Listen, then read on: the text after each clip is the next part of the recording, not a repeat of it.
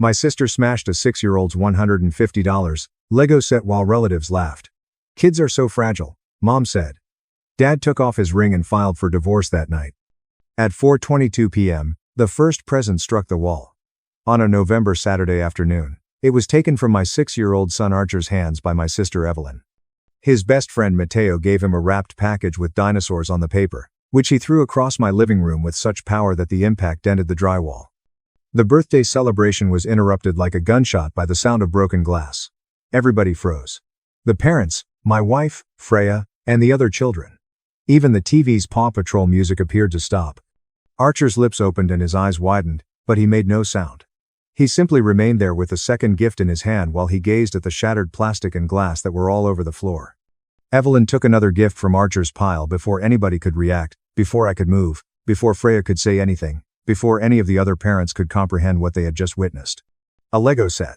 Archer had been requesting the $150 Jurassic World set since July, and this was the big one. She smashed it against the wooden floor and held it like a prize above her head. I proceeded to approach Evelyn, but she was already grabbing another gift. "Evelyn, what the hell?" I said. A book set, the full Harry Potter illustrated editions his grandmother, Freya's mother, had spent months gathering at estate auctions. She threw the books and tore off the packaging. They tore pages and cracked spines as they struck the wall, the couch, and the coffee table one by one. Archer broke down in tears. Not sobbing in a tantrum. That stunned, wordless sobbing that results from total confusion. The sobbing that occurs when a child's brain is unable to comprehend what they are witnessing. As usual, my 6'3" Uncle Isaac, who is Evelyn's godfather, began to chuckle and clap his hands together while sporting a Hawaiian shirt and cargo shorts. He wheezed, "That's hilarious," in between chuckles. Evelyn always knows how to liven things up.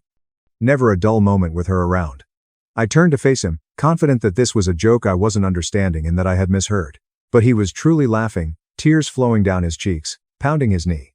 "Oh, come on," my mother replied, dismissively waving her hand from her spot on the love seat. She had a white wine glass in her hand. Always white wine, always from a box, always more than she should. It's just stuff. Archer's too sensitive. Anyway. Kids these days get so worked up over nothing. I looked at her. At this woman who had raised me and given birth to me 32 years ago, who was now sitting in my living room, watching my son cry as his birthday presents were ruined, and who was acting as though being upset was an exaggerated reaction.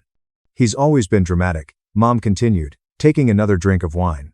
"What was it that made him cry for an hour? Remember his 3rd birthday? Is a balloon popping? Something absurd." Evelyn smirked and dropped another broken gift, demonstrating her sensitivity. Mateo's parents had actually spent money on a toy automobile. Kids these days are extremely gentle, can't handle anything. Something inside me went chilly. Not flaming with fury. My veins are as cold as ice water. As if something essential had changed and will never change again. "Everyone out," I muttered. The room went silent. Startled by my tone, even Archer briefly ceased crying. With her wine glass paused halfway to her lips, Mom turned to face me and asked, "What?" "Don't be ridiculous. We're family. We're celebrating." I replied, "Get out. All of you." I looked around the room, except Dad. The entire time, my father, George, had been sitting at the dining table with his hands folded on the table and his face chiseled out of stone. He had been silent, watching, laughing, and not supporting anyone. Even though he was 70 years old, he appeared to have aged 10 years in the last 5 minutes. "Honey, you're overreacting," Mom replied, setting down her drink with exaggerated care. Despite my best efforts to remain composed, I raised my voice and said, "Evelyn was just playing around. It's a joke. You know how she is, playing around? She destroyed my son's birthday and you're defending her again. She's your sister. She's a bully," I said. "And you've enabled her our entire lives. Every cruel thing she's ever done, you've excused. Every person she's hurt, you've told to get over it. Every time someone complained, you've made them the problem instead of her." Evelyn gave a dramatic roll of her eyes. Despite being 3 years older than me at 35, she behaved like a teenager, had always had. "God, you're such a baby, David. It's a few toys. I'll buy him new ones. Will you?" I asked, taking out my phone because I've been recording since August. Actually, the room fell silent as I realized that this would not change on its own. Isaac even ceased to chuckle. On my phone, I opened a folder. Although I had called it evidence, I never imagined using it. We never imagined it would get to this point, yet here we were. Last Thanksgiving, I murmured while perusing screenshots. You told everyone at the dinner table that I got fired from my job, that I was unemployed and living off Freya's income. You said it loudly in front of 20 people, including my boss, who we'd invited. Evelyn's grin wavered a little. Except I didn't get fired. I got promoted. I'd just been promoted to senior project manager the week before. But you lied. You stood there and lied to humiliate me because you couldn't stand seeing me succeed.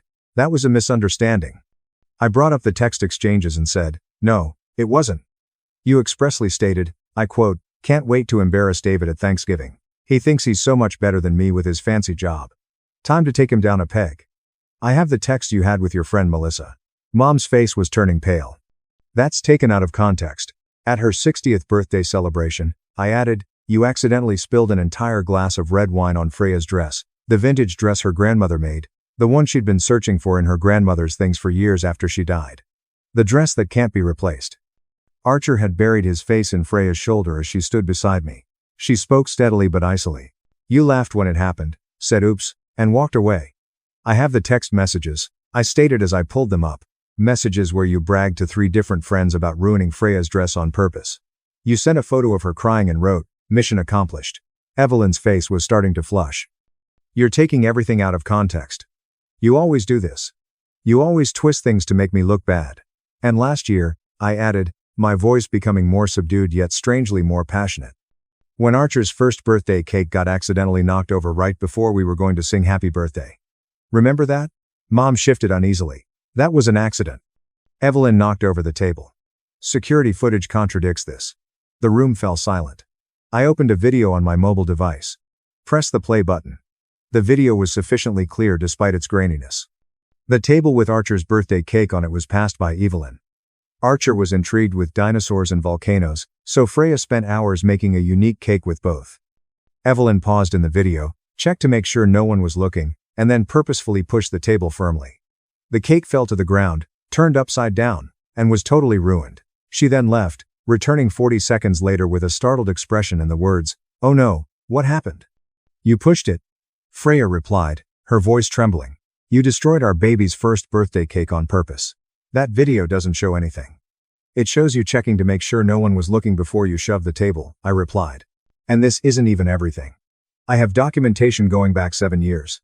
Every cruel comment, every lie, every time you've sabotaged something important to me or Freya or Archer. Mom remarked, David, you're making this up. But there was no conviction in her voice. Now she was staring at Dad. They are communicating with each other in an unspoken way. No, Serafina, my father said in a voice as sharp as a dagger. He's not, he said as everyone turned to face him. He was slowly making his way into the living room after getting up from the dining table. His expression was composed, but his hands were trembling. Resolved. I've watched you enable Evelyn for 42 years, Dad told Mom. And there was something about his voice that I had never heard before. Not anger, something sadder, something final. I've watched you excuse every cruel thing she's ever done. I've watched you gaslight our son and now our grandson into thinking they're too sensitive, too dramatic, too emotional, when really you just refuse to hold your daughter accountable for being a bully. George. Mom began. I found the journal, Dad muttered. Mom froze. In fact, she was stiff as if she had been shocked. What journal? I inquired, glancing between the two. Dad's eyes never left Mom's face. Your mother has been keeping a journal for years since Evelyn was 17. Writing down every time Evelyn hurt someone, every lie she told, every person she manipulated, dates, details, names of witnesses. I felt sick to my stomach. What? She knew, Dad remarked. She always knew. She documented everything because she knew it was wrong. She knew Evelyn was hurting people, but she never did anything about it. She just kept writing it down and making excuses. Mom screamed, that's private, as her wine glass trembled in her grasp. You had no right to read my personal journals. You documented abuse and did nothing, Dad replied, raising his voice for the first time. You chose her cruelty over everyone else's pain, over your son's pain, over your daughter-in-law's pain, over your grandson's pain. You knew and you didn't care. Evelyn chuckled uneasily. This is insane. You're all insane. It's a birthday party. Get over it. Dad turned to face her. Really? She stopped laughing when she saw what was on his face. Then he reached for the gold wedding band he had worn for 42 years with his left hand. The one that had been in place for 15 years, even after the physicians had to apply soap to his swelling knuckles after he broke his hand falling off a ladder. He pulled and twisted it. It fought for a moment. It was tight due to 42 years of wear, but he persisted in straining until it came off. To show it to everyone in the room, he held it up. The afternoon light coming in through the windows caught the gold band. A representation of 40 years of marriage. He then hurled it towards Mom's feet. It rolled behind the couch and made a faint metallic sound as it struck the hardwood floor. There was complete silence in the room. Archer's tears ceased. Freya's breathing ceased. For an instant, even Isaac ceased to exist. "George," Mom said in a whisper. The red liquid spilled like blood across the hardwood floor as the wine glass broke off her palm and fell to the ground. What are you doing?" Something I had never seen before filled Dad's eyes as he gazed at her. Not despair, not rage, but cold, definitive certainty, the expression of a man who had already made up his mind and was not going to change it. "I'm done protecting you." These were just 4 simple words, yet they had a devastating impact. Mom's voice was almost audible as she asked, "What?" "I'm done," Dad said again. "I'm done pretending this is normal. I'm done making excuses for her." He gestured at Evelyn. "I'm done watching you gaslight our family. I'm done choosing you over what's right." His features softened somewhat as he turned to face me. "I've already contacted a lawyer. Christopher Adams, Patterson and Adams Family Law, 25 years specializing in divorce cases. I met with him 3 days ago, Wednesday at 2 p.m. Divorce papers will be filed Monday morning at 9 a.m., when the courthouse opens." Mom sounded as if she had been struck in the stomach. "I've also been compiling evidence," Dad went on. He then took out his own phone. "Everything I could find about Evelyn's behavior over the years. Text messages. I accessed the family phone plan records going back 8 years. Emails. I still have the login to the family email account you set up in 2008. Security footage." He gave my phone still running footage a nod. "I have footage from our home security system going back 20 months. Witness statements. I've been quietly talking to family members and friends who've been hurt by Evelyn's behavior. 25 people willing to make formal statements." Evelyn's face was completely colorless. "You can't." "I can," Dad responded coolly. "And I am. Everything's being sent to multiple parties starting Monday. Archer's school. I won't have him in the same building as Evelyn when she volunteers there claiming to be his loving aunt. Evelyn's employer. I think HR at Bradshaw Marketing should know about her pattern of manipulation and cruelty and anyone else who needs to know who she really is." Mom yelled, "You're going to destroy her life," regaining her voice. "Over some toys. Over a misunderstanding." "This isn't about toys," remarked Dad. "This is about 42 years of abuse that you've enabled, excused, and covered up. This is about watching my grandson cry while his gifts were destroyed and his grandmother laughed. This is about my son documenting his sister's cruelty for months because he knew no one would believe him otherwise. This is about you keeping a journal proving you knew all along and did nothing." He approached the spot where Freya was still holding Archer tightly. Archer's face was swollen and red, stained with tears and bewildered. Gently, Dad asked Freya, "Can I hold him?" With a nod, she moved Archer into his grandfather's arms. Immediately, Archer buried his face in Dad's shoulder and clung to him. As he stroked Archer's back, Dad told me, "I've reserved a room at the Sharon downtown. Room 814. I'll be there until I find an apartment. Bring Archer whenever you're ready. We'll have our own party, a real one, with presents he can actually keep." He began to move in the direction of the door, paused, and turned back to Mom. Softly, 4 decades, he said. 4 decades I waited for you to choose right over easy, to choose protecting victims over protecting Evelyn, to choose being a good mother over being an enabling mother. You never did. Not once in 42 years. He repositioned Archer in his embrace. "I've spent the last 4 months documenting everything for the divorce proceedings. The journal you kept has been examined by forensic psychologist Dr. Susan Miles. She is ready to testify on emotional abuse and parental alienation. The amount of money you have given Evelyn over the years is documented in my financial records, $92,000 in just the past 10 years. You never told me about the money from our joint savings. I have texts between you and Evelyn discussing how to respond to David's criticism of her actions." Mom's legs buckled. She took a firm seat on the couch. Dad went on, "I have recordings, too, both audio and video from the home security system.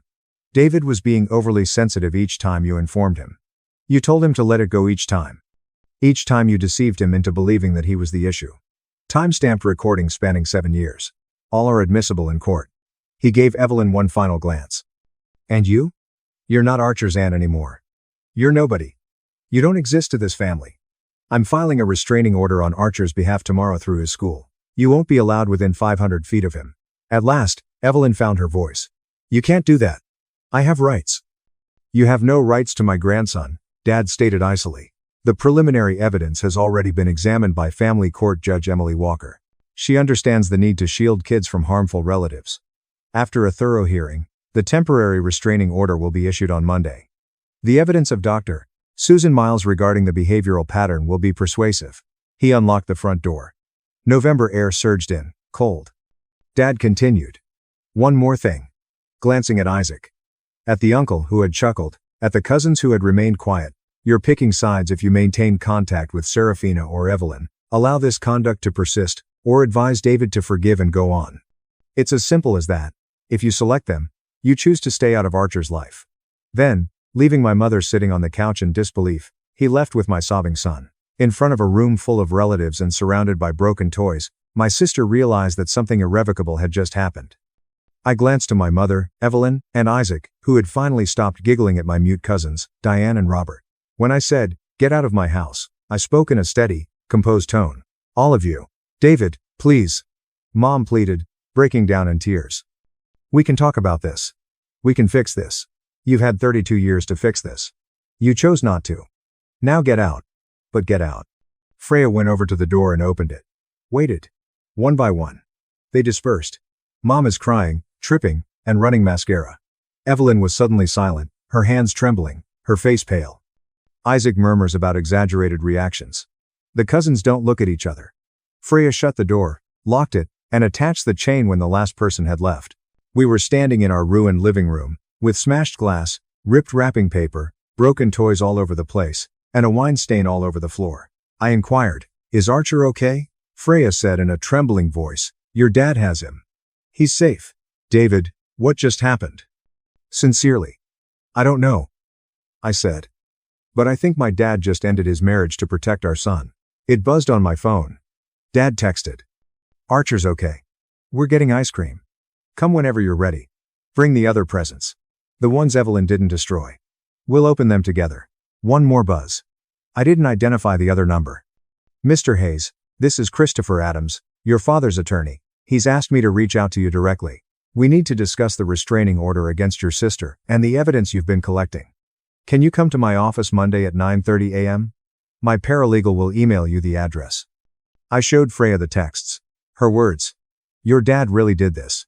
He really left her after 42 years. Because of Archer. Because of you. Replied Freya. Because he finally saw what your mother has been doing to you your entire life. We began tidying up, picking up ripped paper, sweeping glass, and recovering the gifts that could be preserved. My phone rang at 5:23 p.m. Mom, I said without responding. There was a voicemail. I turned on speaker. I know Evelyn went too far today, but she's still your father and sister. David, please. You have to understand. We can make things right. We're family. Family forgives. He's not thinking straight. He's agitated, but he'll settle down and realize he's making a mistake. Please give me a call back. That's what family does. I removed it. Evelyn texted at 6:47 p.m. You're going to regret this. You've destroyed our family over a few toys. Mom's devastated. Dad's having some kind of breakdown. And for what? Because I made a joke. You're pathetic. After taking a screenshot, I forwarded it to Christopher Adams's email address. I put it in the evidence folder. Freya's parents arrived around 7:15 p.m. They had attended a wedding but had not been there for the celebration. Freya's mother broke down in tears as we told them what had happened. For Archer, not for my mom. She remarked, that poor baby, on his birthday. How could anyone do that? Easily, I replied. When you've been enabled your entire life and never faced consequences. At 8:30 p.m., we took the car to the Shirin. Archer's favorite foods, pizza, chicken tenders, fries, and room service were ordered by Dad. Additionally, he had purchased replacements for some of the damaged presents at Target. New books, a toy truck, and a new Lego kit. Archer inquired, his eyes stained with tears but brightening at the sight of gifts. Can we do cake? Absolutely, replied Dad. The bakery downstairs gave me a cake. Dinosaurs. And chocolate. Sound good? Archer gladly nodded. In a motel room, we sung Happy Birthday. Archer smiled at his grandfather's awful dinosaur imitation, blew out the candles on a store-bought cake, and unwrapped presents without anyone breaking them. Everyone there genuinely cared about Archer, so even though it wasn't the celebration we had planned, it was still better. Genuinely cared about his happiness and shielded him rather than shielding his abuser. Dad drew me aside at 10:47 p.m. after Archer had dozed off on the hotel bed while holding his new T-Rex toy. Silently, "I need to show you something," he said. He opened a folder on his phone after taking it out.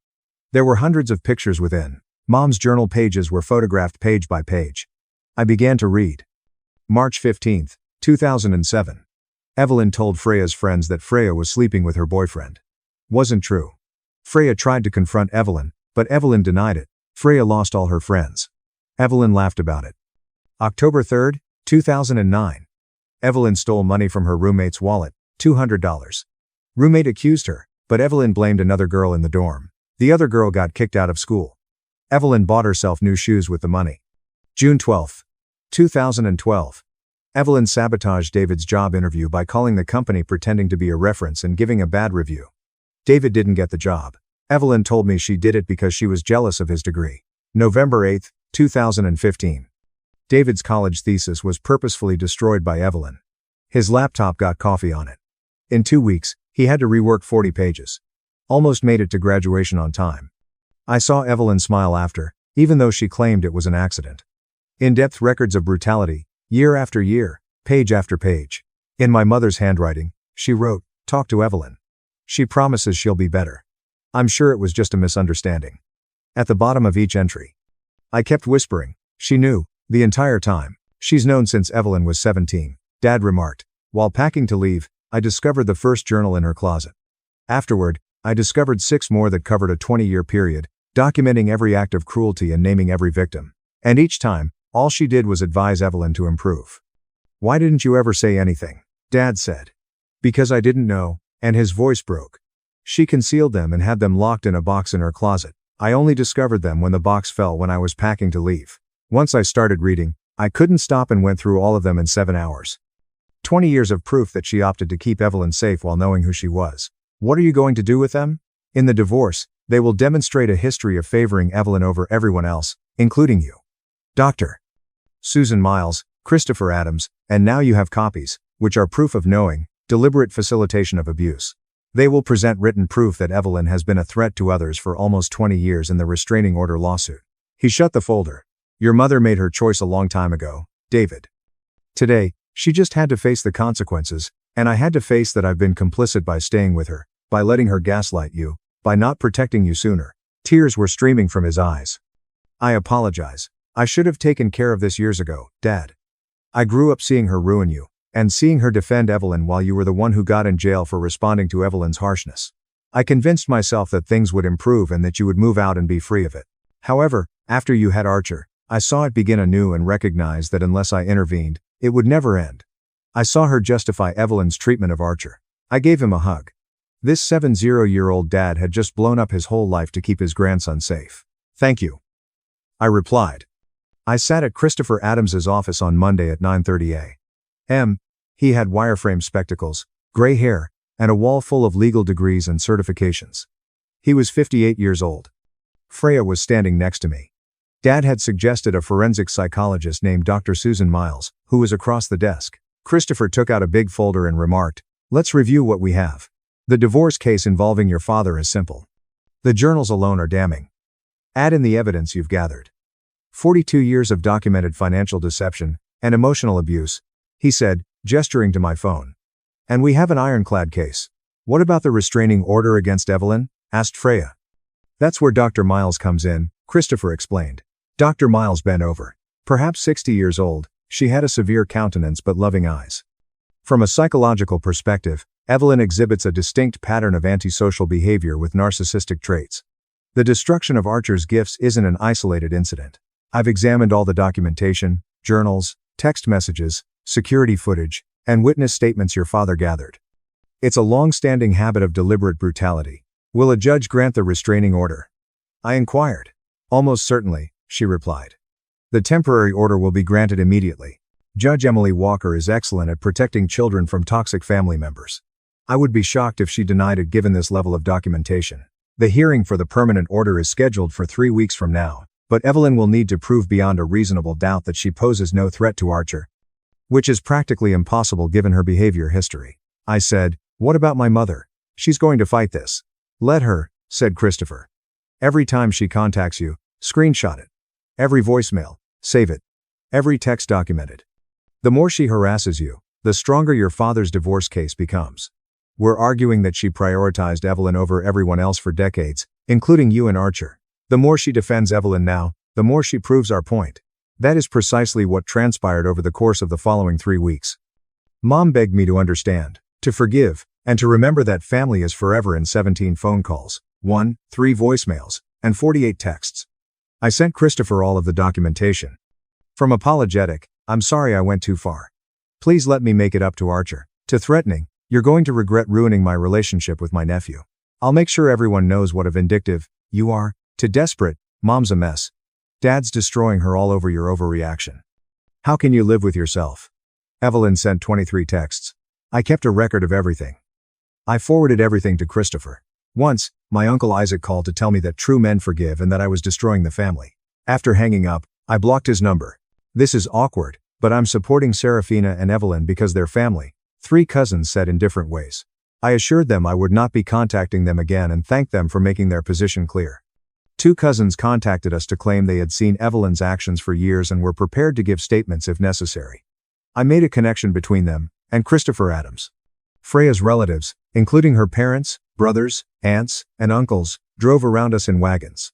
They were very explicit about their support for us. Archer was safe. Freya's father, a kind man who had never raised his voice in his life but told his brother-in-law, my uncle Isaac, to go to hell when Isaac called to complain, was the person to contact if anyone had a problem with it. 11 days after Archer's ruined birthday celebration, on November 27, the restraining order hearing took place. Evelyn arrived with a young lawyer in a fancy suit who obviously had no idea what he was getting himself into. Mom was also present, seated behind Evelyn and seemed to have aged 10 years. Before addressing 4-year-old Judge Emily Walker, who has served on the bench for 22 years, silently went over the evidence for 15 minutes. "Miss Hayes," she told Evelyn, "I've reviewed the security footage, the text messages, the witness statements, and the journal entries documenting your behavior toward your nephew and others. I've also reviewed Dr. Miles's psychological assessment." Evelyn's attorney got to his feet. "Your Honor, my client admits she made an error in judgment at the birthday party." Judge Walker reiterated bluntly, "But an error in judgment? Is that what we're calling the deliberate destruction of a child's birthday presents while he cried? It was a momentary lapse. A momentary lapse doesn't explain the pattern of behavior documented over 20 years. The court stated. The ruined cake on his first birthday, the falsehoods about his father, and his grandmother's manipulation to allow maltreatment. This is a pattern of deliberate brutality, not an isolated incident. She gave Evelyn a look. The temporary restraining order is hereby made permanent. Evelyn Hayes is prohibited from coming within 500 feet of Archer Hayes, from contacting him directly or indirectly, from attending any school or extracurricular activities where he is present, and from communicating about him on social media. This order is effective immediately and will remain in effect until Archer turns 18 unless modified by this court. Evelyn's expression fell flat. "But he's my nephew. He's a child who needs protection from someone who deliberately hurts him." Judge Walker declared, "The evidence is overwhelming. Just the journal entries are incriminating. For 20 years, your own mother kept a record of your harsh actions, yet she took no action. It's not love. That's enabling abuse." She signed the order. Next case. Dad was waiting in the corridor. He had attended the hearing but sat in the back. Evelyn was crying outside the courtroom, and Mom was trying to soothe her without looking at us. He gave me a hug as we emerged. "It's done," he replied. "She can't hurt Archer again." 4 months later, the divorce was formalized, and Dad received the house. Judge Emily Walker decided that Mom's financial deceit giving Evelyn $92,000 without Dad's knowledge and emotional abuse justified an unequal distribution of assets. Dad also received the car, his retirement funds, and his full pension. Evelyn lost her job at Bradshaw Marketing after someone I never found out sent copies of the journal entries demonstrating her pattern of cruelty and manipulation to the company. HR decided she was a liability risk and fired her. Mom received her retirement account and enough money to rent an apartment, no alimony, as the documented enabling of abuse and financial deception eliminated that. She moved in with Mom. As far as I know, they both live in a 2-bedroom apartment in the suburbs, with Mom working as a receptionist, and Evelyn working in retail. They tell anyone who will listen that they are the victims, that Dad and I destroyed their family, and that we are unforgiving and cruel. But most people don't listen. 6 months after Archer's birthday, we had another party, a do-over, at a park with all of Archer's friends, Freya's family, my dad, and the cousins who had reached out to support us. Archer blew out candles on a dinosaur cake. Most people have seen the evidence, heard the stories, and formed their own opinions. Played on the playground until he was tired and content, opened presents that no one had trashed, and received a special gift from Dad, a photo album filled with images from Archer's whole life every birthday, holiday, and significant occasion. So you always remember, Dad stated, that you're loved, really loved by people who would never hurt you, who would protect you from anyone who tried. Archer embraced him. I love you, Grandpa. I love you, too, kiddo. I discovered Dad sitting on our back porch that night after Archer had gone to sleep. He appeared older now, more worn out, but also lighter, less burdened. Do you feel bad about it? He pondered for a long time. I asked, leaving her, ending a 42-year marriage. No, he finally said. I wish I had done it sooner. I'm sorry I let you grow up believing you were the issue. The best thing I've done in years was to leave her and defend Archer, even though I regret not defending you the way I should have. She calls me sometimes, I replied. Leaves voicemails. What does she say? I'm preventing her from seeing her grandson? I'm exaggerating, but she apologizes. That Evelyn has changed and merits a second opportunity. That I have been brainwashed by you. What are your thoughts? I believe that some people prioritize being right over being good. Even if their beloved child is ruining everyone around them, I believe some people will defend them. Some people, in my opinion, are unfixable as they don't believe they are flawed. Dad gave a slow nod.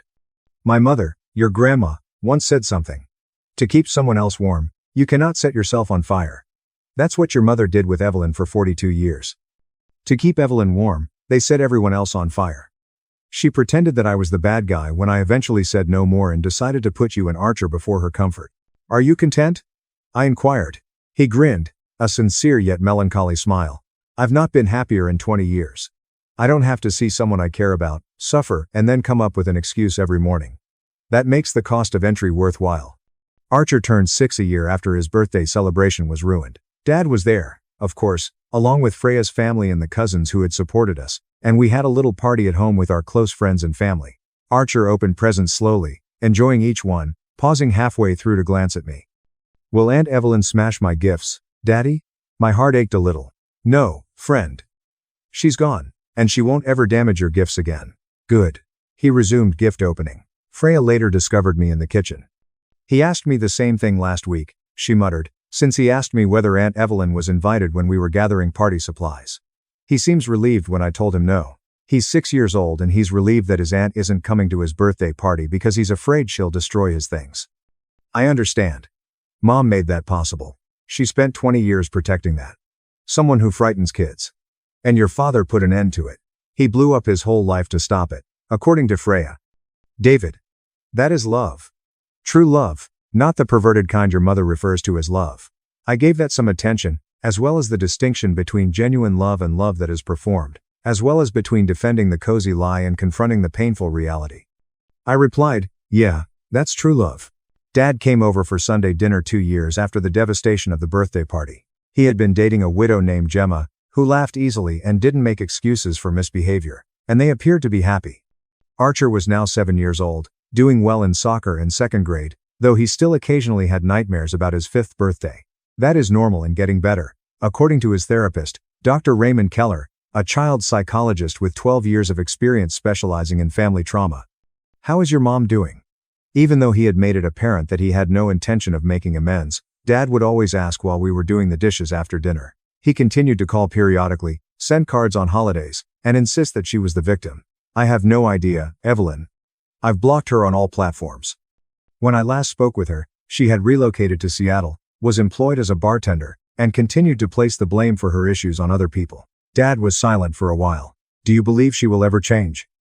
No, I replied, because she would have to acknowledge her error first, and people like Evelyn never acknowledge their mistakes. It's always someone else's fault. Another person overreacted. Another person didn't comprehend. Your mother's the same way. I know. He mentioned that in the cabinet after drawing the final plate. You did a good job of defending Archer, recording everything, and confronting them when it would have been simpler to ignore them. You didn't have to do that. I responded, removing the wedding band, leaving, and submitting a divorce petition. You did good. Too. He stated plainly, yes, I did, because some things are more significant than 42 years of history. Avoiding conflict isn't the only thing that matters. And my wife's sentiments are not as important as my grandson's safety. That evening, After my father had departed, Archer had fallen asleep, and Freya had gone to bed, I sat in our living room in the exact location where my sister had ruined my son's birthday presents 2 years prior, to the amusement of my family. I nearly erased the text message from an unknown number that buzzed on my phone, but I had to open it for some reason. "This is Mom, David. You blocked my old number, so I obtained a new one. I just wanted to let you know that I've been reflecting on what transpired, what my father stated, and the notebooks he discovered. I apologize, but I know you probably won't believe me. I apologize. I apologize for choose Evelyn above you. I apologize for my excuses. I apologize for not protecting you. I don't want to be forgiven. I wanted to let you know that I can now see it. I apologize for what I did and what I made possible. Some apologies come too late, and some damage cannot be undone, so after reading it 3 times, I deleted it. Some people should have to live with the repercussions of their decisions, and some relationships cannot be saved. That was enough. More than enough. That was everything. I blocked the new number and went to bed, sleeping peacefully in a home where my wife was content, my son was protected, and the individuals who had harmed us could no longer reach us. My parents gave my car to reckless uncle without asking. 3 days later, it was totaled. I blocked their fake insurance claim and forced them to pay. The fragrance was the first thing I noticed.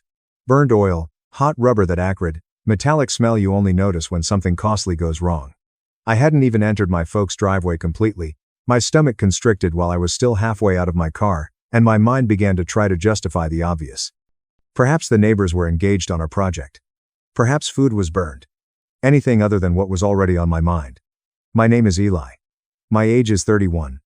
4 years ago, after working long hours, missing vacations, and eating like a broke college student for several months, I acquired my own automobile. It wasn't some gaudy supercar, but it was mine, even though I wasn't one anymore. Paid off, clean title. Something I was really proud of since it was the first significant accomplishment in my life for which I owed no one anything. And it's most likely why I was affected by this whole situation in the manner that I was. My parents' connection with my belongings was always informal when I was growing up. Not in a malevolent, cartoon villain manner, but rather in that gentle, joyful, we're family manner that somehow makes you feel irrational for even questioning it. They wouldn't consider anything I purchased to be truly mine. It was for the family. Setting boundaries was viewed as a phase or a miscommunication. Early on, I discovered that if I resisted too strongly, I would be branded as ungrateful, theatrical, or self-centered. I didn't push very hard. At the age of 23, I moved out, took care of my own expenses, and maintained a sufficient distance to maintain my sanity. On the surface, things seemed regular at our meals, birthday celebrations, and the occasional Sunday lunch. My parents enjoyed expressing their pride in me to others. My mother enjoyed talking about how self-sufficient I was. My father enjoyed making jokes about my being the one who was in charge. That's why the text I received on a Tuesday afternoon initially seemed so insignificant. Without a question mark or warning, they simply said, "Hey, Eli, don't freak out. We let Uncle Derek borrow your car for the weekend. He needed something reliable." It sounded like they were telling me they moved a chair. I probably shouldn't have spent so much time staring at my phone. To put things in perspective, Uncle Derek is the younger brother of my dad. He's the type of person who constantly has an explanation for why things don't work out for him. Terrible timing, terrible luck, and awful managers. It's never his choices, for some reason. Additionally, he is the type of driver who views maintenance as an optional pastime and speed limits as courteous recommendations. I immediately called my mother. Happily, as if nothing were wrong, she answered on the 3rd ring. Trying to speak with a level voice, I said, "Hey, sweetie, you let my car out?" She remarked, "Oh, Eli, relax, it's just for a couple days. Derek really needed it." "That's not the point," I replied. "You didn't ask me." There was a delay, more like a weighing pause than a shocking one. "Well, we didn't think it would be a big deal." She responded cautiously. "You weren't using it." "I use it every day," I responded. She groaned like she always did when she thought I was being challenging. "And even if I didn't, it's still my car. You're making this bigger than it needs to be."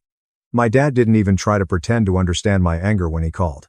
He remarked, "It's just a car, Eli. Family helps family. Derek needed a hand." I recall clenching my fists over the phone till my back turned white. As if consent was immediately deleted, there it was, that line, the one that always brought the conversation to a close. Family helps family. I expressed my discomfort with it to them. "I need my car," I said. "They ought to have asked me first," I informed them.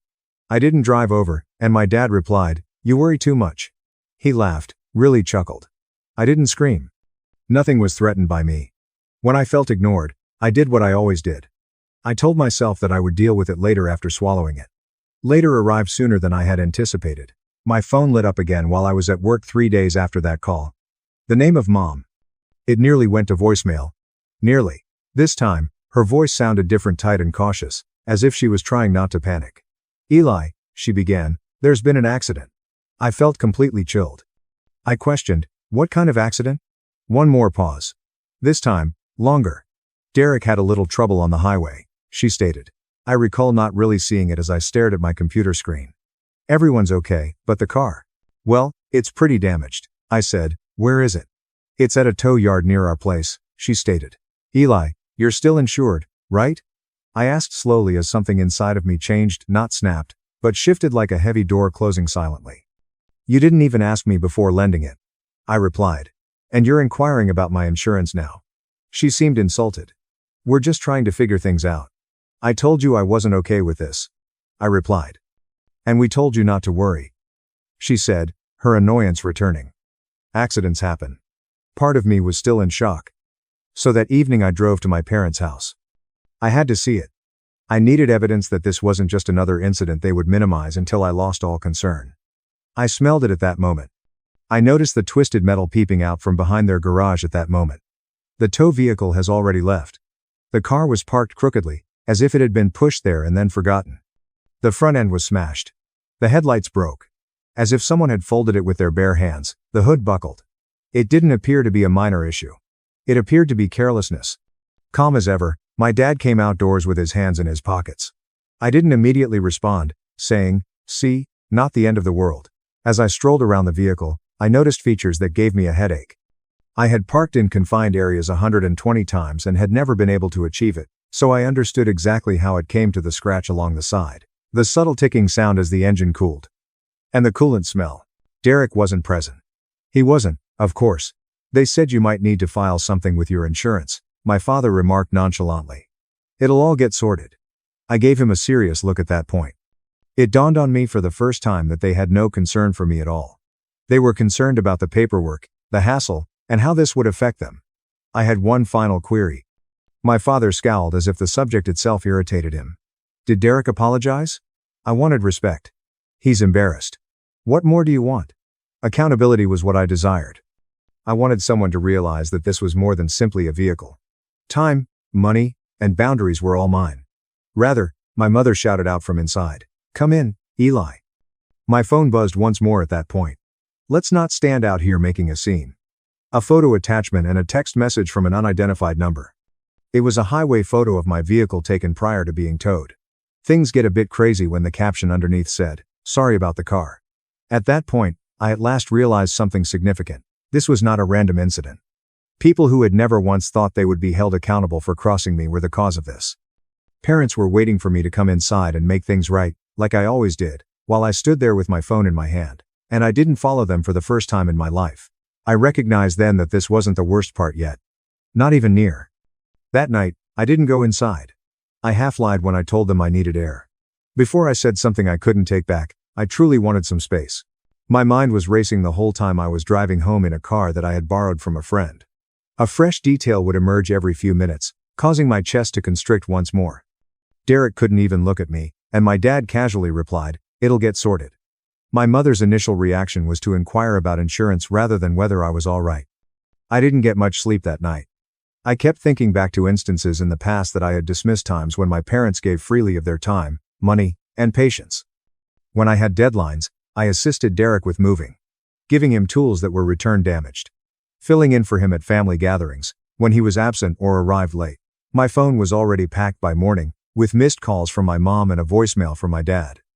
Every time I complained, I was told the same thing: don't make it awkward. Don't start drama, don't be difficult.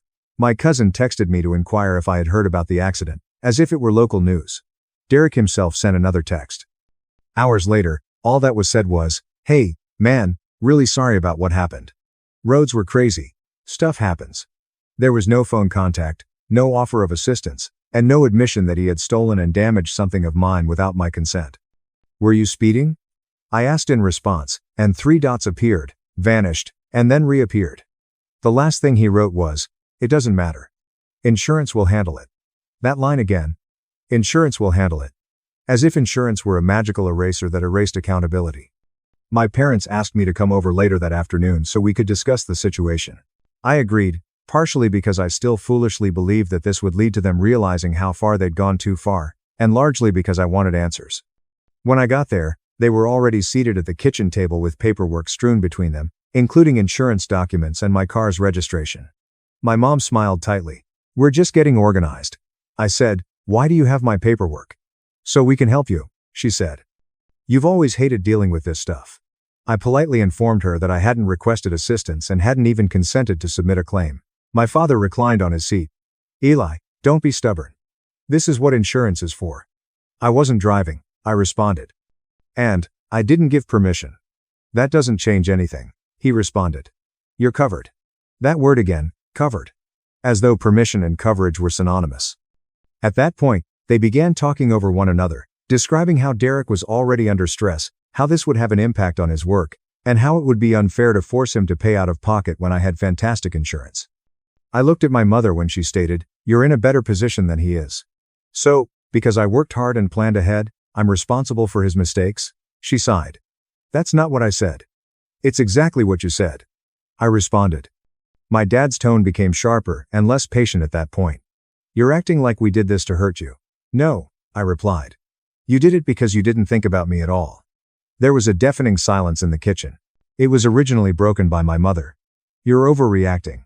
The last card, the one they always played, was there. Things continued to get worse throughout the course of the following week. Every day, my parents called to inquire if I had submitted the claim. Derek completely stopped answering my mails. My insurance provider told me something that made my stomach drop when I spoke with them about my options. A claim involving an unlicensed driver might boost my rate dramatically, possibly for years. My parents dismissed this when I informed them. My dad answered, "You can afford it," without hesitation. At a family meal that weekend, the story had already been changed, and that was the phrase that resonated with me the most. "You can afford it." Not, "You shouldn't have to." Not, "We're sorry." My grandmother shook her head and remarked, "Cars can be replaced." My aunt rubbed Derek's arm and remarked, "You must have been so shaken. Family can't." As I sat there with my fork in hand, hardly touching my food, I heard my own loss presented as a hassle that everyone else had to get over. My mother instantly intervened when I attempted to clarify that I hadn't even granted Derek permission to take the car. She grinned and added, "Oh, that's not exactly how it happened. We assumed Eli would be okay with it." Assumed? No one asked. Not verified. Presumed.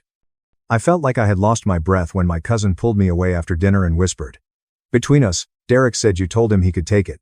"What? That you offered?" she asked. "That you insisted." At that moment, I understood that this was more than simple carelessness. This was control over the narrative. They weren't merely downplaying the events. To keep him safe, they were actively changing it. That evening, I had a private confrontation with my folks. Despite my best attempts, my voice trembled. My mother averted her gaze and asked, "Did you tell people I gave permission?" My father folded his arms. "We clarified things. According to my dad, there was a misunderstanding." "There is no misunderstanding." "Well, saying no would have made things complicated," my mother said in response to my statement that I had declined. At that moment, something inside of me broke, not loudly or dramatically, but enough that I realized I couldn't return to my previous state of affairs. 3 days later, the genuine breaking point occurred. While I was at work, my insurance company called. The agent's voice was wary. My pulse began to race as Eli said, "Hi, Eli. We just wanted to verify some details on the claim that was filed this morning." "What claim?" A silence occurred. I got up so quickly that my chair toppled over. "Regarding the accident involving your vehicle, it was reported as taken without your knowledge." "What do you mean, reported?" "According to the report, the car was utilized without your permission. Basically, a stolen vehicle incident," she added, and I felt lightheaded. "I didn't file that." There was another silence, this one more intense. I instantly hung up and called my parents after hearing the statement. "The claim was submitted electronically using your account credentials." My mother replied, panting. "We were just going to call you," she stated. "Did you file an insurance claim in my name?" I responded. "Yes," she replied as if it were insignificant. "We did what had to be done." "You reported my car as stolen," I replied hesitantly. My dad remarked, "It's the easiest way." In the background. I was unable to say, "This way, Derek doesn't get blamed." I was at a loss for words. I remarked, "You used my account. You told a falsehood. You were dishonest." My mother's tone became stern. "Don't be dramatic. We're protecting family." At that point, everything came together, including the prejudice, the presumptions, and the way my boundaries vanished the moment they became problematic. My car wasn't only taken by them. Without hesitation, they had utilized my reputation, my record, and my integrity to tidy up someone else's mess. With my phone held to my ear, I sat on the edge of my bed and listened to my dad explain that this was for the best and that I needed to be a team player. My mother reminded me of all they had done for me as a child, and how unappreciative it would appear if I turned them down today. My reflection was dim on my laptop's dark screen as I gazed at the wall. A single idea emerged between their words. Neither Derek nor them would suffer any repercussions if this accusation were to be believed. They would fall on me. My phone buzzed once again at that point, alerting me to an email from my insurance provider. I hadn't opened it when my dad replied, "Just don't talk to anyone else about this." The subject line read, "Confirmation of theft report. Immediate action required." After that call, I didn't reply to my parents because I honestly didn't trust myself to speak without blowing out, not because I was trying to be theatrical. Long after I put the phone down, my hands were trembling. I sat there looking at my insurance company's unopened email as if it were radioactive. Everything may get worse, clearer, or irreversible with only one click. I haven't felt so depressed in a long time as I did that night. It's weighty and silent, but not loud or cinematic. The kind of tiredness that penetrates your bones. I couldn't stop thinking about how carelessly they had crossed a boundary that would follow me for years. Deception. I kept hearing that word. My family didn't view it that way, but no one would ever say it aloud. It was merely handling things to them. I didn't get much sleep. When I finally fell asleep, I woke up in a panic, my pulse pounding, certain that I had missed another email or call. By morning, I felt empty, as if something essential had been stolen from me, and I had no idea how to replenish it. For the first time in more than 2 years, I called in ill to work. My boss sounded taken aback but sympathetic. I was nearly broken by that simple act of generosity. It was odd how I realized how infrequently that occurred in my own family when someone respected my boundaries without asking. At last, I opened the email. It was worse than I had anticipated. A recorded statement was requested by the insurance company. Regarding the theft report, they required clarification. Inaccurate information could have legal repercussions, they said. It was like being on a precipice, and knowing that the earth underneath you was no longer solid as you read it. I gave the insurance lady a call back and told her everything. That the car was lent by my parents without my consent. Something I had specifically declined. That no claim had been approved by me. That when I discovered one filed in my name, I was astonished. The line was silent for a long time.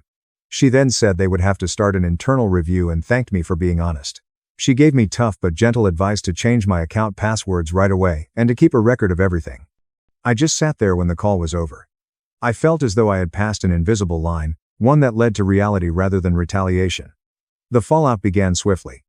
Within hours, my parents discovered that I had locked them out of my insurance account. My mother was the first to call, her voice piercing and hurt. "Why can't I log in? I changed my passwords," I replied. "You had no right," she angrily said. "We were handling it. You were lying in my name," I responded. The call was taken over by my father. His tone had lost its casual assurance and was now icy. "Do you have any idea what you're doing?" "Yes," I muttered beneath my breath. "I'm protecting myself." More than anything else I'd said, that statement seemed to irritate him. My life became smaller during the next few weeks. I stayed away from family get-togethers. I stopped replying to group chats. I concentrated on surviving each day without going into a downward spiral. At my parents' place, my car remained unattended, serving as a continual reminder of all that had gone wrong. I used public transportation. I took rides. Every minor annoyance felt like a penalty for putting your trust in the wrong people. Money became scarce. Uncomfortable, but not disastrous. I had to take money out of savings that I had vowed not to use. I experienced a mixture of humiliation and rage each time I looked at my bank account, even though I knew rationally that I had nothing to do with this. Old habits don't go away easily. When you've been conditioned to blame yourself your entire life, it's incredible how fast you can start doing so. However, money wasn't the most difficult aspect. It was sentimental. I had a sense of liberation. Even when they were annoying, my parents had always been my last resort. I had to face something I had shied away from for years when I realized that they had once again chosen Derek above me in a way that could cause me great pain. They weren't only partial to him. They expected me to calmly and gratefully take the toll of his actions. The accident never stung as much as that realization did. Around that time, I began going to therapy. I kept it a secret from my family. I didn't want their viewpoints to taint what felt like something sacred. I spoke a lot about the car, insurance, and betrayal during those early sessions. When was the first time you remember feeling responsible for fixing someone else's mistakes? Was the question that stopped me dead after my therapist listened to me carefully. The answer came too naturally. As the weeks stretched into months, an unforeseen event occurred. My mind became clearer without the incessant din of my parents' demands. My sleep improved. I worked harder. I took on a project that I had previously felt apprehensive about, one that challenged me rather than depleted me. My supervisor took note. My coworkers did the same. I gradually resumed saving. I kept note of every expense. What had been chiseled away, I rebuilt. It was stable, but not flashy. I felt like I was going forward on my own terms for the first time in a long time. The insurance situation dragged on, but because I had spoken out early and had documented everything, it didn't blow up the way I had expected. The claim was put on hold, while it was looked at. It's still a waiting game with no compensation and no blame yet. In the meantime, my parents became colder. They ceased inquiring about my well-being. Conversations started to become transactional. When we did talk, it was tinged with guilt. I was reminded of my mother's stress levels. My father cautioned me that prolonging this could cause Derek long-term harm. Nobody inquired about its effects on me. One evening, Derek finally got in touch. "You really need to drop this," he added, not to apologize but to put pressure on me. "You're making things worse than they need to be." "For who?" I responded. "For everyone," he answered. I nearly burst out laughing. I never felt like everyone included me. The amount of support I received from other sources at this time shocked me the most. Without hesitation, friends I hadn't previously relied on came to my aid. When the time came, one volunteered to assist me in finding a new vehicle. One night, as I raged, another sat with me and never once told me to forgive or go on. It was hard to ignore the contrast. My rage gradually changed. It sharpened instead of going away. Instead of being chaotic, it became concentrated. I stopped daydreaming about spectacular speeches or explosive encounters. Rather, I began posing pragmatic queries. What was necessary for me to feel secure? Which boundaries could not be compromised? What exactly would accountability entail? I also came to another realization. My parents had always relied on my silence, since I was afraid of becoming the bad son and wanted to maintain harmony. Everything changed the instant I stepped out of that role. While sorting through old records for the insurance review one afternoon, I came upon something intriguing that was pertinent but unrelated to the accident. A pattern. Old texts, emails, and messages that demonstrated how frequently decisions regarding my possessions had been made without my permission. When arranged side by side, small details that accumulate over years create a distinct picture. I didn't immediately do anything with it. I just saved it, carefully named the folder, and made a backup. I felt in control for the first time since the accident. I still hadn't confronted my parents about the full scope of their actions. I hadn't mentioned the paperwork to them. I had not disclosed to them how nearly they had destroyed my record. They thought I would ultimately give in and let everything go away. They were mistaken. My mother called one evening, almost 5 months after the disaster, and I immediately recognized her tone, sweet, cautious, as if she were about to make a request. She said, "Eli, we must speak. Something has changed." I slowly shut down my laptop, feeling my heart more stable than ever. "About what?" "About the car," this woman answered. "And the insurance." I paid great attention to what she was saying, as well as what she wasn't saying. When she was done, I understood that this was more than a simple update. "There's been a development," my mother said, and I didn't immediately respond. Not because I was attempting to be theatrical, but rather because I had discovered over the previous few months that people sometimes reveal more when they were silent than when they were speaking. Almost instantly, she filled the void. "The insurance company called your father," she said. "They have inquiries. Serious ones." I sat back in my chair and gazed out my apartment window, which was quiet with cars passing by and regular people walking their dogs. It seemed strange that my whole family was tense over something I hadn't even started. "What kind of questions?" I asked. "Well," she said cautiously, "they want clarification about who had permission to drive the car." There it was, the moment I'd been waiting for without fully acknowledging it to myself. "I already gave them clarification," I answered. "Eli, you didn't need to go that far." "I went exactly as far as the truth," I replied. After that call, I didn't feel angry. Instead, I felt ready in a way I hadn't been before. The months of therapy, distance, and quiet rebuilding had done their work. I wasn't reacting anymore, I was thinking. I called the insurance agent again and asked what the next steps were. Her tone changed, losing the softness. You know what this could do to Derek. I closed my eyes. Same script, different day. There was a pause before she said, "You've done everything correctly so far. Just continue to document and don't let anyone pressure you into changing your account." She explained that the investigation was proceeding and that statements from all parties involved, including my parents and Derek, would probably be required. Should I be worried? I asked. It didn't take long for it to escalate. That night, my dad called. He didn't yell or threaten, that would have been easier to ignore. Instead, he sounded worn out, exhausted, and almost gentle. "You've made your point," he said. "This has gone far enough." "I didn't make a point," I said. "I told the truth." He sighed. "Families don't handle things like this," he said, almost making me laugh. "Families also don't commit fraud in each other's names." There was a heavy, uncomfortable silence, and then he asked, "You're willing to let this tear everything apart?" That question stayed with me long after the call ended, not because it made me doubt myself, but rather because it revealed something fundamental about how they saw the situation. That night, I took out the folder I'd been building, the one I hadn't shown anyone, old messages from my mom offering my car for the weekend. He believed that accountability, not lies, entitlement, or the expectation that I would quietly absorb the fallout, was what was tearing the family apart. I started arranging everything chronologically, not emotionally, but factually: dates, times, screenshots, and phone notes. I didn't know exactly how I'd use it yet, but I knew this: emails where my dad told relatives to just grab Eli's stuff, texts where I objected, followed by dismissive replies. Each one was small on its own, but taken as a whole, they told a very clear story. I wouldn't be scrambling anymore if someone tried to paint me as irrational or dishonest.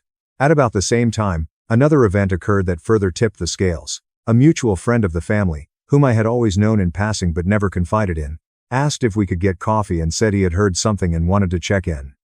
"I probably shouldn't be saying this," he began, "but I figured you'd want to know." The words alone made my stomach knot. "Derek's been telling people a story," he added, "that you offered the car. That you're backtracking now because the damage was worse than expected." We sat at a little cafe close to my apartment, and he appeared uneasy, stirring his drink more than necessary. I nodded slowly. "I figured. There's more. He also said your parents are worried you're trying to get him in legal trouble on purpose." I hadn't felt anything like anger in weeks.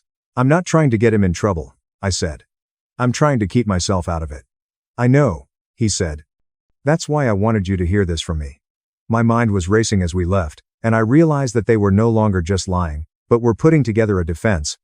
A story in which I was the bad guy, the ungrateful son, the one who put paperwork before people. Okay, I reasoned, if they wanted a story, I would stick to the facts and let the story speak for itself.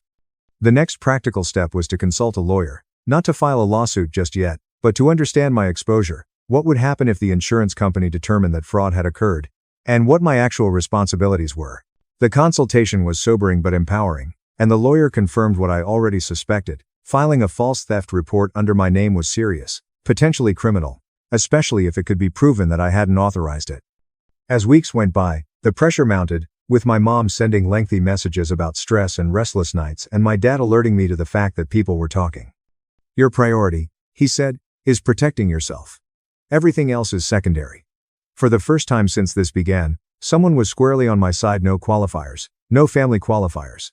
I saved everything and didn't reply when Derek left a voicemail, accusing me of ruining his life. I also began to set boundaries more firmly than before, politely but clearly telling family members that I couldn't talk about the situation when they reached out for information, and I turned down my parents' request to meet and clear the air. Then came the call that validated everything I had been preparing for. The insurance company scheduled formal recorded statements, one for Derek, one for my parents, and one for myself. Not because I was scared, but because I finally realized the power of timing. They wanted resolution, and I wanted accountability. "We should all get on the same page before this," my mother said, her voice tight with urgency. "There's only one page," I said. "The truth. You don't understand how this works," she yelled. "You could destroy your uncle."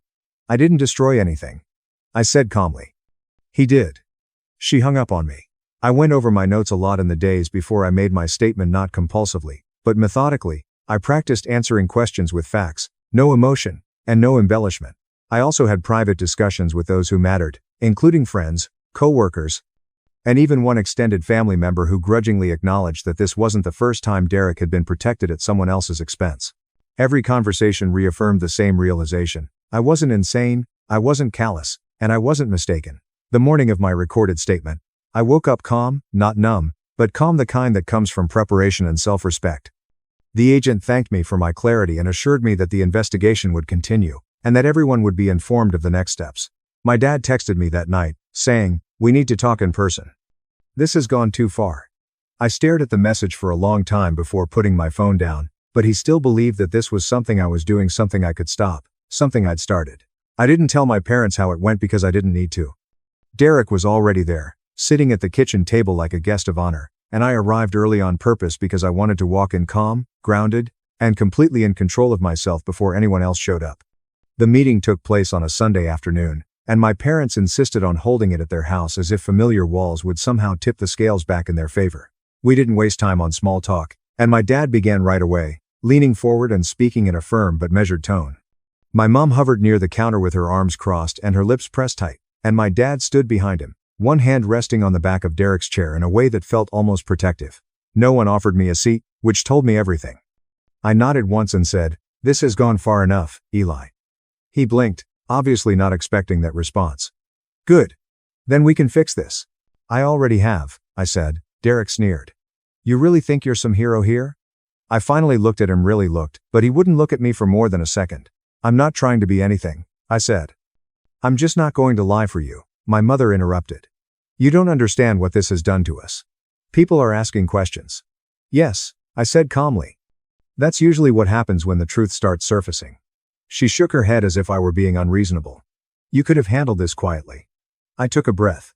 "I tried. You ignored me." "What's that?" "Documentation," I said. "Everything." Derek laughed nervously. "You're bluffing." I put the folder on the table, the thick one that I had spent months creating. My dad stared at it as if it were something dangerous. I opened the folder and slid the first page across the table. A printed email, then another, then screenshots, text messages, dates highlighted, and neatly typed notes. "This shows I explicitly said no," I continued. "This shows the car was lent out anyway. This shows the claim was filed without my authorization. And this," I said, tapping another page, "shows the insurance company acknowledged my correction before any payout occurred." The room fell silent in a way I had never experienced before, not awkward, not tense, but heavy. "This is ridiculous," my dad said sharply, causing Derek to stand up abruptly. "I've already given my statement," I said. "So have you, whether you know it yet or not. The insurance company finished their review last week." My dad swallowed. My mom's face drained of color. And they denied the claim." My mother made a sound that was halfway between a gasp and a whimper. "What do you mean, denied?" I said. "No coverage. Because the driver was unauthorized and because false information was submitted. They also forwarded the file to their fraud review department." Derek leaped up once more. "You did this on purpose." "No," I said calmly. He turned to my parents and said, "I told the truth on purpose. You said this would be fine." My dad, who appeared to have aged by 12 years and 10 seconds, said, "Derek. Stop. There's more." I said. "My premiums weren't affected because the claim was frozen early. My record is clean." My mom gave me a look that was almost incredulous. "So, what happens now?" "That depends," I said. "On you." I gave my parents a slow explanation of everything, including the lawyer consultation, my options, the possibility of pursuing identity misuse, and the insurance company's ability to escalate on their own if they so desired. For once, they listened without interruption or minimization. When my dad finally asked, I looked him in the eyes and said, "Accountability." Derek laughed bitterly. "You want me to pay for the car? I don't have that kind of money." "That's not my problem," I said. My mom got up and said, "We'll help him." I nodded. "You can, or you can let this go further." At that point, something changed in them, not in me. They realized I wasn't asking. The deal came together quietly. Derek would pay the full cost of the damage. My parents would never again touch my accounts, my belongings, or my name without express permission. I wasn't bluffing. I wasn't emotional, reactive, or trying to win an argument. I was simply offering a boundary with consequences. Derek didn't really apologize, but he also didn't argue.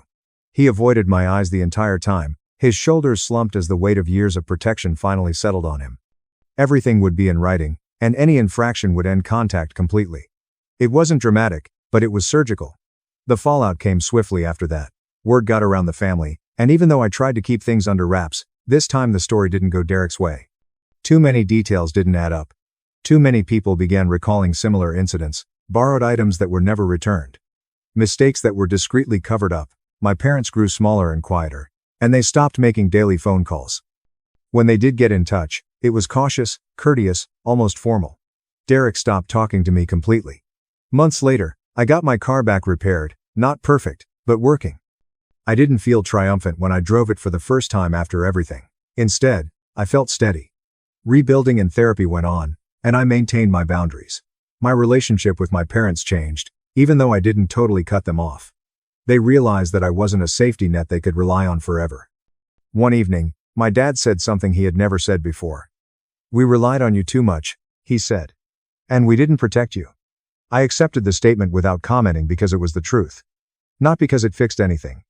All of this taught me that sometimes the quiet solution to someone else's chaos is refusing to be the one to take revenge. I didn't destroy my family. Instead, I stopped allowing them to destroy me, and for the first time in my life, that was sufficient. At Christmas dinner, my dad shoved my 8-year-old daughter and said, "That seat is for my real grandkid." He turned pale when he opened the folder I brought. At the Christmas meal, my dad shoved my 8-year-old daughter. "My actual grandchild will occupy that seat. Leave." In front of the entire family, she fell to the ground, but nobody said anything. I refrained from crying. I uttered 4 words. My mother's wine glass fell. My father became pale. The worst part wasn't when my daughter's knee touched the floor. Everyone fell silent as a result. Not the typical silence that occurs when someone says, "Let's say grace." Everyone acts as though they haven't started chewing yet. This silence had the weight of a blanket. Similar to a decision. My name is Hannah. I've mastered 2 skills as a single mother. Acting like I'm all right and packing entirely too much for one trip. I used to believe that as long as I remained little enough, I could manage my family. Have enough smiles. I'm sorry for taking a breath. I was reminded once again on Christmas Eve at my parents' place that if the wrong person thinks you don't belong, keeping little still takes up too much room. It appeared as though a catalog and a nutcracker had a fistfight in the dining room. Garland on all counts. Candles with the scent of winter pine. Which is a polite term for lies and tree sap. Brooke, my sister, had insisted on identical sweaters. Of course, hers was adorable. It appeared that I had lost a wager. The sweater was designed for a kid, Brooke described as a tiny angel, and my 8-year-old daughter, Lily, kept pulling the sleeves down over her hands. Not my child, in other words. My dad held court at the head of the table using his fork as a scepter, just like he usually did. His chuckle was loud, boisterous, and a bit self-satisfied. The seat closest to Brooke, the one that everyone revered, was occupied by his daughter, Ella, the seat that consistently received the first refill and the finest plate.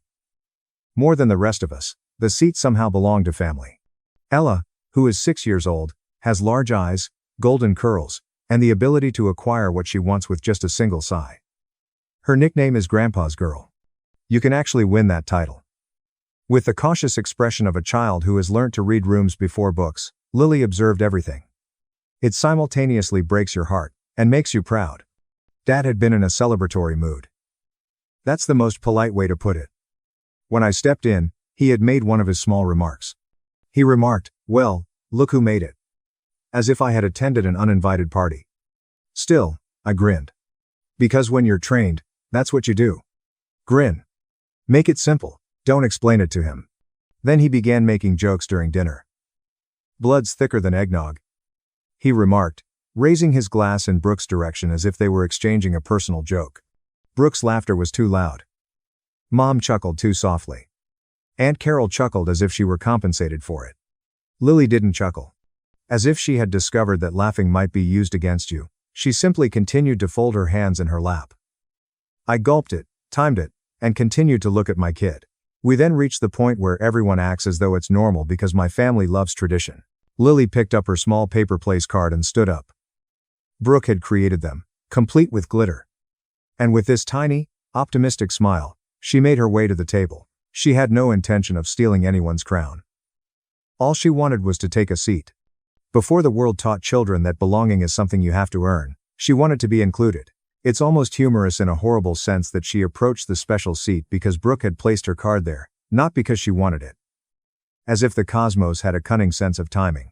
Something in Dad's expression snapped as he saw the card, Lily's hand, and her reaching to pull out the chair. He snarled. "That seat is for my real grandkid." Lily froze. As quickly as if someone had plucked a cord, the smile vanished from her face. Dad said, "Get out," as if my 8-year-old had attempted to rob him. Then he gave her a shove. Nor a mild prod, nor a step forward. A youngster was shoved back, as if she were a problem that needed to be solved, by an adult's hand on her shoulder. Lily faltered. The rug caught her foot. I felt my stomach turn when her knee struck the hardwood. Then there was quiet. Forks stopped in midair. The napkin of someone fell. Aunt Carol oohed a little. Lily wasn't pushed to the ground like she had spilled a drink. Brooke remained still. She simply gazed as if this were a moment from a musical she might still enjoy but hadn't requested to see. Mom's expression froze. She practiced as if she had spent her entire life preparing for this precise moment. My daughter was looking up at me, not sobbing yet, but just perplexed, as if her brain was having trouble with the math. Before I knew it, I was already in motion. I assisted her in standing up. Shock was radiating through her strained body. Her knee was starting to flush. Her breath caught in short, sharp spurts. Like she was in need of something substantial, her fingers gripped my sleeve. I looked around the table.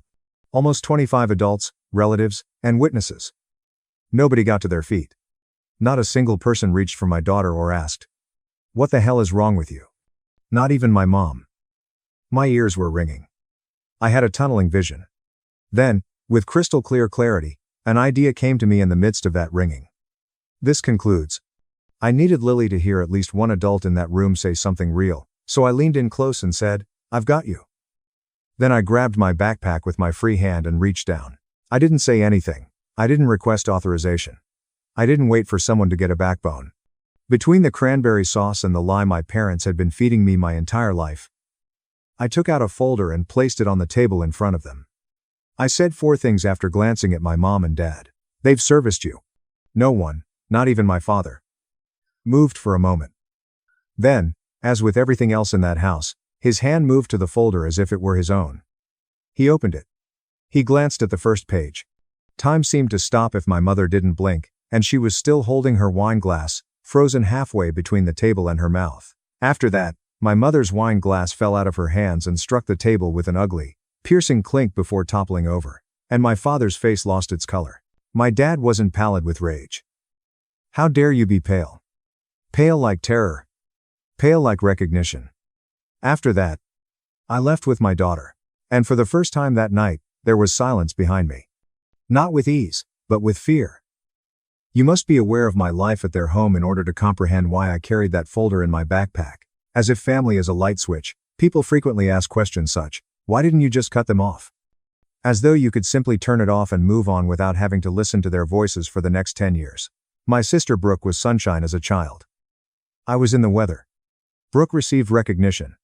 I was corrected. Dad's favorite tactic was to say the harsh thing as if it were a joke. Brooke received, "You're such a star." I received, "Don't be so sensitive."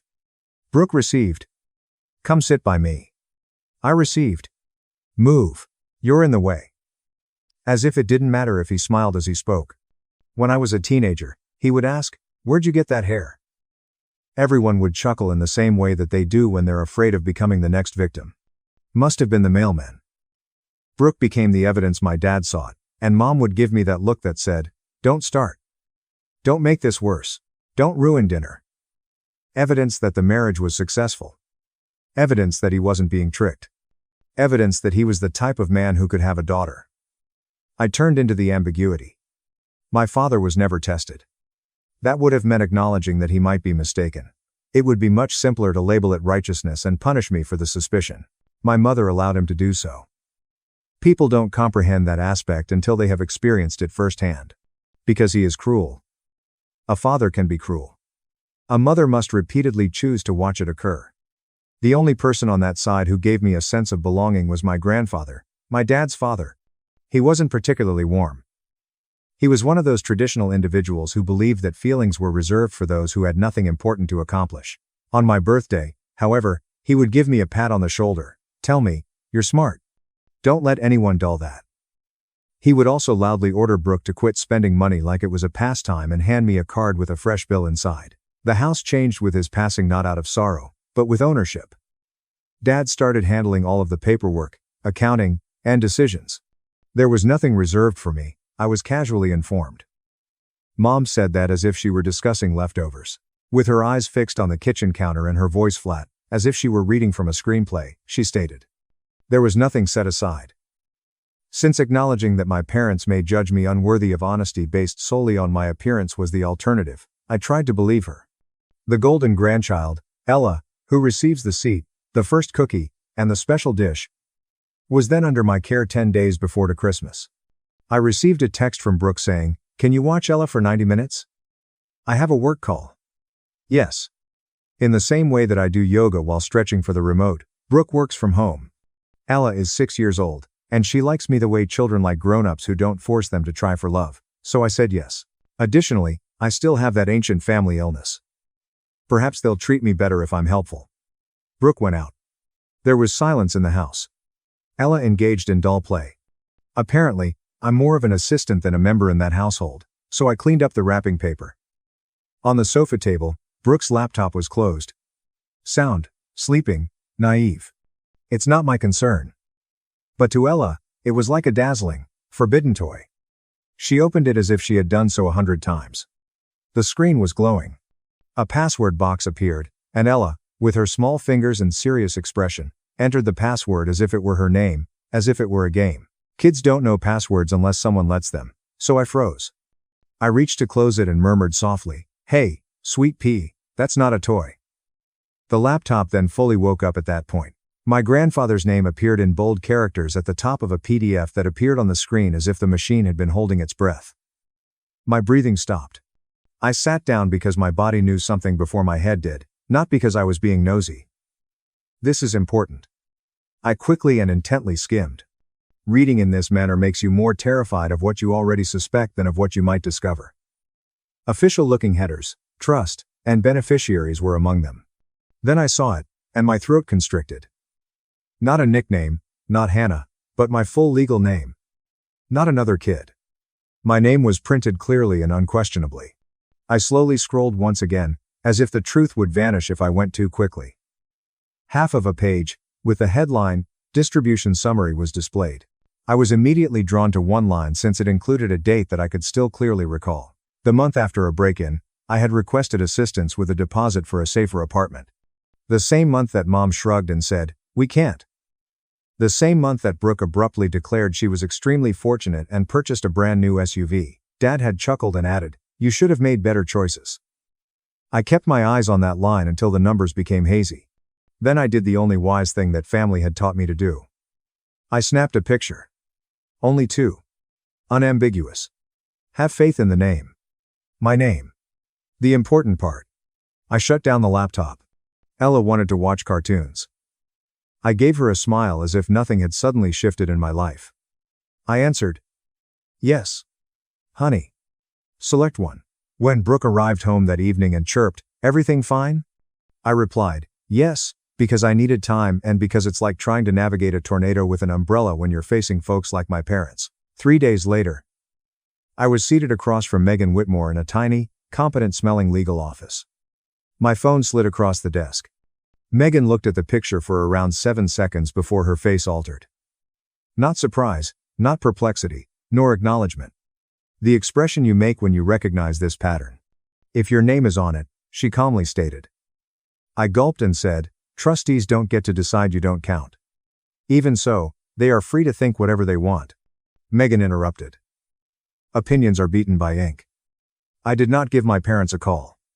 Brooke wasn't consulted. I didn't make things clear. I let Megan quietly do what she does. A few days later, Megan gave me a folder, but unlike a character in a movie, I didn't open it in the parking lot. Like it was a bomb, I sat in my car and stared at it. Because it wasn't the kind that changed people's lives or was explosive. That folder sat in my backpack for days. I removed it. Return it. Took it out. Return it. Not at Christmas, not in front of everyone, I reminded myself after the holidays. Avoid being theatrical. Don't mess things up. I convinced myself that I could manage one more dinner. I assured myself that I could maintain harmony. Waiting was no longer an option once my father touched my child. In the drive, Lily was quiet, not the kind of silence where she's planning how to persuade me that dessert qualifies as a food group. As a parent, you can hear your child's tiny brain attempting to make sense of something that shouldn't have happened, which is why this kind of silence terrifies you.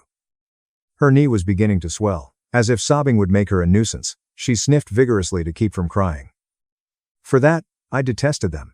For imparting that knowledge to her. I said softly, "Look at me, please. There was nothing wrong with you." Her gaze was fixed on the window. "He doesn't like me." My throat constricted. "That's not about you, sweetie, that's about him." Lily's voice became softer. "I'm not genuine, is that why?" It was there. Like an heirloom, the poison was passed on. I needed my hands to be steady, so I stopped the car for a moment. "No," I said, building the word into a wall. She nodded as if she wanted to believe me, as if she had to earn it. "You are real. You belong with me always." I clenched my mouth so tightly that my teeth ached as I drove the remainder of the way home. I've included the contents of the folder because I know some of you have already asked. The reward. My family doesn't deserve speeches, therefore, I didn't explain it at the table. There was no danger in that folder. Legal service was what it was. A court petition was filed to compel my grandfather's trust to be fully accounted for. Every signature, every transfer, every cash coming in and going out. It requested that the court halt future disseminations until the truth was recorded on paper so that no one could forget it. Since what I had discovered was not misunderstanding, it requested that my parents be removed as its controllers. It was a distraction. There were displays there. My name on the trust, the distribution lines that corresponded with Brooke's unexpected life miracles, and the details of the trust administrator so that no one could claim it was a fake. That cover page, too. My father turned pale because of this. Since he was aware of it. Since he was fully aware of what he had been doing. Since he was aware that I wasn't speculating. I was finished. Even before I arrived into my driveway, my phone began to ring. First, Brooke, then Mom, then Dad, repeatedly. A voicemail, part worry, half anger, was left by Brooke. "What did you do? Are you crazy? Everything is being ruined by you." Mom's message sounded like a whisper of tears. "Please, Hannah. Don't do this, please. Consider." As like my child's knee slamming against hardwood hadn't been on my mind. Dad left a chilly voicemail. "Just this, no shouting, no showmanship. Nothing from this family is being taken by you." I didn't return the call. Sometimes parenting is just knowing when to bring sugar to pain. So I made cocoa with extra marshmallows, got Lily comfy on the couch in her leggings and an old hoodie, and pressed Snorts an ice pack to her knee. Lily was nestled against my side as if she was terrified that if she moved, the world would push her again while we watched a Christmas movie on the couch. The buzzing on my phone persisted. "The family group chat is going crazy. How could you do this on Christmas, Aunt Carol?" I hardly ever spoke to my cousin. I witnessed the event. "Are you all right?" Ella was sitting in the special seat, and Brooke posted images of her with a lovely, everyday caption. After that, the smear began. "Some people will destroy a family for money," Brooke wrote on Facebook. People responded with small heart emoticons as if treachery was inspirational content, no names, but enough for everyone to point. I learned everything I needed to know about the family I'd been attempting to maintain when my aunt messaged me, saying, "You've always been dramatic, Hannah." My uncle responded, "Call your father and apologize." No one wrote, "Is Lily okay?" After that, my dad texted me once to terrify me into silence. A message that had been waiting for the most painful moment of my life, all my life, in his back pocket. "Do you want court? All right. If you're not even mine, explain to the judge why you should receive my father's estate." I felt sick to my stomach. I knew what he was attempting to do. Not because I trusted him. He wasn't protecting cash. He was standing up for his authority to punish. He also intended to try to include my daughter in it. I gazed at the text until my hands ceased to tremble. Then I whispered to myself and to Lily, who was dozing off on the couch. He is no longer able to write our story. Megan Whitmore sent me a PDF called Response Plus Motion, 4 days after Christmas. There's nothing like discovering a document in your inbox that sounds like a science fiction sequel. The second response. Make a stronger motion.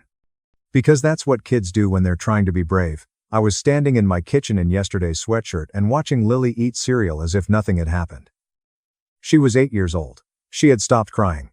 She was engaging in that silent process where kids conclude that emotions are harmful because adults behave in such a way. Once more. My phone buzzed. They went for my throat on page 2 after Megan Whitmore texted, "Open it. Call me when you're on page 2. But it's not just the actual grandchildren nonsense. Yes, it was there, bolded like a billboard slogan.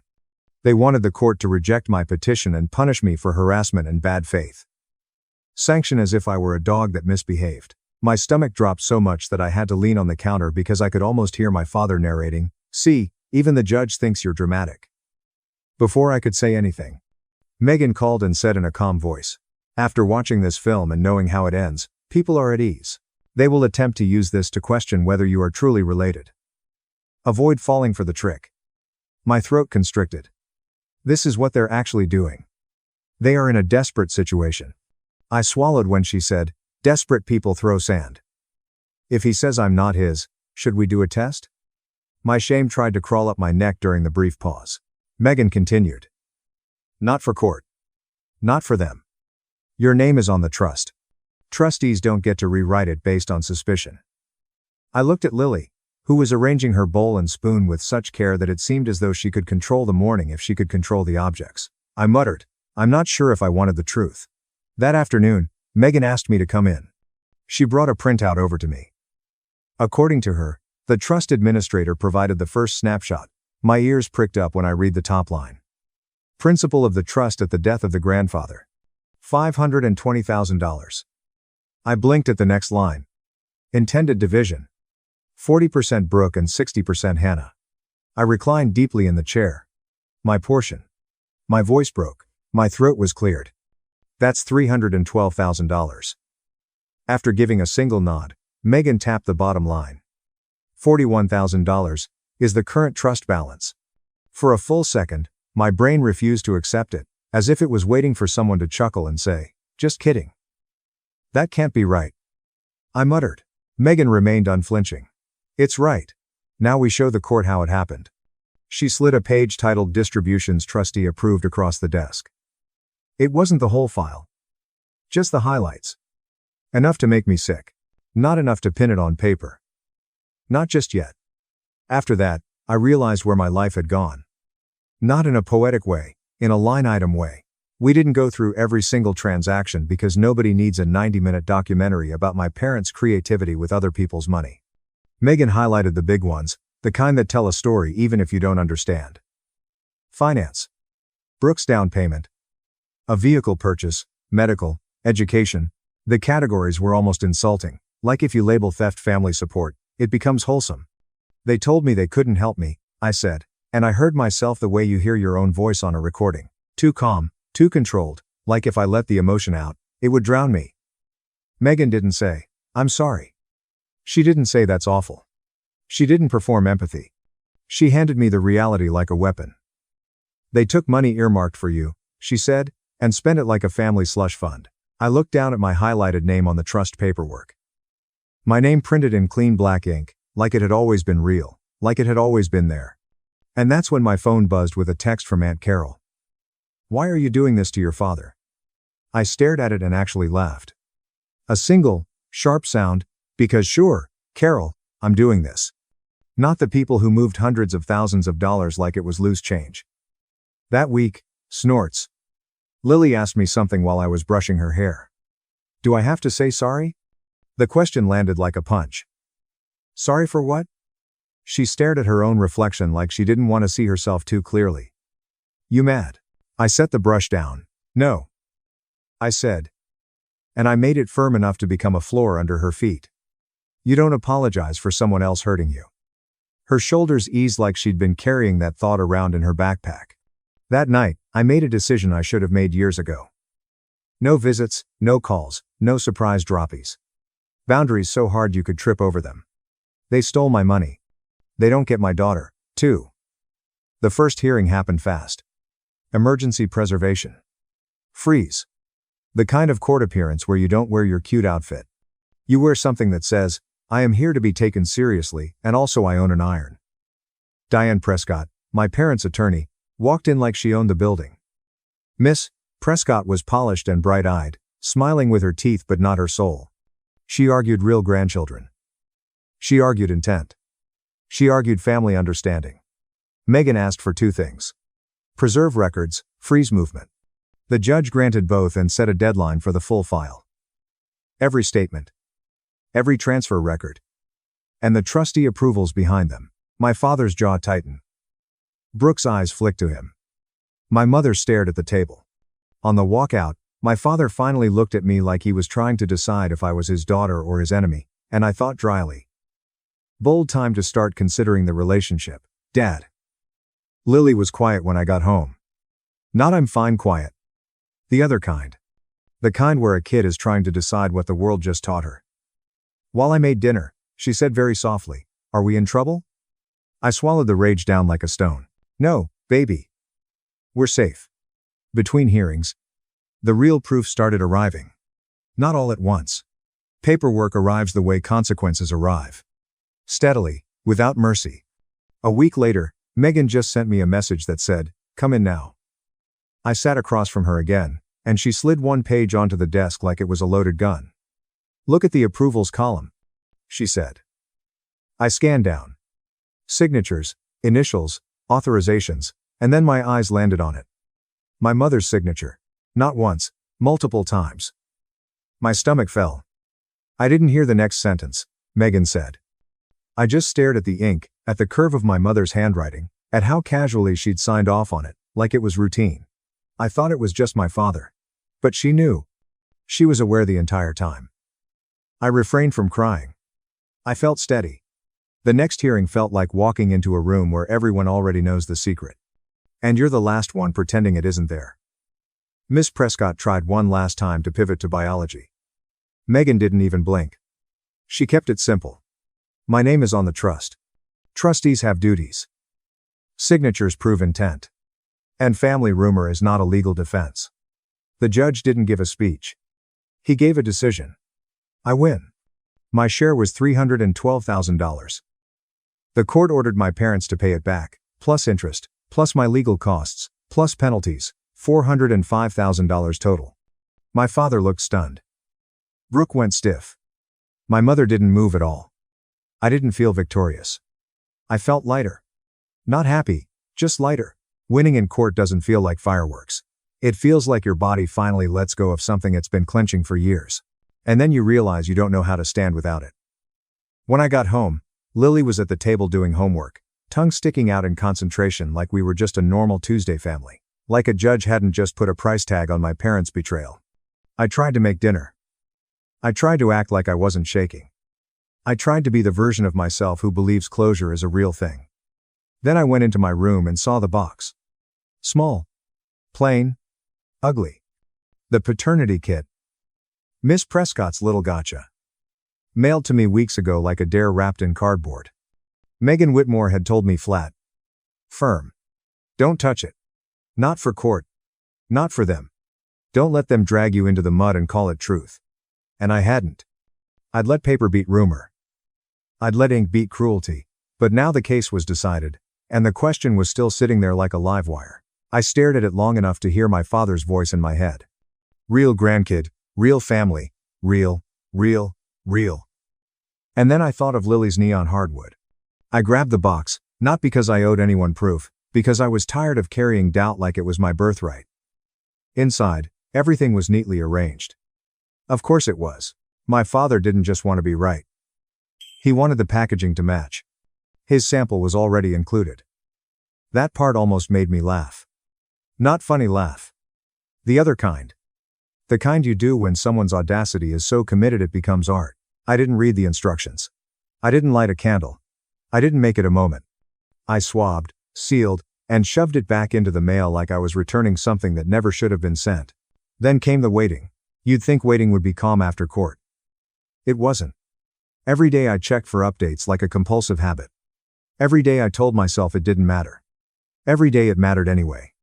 Lily kept processing in her own quiet way. The first few nights, she hovered near me, like she was bracing for another shove from the universe.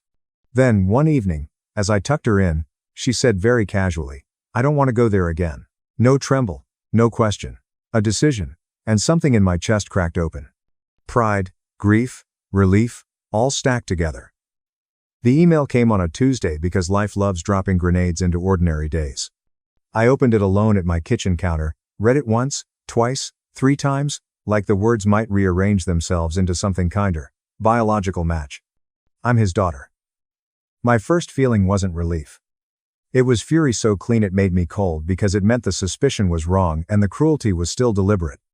It meant they could have ended this years ago, with 1 test and 1 ounce of decency. They didn't want clarity. They wanted a license. So I sent the results to both of them. No long message, no explanation, no invitation to respond. Just, you built my whole life around a lie. Here's the truth. I then blocked them. And I thought that would be the end of it. It wasn't. A week later, my doorbell rang, and I looked through the peephole and saw my mother standing there alone, hands clasped like she was about to ask for forgiveness, the way you ask for a favor. Lily was at school. God be praised.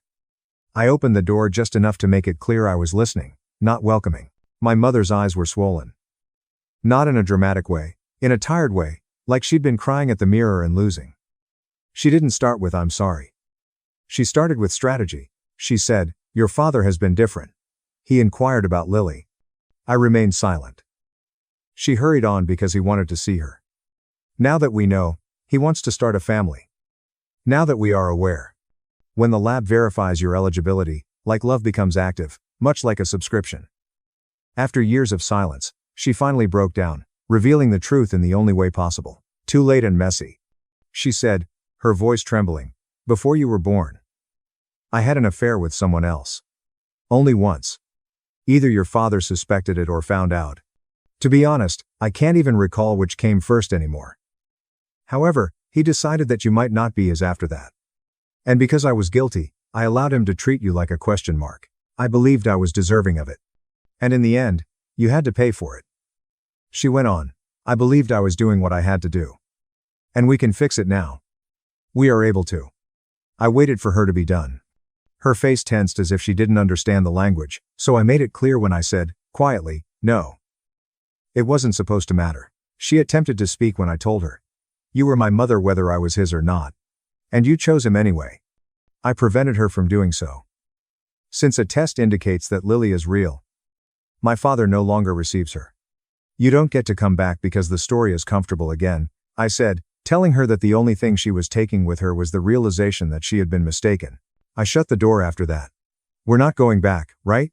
Lily asked me, small and steady, that night as I sat next to her on the couch, close enough that she didn't have to be brave on her own. "No," I replied. "We're not." And it wasn't a promise this time. It was a line. The money arrived in my account 5 months later. Everything. The house was sold. The home. The one they were the sole owners of. My father used to refer to it as his legacy. When a judge orders restitution, interest, and fees, it turns out that legacy doesn't really matter. And there's nothing else to rely on. It was covered by the sale. All of the money that was stolen. Each additional dollar that the court added. I didn't cry when the wire cleared. I didn't rejoice. I closed the door after making the necessary payments to secure Lily's future. Now they're broke. We don't have to go over budget. Quite broke, borrowed, and downsized. The kind of broke that stops making excuses and family members stop phoning. We don't communicate. Not the dramatic type. The calm variety. Lily chuckles even more. She sleeps all night long. She no longer inquires about reality. She is aware of her place. My phone buzzing doesn't make me cringe. During the holidays, I don't prepare myself. Our lives are both smaller and, in some ways, much larger. Their money was lost. Their story was lost. They became unruly. I also regained my life. What do you think, then? Did I go far enough, or too far? Share your thoughts in the comments section and sign up for. My son was thrilled with the Lego gift from his grandparents, but then he found something inside. 36 hours later, 112 showed up at my parents' door. For my son's elementary school graduation, my parents sent him a large Lego set. When he first saw all those vibrant pieces, he was ecstatic and his eyes lit up. Then he froze abruptly. My heart stopped as I leaned closer and asked, "Mom, what's this?" I let no one see me screaming inside. I immediately took action. 112 arrived at their door 36 hours later. My name is Alyssa. The day Ethan graduated from elementary school was meant to be a routine afternoon in Indianapolis. Our backyard isn't particularly fancy. Pizza is delivered from the place down the street, and there are some folding chairs. A few of his fifth-grade pals were giggling while a Bluetooth speaker played music. Before he started middle school, I wanted to make it something he would remember. Just as everyone was applauding the presents, my parents' package arrived. As usual, a large box, glossy wrapping, and a flawlessly tied red bow.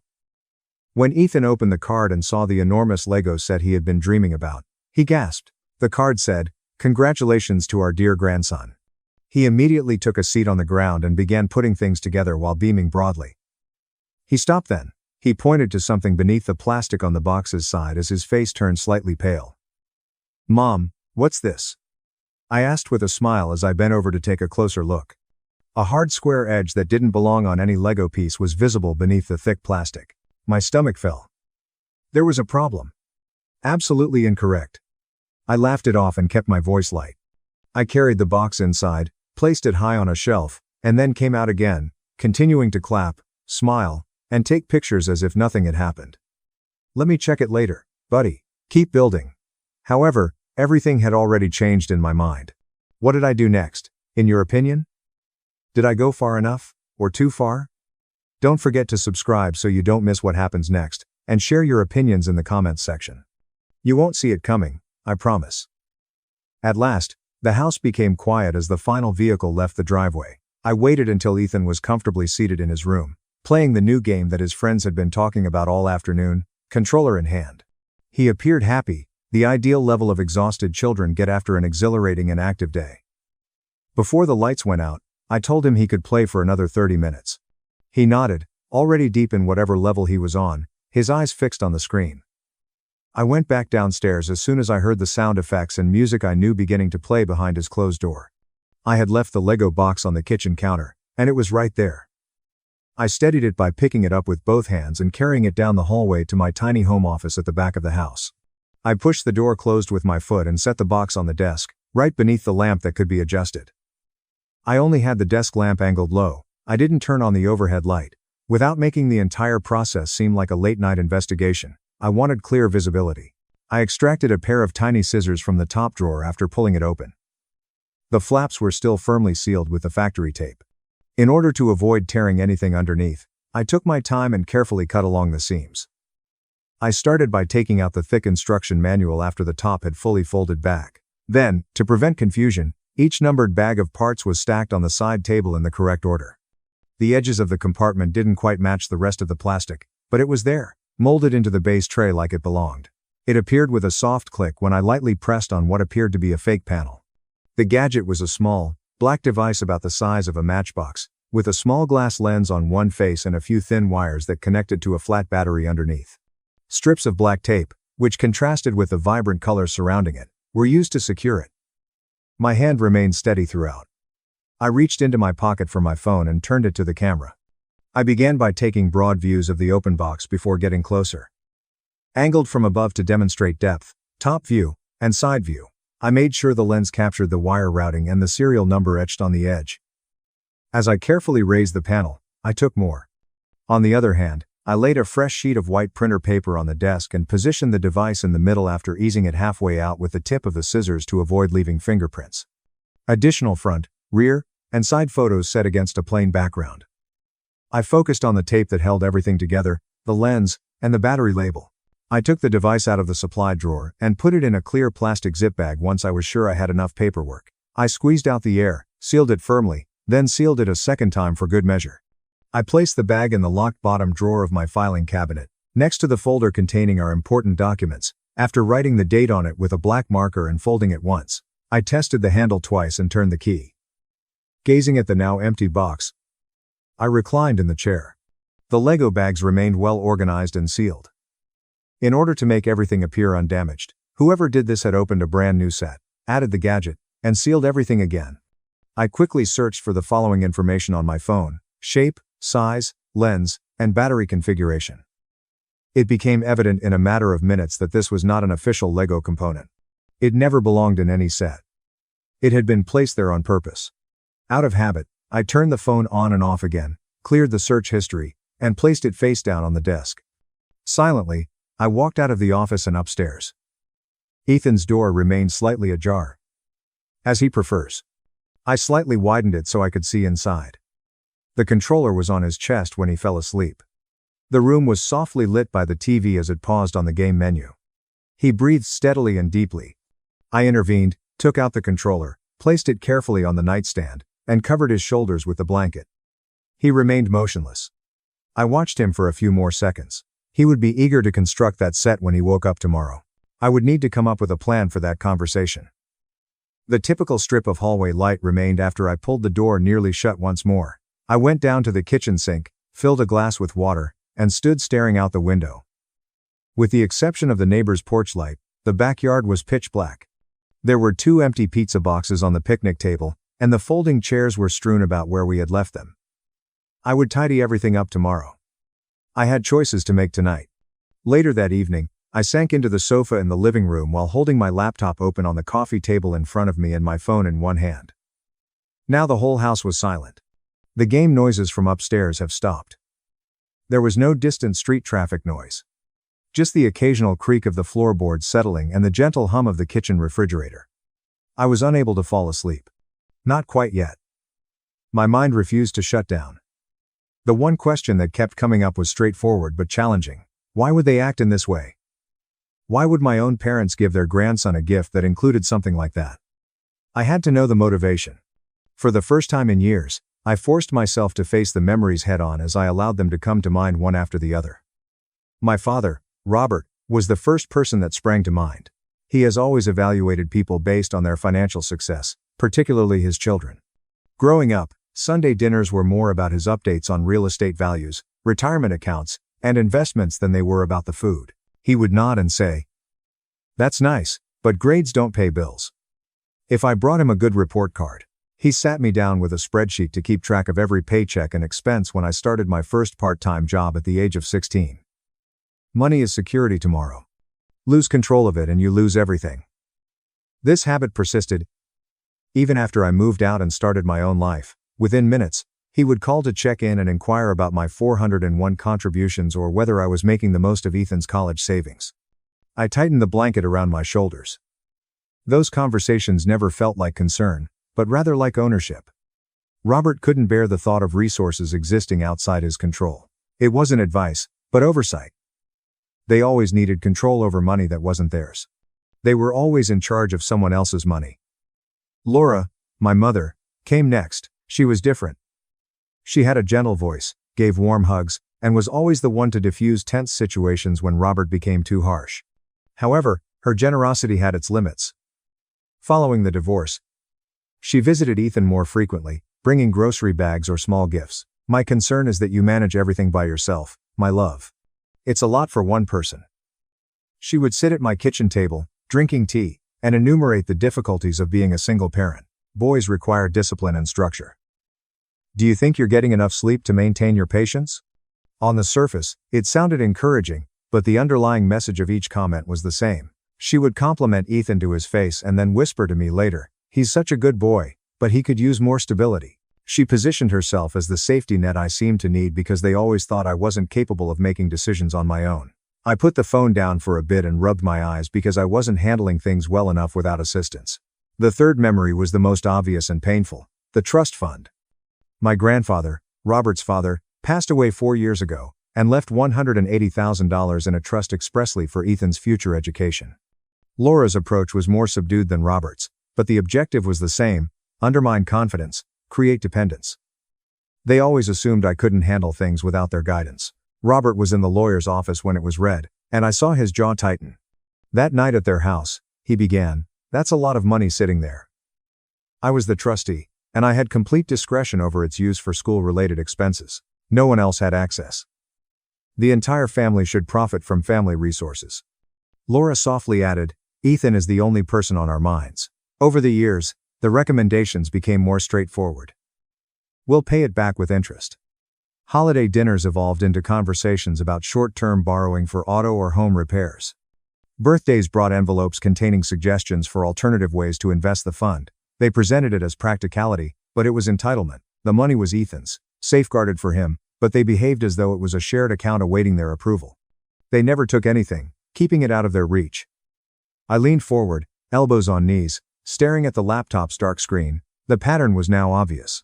Putting a listening device in Ethan's gift wasn't a rash decision. Rather, it was a calculated tactic reconnaissance to gather information, build a case, gather proof that I was failing so they could justify stepping in for the trust fund, for influence, or for whatever came next. Control over finances, doubt about my parenting, and resentment toward money they couldn't touch were the reasons behind it. I finally shut down the laptop and turned off the lamp, and the room went dark except for the dim glow from the streetlight outside. I sat on the sofa for a while longer, listening to the quiet house, knowing that tomorrow I would have to start protecting us for real. This realization weighed heavily on my chest. This was more than just a strange gift. They were setting the stage for something more serious. I texted Sophia Miller the night before, and she immediately responded, "Come first thing." Her building was in a quiet area of downtown Indianapolis, with secure parking and a lobby that had a subtle coffee scent from the cafe downstairs. The following morning, I got to her office before most people even started their commute. Since the receptionist hadn't arrived yet, Sophia met me at the door herself, keycard in hand, and waved me through to her private office at the end of the hall. The space was tidy but cozy, with a large window letting in early sunlight, a few framed pictures of herself with what appeared to be her own children at graduation ceremonies, and stacks of files in color-coded folders. Without asking if I wanted one, she gestured for me to take the chair across from her desk and poured me a cup of coffee from the pot on the side table. I accepted it with gratitude because I needed something to hold my hands, set my phone down on the desk between us, and opened the photo gallery to the folder I had made. This was concealed inside the Lego set my parents sent Ethan as a graduation present. Sophia picked up the phone and started scrolling, pausing on each picture, methodically zooming in on the device against the white background, the close-up of the lens, the serial number, the taped wires, the false compartment in the box tray. Her expression remained neutral, as lawyers do when processing information, but I noticed that she paused longer on the shot that demonstrated how neatly it had been installed. When she finally put the phone down carefully, she explained, "This is a combined audio recorder and GPS tracker, not some toy add-on." "That's what I thought," I said, sounding more composed than I actually felt. "Someone altered a factory-sealed set to include this. It's locked away now, untouched, since these photos." "Excellent. When the time comes, we'll send it to a forensic examiner. Chain of custody starts with you," she wrote on her pad. "Walk me through why you believe your parents are behind this." I summarized it for her. Robert's lifetime pattern of financial oversight, Laura's subtle undermining, and the constant pressure regarding Ethan's trust fund. She listened, her pen moving quickly, occasionally seeking clarification on dates or specific conversations, and when I was done, she turned back a page in her notes. "I did some preliminary checks after your message last night," she said. I kept it factual, without any extra emotion. A formal guardianship petition has not yet been submitted by Robert and Laura. They have, however, contacted the family court clerk, sent a notice of intent to seek temporary guardianship, and filled out an inquiry form. Concerns about your financial security and emotional health as a single parent after the divorce are among their stated justifications. I felt the air leave my lungs. They have no justification. I have provided all of Ethan's support myself. Exactly. Sophia tapped the phone screen, saying, "This is exactly why they need surveillance to manufacture evidence against you. Which makes this device critical. An argument that was recorded on a bad day. Financial concerns expressed out loud, or anything else they can alter or remove context from to make you seem unfit. The trust fund plays a big role here," she said, turning to her computer and bringing up a document. "You are the only trustee of $180,000 from your grandfather Robert's father, which is only to be used for Ethan's education. They get a say in financial decisions if they are granted guardianship, even if it is only temporary.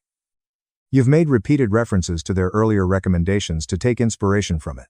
Home problems, auto repairs, and family crises.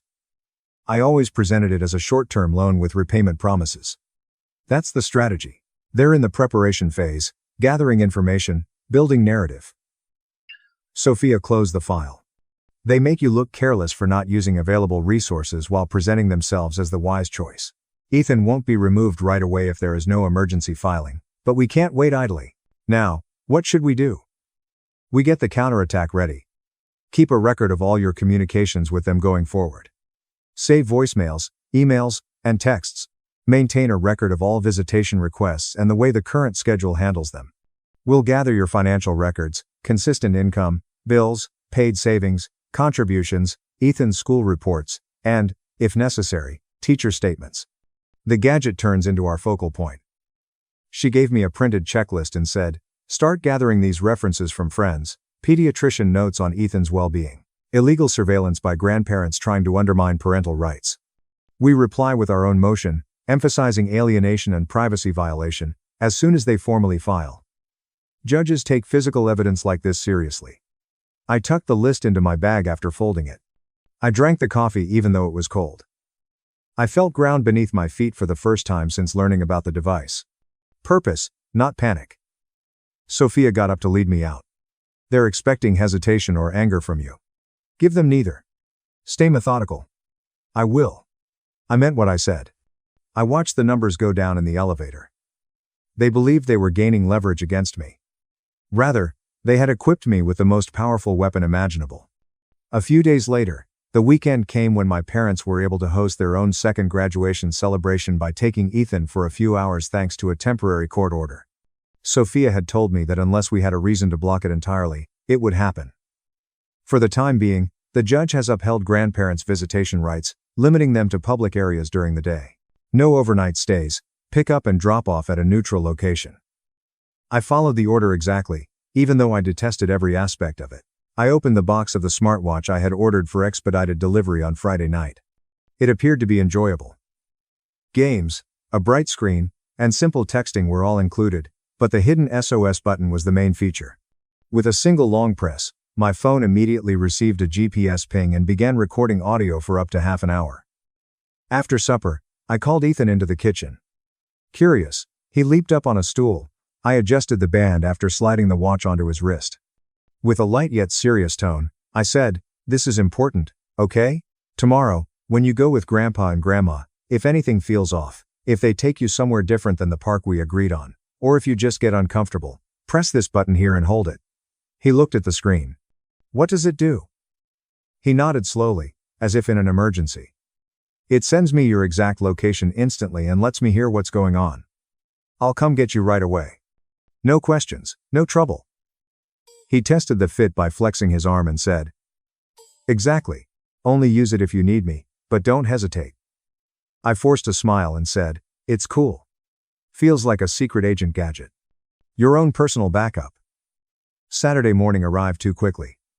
The busy mall parking lot served as the meeting place. People and cameras are all around. It's difficult to claim it wasn't public. I parked close to the entrance, arrived 20 minutes early, and waited with the engine running. With his backpack resting on his lap, Ethan sat next to me and talked about what he wanted to construct first out of the Lego set that was still unopened at home. I nodded as I listened, but my gaze remained fixed on the time. Their silver SUV arrived precisely on schedule. Rachel in the back seat is leaning forward to wave. Robert is behind the wheel, and Laura is smiling through the windshield. Ethan jumped out, hugged me, and said he would text me when he could. I saw him approach, get into the back, and fasten his seatbelt. As they drove away toward the exit, they waved. The agreed-upon plan was simple: a quick lunch at a family restaurant, followed by a small cake and a large park with a playground and picnic areas. I returned home at precisely 4 o'clock and made an effort to stay productive by doing laundry, sending emails, or doing anything else that would keep my hands occupied. I looked at the watch app every half an hour. Pings in stores and eateries are normal, nothing out of the ordinary. My phone started buzzing loudly on the counter at a little after 2 o'clock. Red warning banner, SOS activated. Live location streaming as they leave the park route and head directly to their outskirts neighborhood. I didn't consider it. Before the chime ended, I grabbed Rachel's phone from her purse and got into the car. I dialed 112 while driving. The operator responded right away. "I'm reporting a violation of a court-ordered visitation agreement. My son Ethan is with his grandparents under a temporary schedule that requires all activities in public. His emergency device just activated, and GPS shows they're taking him to their private home address instead. He's 11 years old. She accepted the information coolly. I read the app's names, case reference, and current location feed. Units are being dispatched. Stay on the line if possible, ma'am. I'm en route now. Tell them I'll be there soon. The streets were blurred. My hands were white on the wheel as I barely avoided being pulled over for exceeding the speed limit. Every red light seemed to last forever. 15 minutes later, I turned onto their street. There were already 2 patrol cars parked at the curb. An officer is talking to someone at the door while standing on the front porch. I ran up the walkway after slamming the car into park. With a cautious hand raised, one officer turned. Ma'am, are you the parent? Yes, Alyssa. The door opened wider. Is Ethan okay? He's inside unharmed. We're addressing the location violation. Laura appeared agitated as she stood there with her hands clasped. Robert crossed his arms behind her. Rachel hovered in the entryway further back. Then Ethan showed up with his watch still on his wrist and his backpack slung over one shoulder. His gaze met mine, and he ran directly to me through the door. I grabbed him and held him. He was shaking a little. He whispered, "They said you couldn't make it and we should just stay here." Against my shoulder. "I'm here," I declared. Always. The officer verified the agreed-upon public locations, took quick statements, and looked over the visitation order on his tablet. Robert got going. "We only thought the backyard would be nicer for the party." The officer courteously cut him off. Laura tried in a quiet voice, "Sir, the order is clear. Public venues only for this period. We'll document the deviation." I remained silent and said, "Officer, it's family. We meant no harm." All I did was keep my arm around Ethan. The officer nodded to me after verifying the IDs and notes, saying, "You can take him home." Report filed. I secured Ethan's seatbelt and turned on the engine. I saw them on the porch in the mirror. Laura was wiping her eyes. Rachel was turning her head away. And Robert was stony-faced. After the first mile, Ethan was quiet. I pressed it when they kept saying, "You forgot to come." You did exactly right. We stopped for ice cream on the way home, even though neither of us was hungry. Something normal. The watch had recorded everything. And now it was supported by the police report. They had permanently crossed the line. The officers immediately verified the situation and gave me the all-clear to drive Ethan home. It was comparatively quiet when we drove. Ethan processed as he gazed out the window.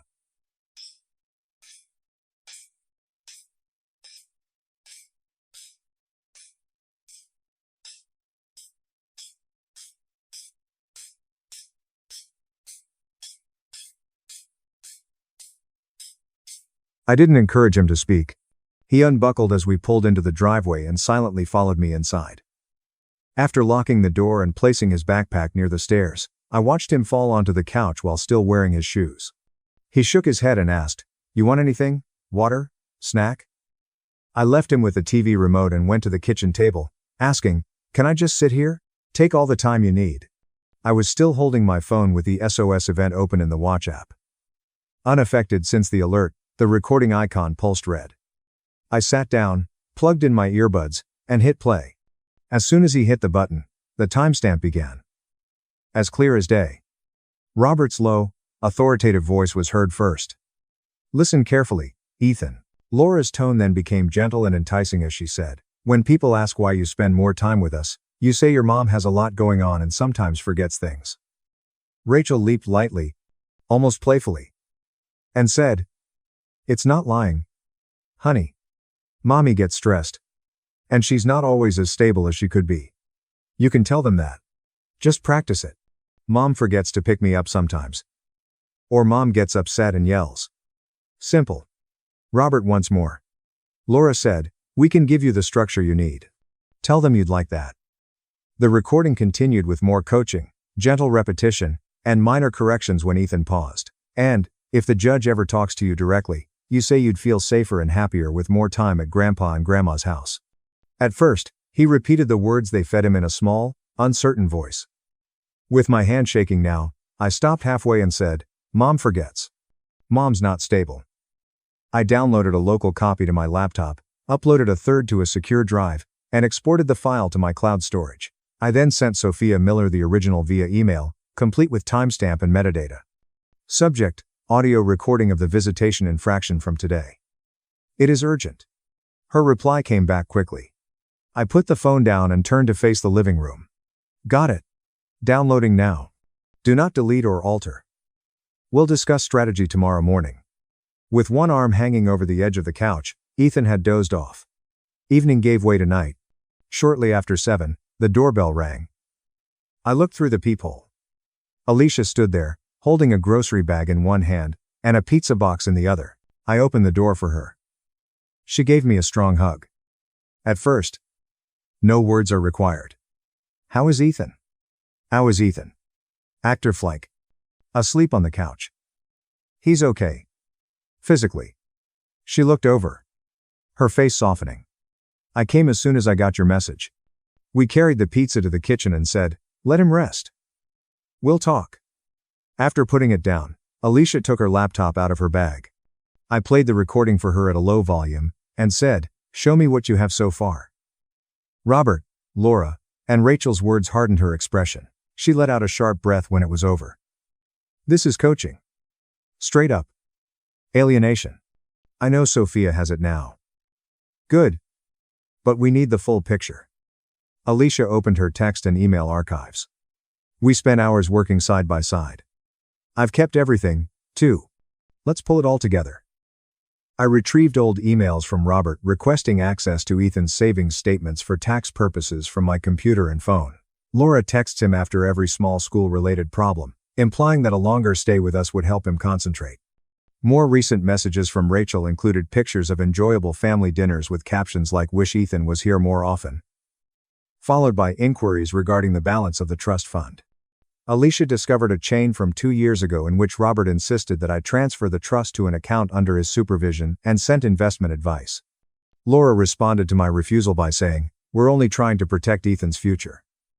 We printed the important conversations, underlined dates and phrases that demonstrated the pattern: financial strain, parental uncertainty, and repeated attempts to influence choices. By midnight, we had physical printouts neatly stacked and digital folders arranged by type and year. Everything is time-stamped, searchable, and prepared for Sophia. Alicia shut down her computer. She spent the night in the guest room. This shows years of build-up, not a one-off. Exactly. Around 2 a.m, Ethan woke up and padded into the kitchen to get some water. I greeted him there, rubbed his back, and offered him a glass. Bad dream?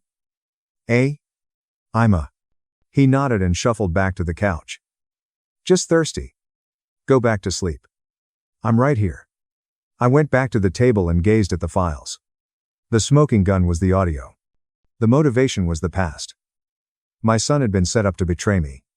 We were far from finished constructing the case, though, as every word and every attempt were now recorded. The entire hearing took place in the downtown Indianapolis family courthouse 2 months later. By now, the building was recognizable. Echoing hallways, security check, the silent anxiety of individuals awaiting the call of their cases.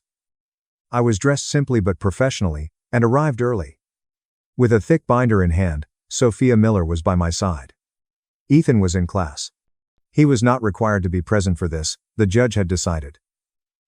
We sat down at the table of the petitioner. Robert, Laura, and Rachel were seated across the aisle from their attorney, a gray-suited man who was constantly rearranging papers.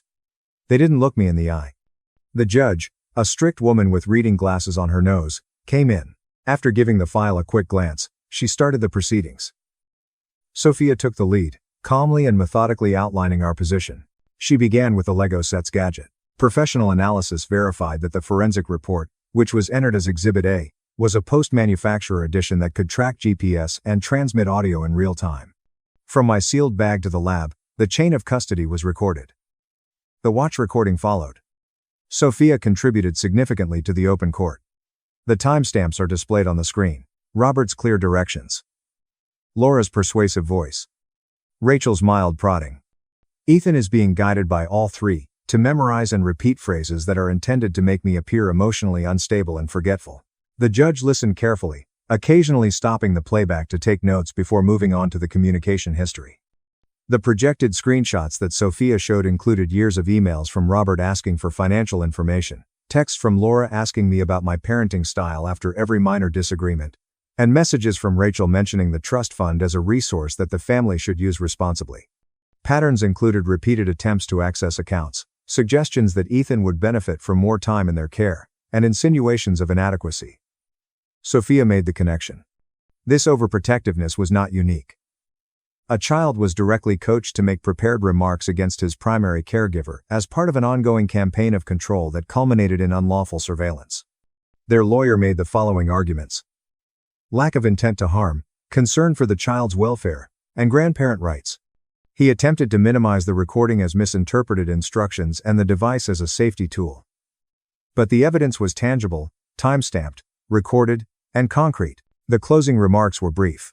Sophia highlighted the intentional planning of the surveillance, the deliberate coordination, the violation of visitation terms to create opportunities, and the coaching of particular language for possible use in court. All of them sought to exert control over Ethan and his trust fund. The judge took a moment to reflect. In the corridor, we waited. Sophia went over her notes. The coffee I drank from the vending machine was not good. We were summoned back in less than an hour later. From the bench, the judge spoke clearly. The evidence presented demonstrates a pattern of behavior that goes beyond reasonable grandparent concern. The installation of an unauthorized surveillance device in a child's gift, the violation of court-ordered visitation parameters, and the recorded coaching of the minor to make negative statements about the petitioner constitute serious interference with parental rights. This is not a single decision made in haste. This is a coordinated plan with systematic steps designed to undermine the mother's custody and gain access to the child's financial resources. She rejected the guardianship petition in its entirety, stating that such actions amount to parental alienation and present a clear risk to the child's psychological health. I was given exclusive decision-making power, sole legal and physical custody, and no obligation to consult with my extended family. Robert, Laura, and Rachel were immediately subject to restraining orders that prohibited them from communicating with Ethan in any way, including by phone, text message, social media, or coming within 500 feet of his home school or activities. Contempt proceedings would be initiated for any infraction. As trustee, I maintained complete control over the trust fund, keeping it safe and secure for Ethan's future. The court adjourned. I felt lighter than I had in years as I stepped outside into the brilliant afternoon light. The practical consequences were immediate and long-lasting. That same day, I blocked every known phone number and email connected to them. I updated the pediatricians and the school's emergency contacts. Just in case, I switched a couple of my online accounts. We relocated to a new home, in a different neighborhood 2 weeks later. For continuity, the school boundaries remain the same, but they are sufficiently distant to allow for a smooth transition. New routines, new paint on the walls. Ethan chose the color of his own bedroom. He bounced back steadily. He occasionally asked questions during the first month. But he was able to work through the confusion with the help of therapy sessions. Will I ever see Grandma again? Will I ever see Grandma again? By the second month, he was talking about middle school tryouts, inviting friends over, and building intricate Lego creations without hesitation. As it waited for whatever college or career path he ultimately decided on, the trust fund steadily increased in its conservative investments. There will be no more unannounced door knocks. Holiday invitations with loads are over. No more subtle remarks about parenting or finances. There was complete silence from that side. And it remained that way. Sometimes people ask me if I feel bad about severing ties with my own blood relatives. The answer is simple. No, not when the alternative was to let my son's security and trust gradually erode. Because this is what I discovered as a result of all of this. Sometimes the people who can do the most harm are those who are related to you. Sometimes cutting those connections entirely is necessary to protect your child. No compromises, no glimmer of hope for improvement. And the legal system and strong evidence are your best weapons in that battle. Collect everything. Continue to document. Trust the process. Recognize that you are not alone if you find yourself in a similar circumstance. Remain steadfast. My mill said my 8-year-old didn't belong and banned us from the wedding. Then acted shocked. When I didn't stay quiet. My mother-in-law forbade my 8-year-old and I from attending my husband's sister's wedding, which had over 25 children and 112 guests. Her child doesn't belong with us, she remarked nonchalantly. I didn't yell. I took one silent step. They examined the checkbook and began yelling when the wedding payment was due. I was standing in my kitchen with a glittering barrette in my palm and pancake batter on my wrist when I heard Marjorie say it. Because Aunt Madeline loves purple, Chloe had chosen it the previous evening. It was glittery and purple. Like a crown, she had placed it on the table as a pledge. At 8, she was old enough to give a damn. Young enough to still think that adults have good intentions. After clipping it into her hair, I assured myself that everything would be all right. The problem with being fine is that usually, it's a costume. Until someone takes it off in public, you wear it. Logan arrived downstairs looking like a man on his way to disaster. Carrying a bag of clothes. A bag of clothes for emergencies. Yes. We had 9 years of marriage. For 9 years, I had to translate Logan's family's jokes into reality and deal with school drop-offs, dentist reminders, and PTA emails. Tiny, precise cuts, tiny tests, and tiny prods. Marjorie never let forth a cry. She didn't have to. Marjorie had the ability to make a compliment destroy your day. She would smile as if she had just found a new species and exclaim, "Oh, Hannah. I adore your efforts." We lived in a peaceful suburb outside of Chicago. The kind where Target was 8 minutes away and the homeowners association thought that the length of the grass was morally wrong. Our life appeared normal from the street. A house with seasonal wreaths and Amazon shipments on the doorstep, a husband, and a child. Logan's family, however, continued to treat me like a temporary worker inside the house. Not quite one of them, but useful and interchangeable. Logan avoided looking at me as he filled his travel mug with coffee. "I must leave," he said. "My mother is in the hospital." I gave a blink. "Marjorie, what? What took place?" He adjusted his weight as if the floor were shaky. "I'm not sure. Madeline gave a call. It's not good." My hands instinctively reached for my phone. "All right, let's head out. I'll give the school a call." "Take Chloe." "No. Too quickly. Too keen." "No. Hannah. Hospitals are germs, Chloe has school, and you'll just get in the way."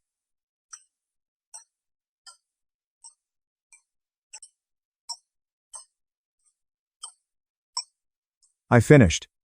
After waiting all morning for me to ask the incorrect question, Logan finally turned to face me, his annoyance obviously evident. "Please let me take care of it, Hannah. Keep me out of the room until it was too late to protest, and handle it the way he did everything." With her eyes half awake and her hair sticking up, Chloe padded into the kitchen wearing unicorn pajamas.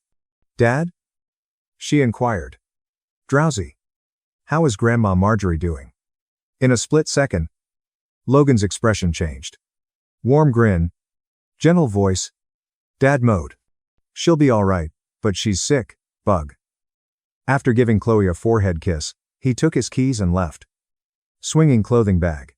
When someone places a lie on the floor and expects you to cover it with a rug, the house fell silent in that particular way. Swinging her legs, Chloe climbed onto her chair. "Is it possible for us to attend Aunt Madeline's wedding?" I froze. "Getting married?" I said it again as if it were a foreign word. Chloe nodded as if it were clear. "It is this weekend." According to Daddy, Logan had made no mention of getting married. Never once. Not a casual "hey, my sister's getting married" kind of thing. "Don't panic. Who informed you of that?" I asked too calmly. Chloe gave a shrug. "Last night." He said it over the phone. "Mom, stop," he said. "Oh, so there was a script." I'm trying to keep Hannah calm. My lines were simply not delivered to me. Chloe's big, trusting eyes were fixed on me, so I plastered a compassionate expression on my face. I said, "Go get dressed." She got off, whistling, and said, "And don't forget your backpack."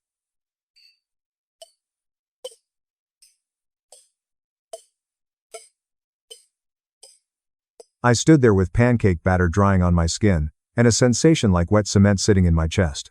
Because you learn the difference between forget and hid when you've been married long enough. Logan remembered the wedding of his sister. He concealed it, indicating that he was instructed to do so. And Logan obliged, devoted to his mother, as if it were a religion. I drove Chloe to school as usual, kissed her on the cheek, grinned at her teacher, and watched her rush inside with her hair sparkling purple. I then tried to come up with a plausible answer while sitting in the parking lot and staring straight ahead. Perhaps Madeline had a little wedding. Perhaps they had postponed it because Marjorie was actually ill. Perhaps I was exaggerating. The other thing toxic families do is that they don't simply leave you out.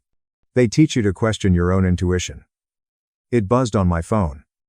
Logan is in the hospital. It's a complete disaster. Chloe. Don't worry. Later, I'll give you an update. Hospital. Yes. When I felt crazy with Logan's folks, I drove home and did what I normally did. I searched for invoices. They were buried behind Costco paper towels in a folder in the cupboard, since it seems that our marriage depended on secret documents and bulk purchases. Spreadsheets were in there.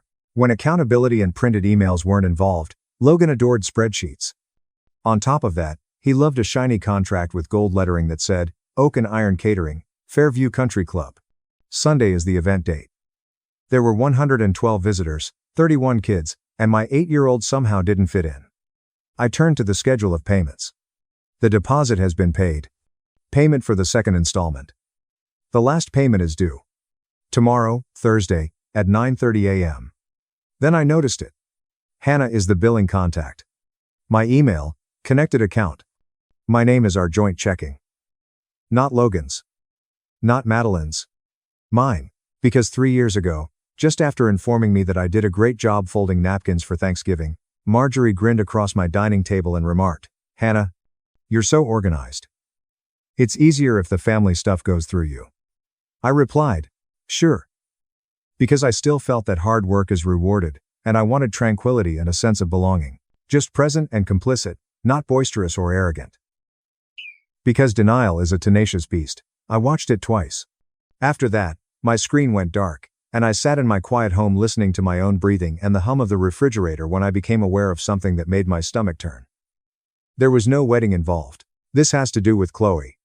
Because Marjorie would have put up with me if she had only despised me. Marjorie cherished having someone to despise. She had something to do between evaluating people's gardens and brunch. However, Chloe was evidence. Evidence that I was permanent. Evidence of my lineage. Evidence that, in theory, I was family. Marjorie was unable to tolerate that. I might have let out a scream. I could have called Logan and left a manifesto in his voicemail, spilling 9 years' worth of suppressed pain. They would have loved it if I had drove to Fairview Country Club and stormed into the rehearsal dinner. That way, the narrative would have changed from Marjorie being harsh to Hannah being unstable. I didn't yell as a result. I took one silent step. I logged into our bank after opening my laptop.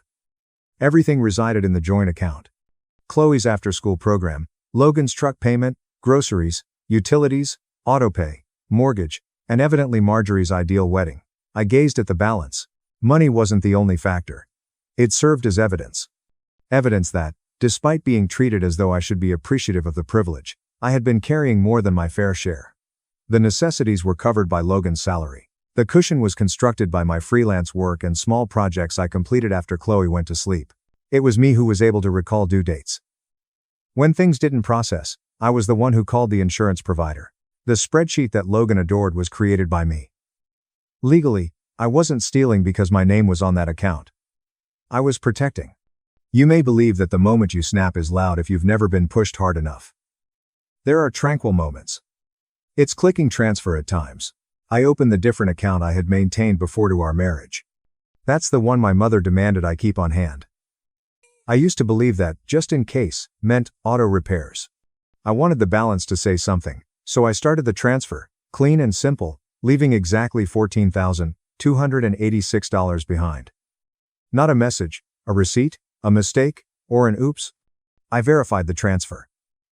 After the loading circle spun, it was finished. Just a shift in reality, no fireworks. I shut down the laptop. I packed after that. Not for show, not for retaliation, not for oxygen, nor for Chloe.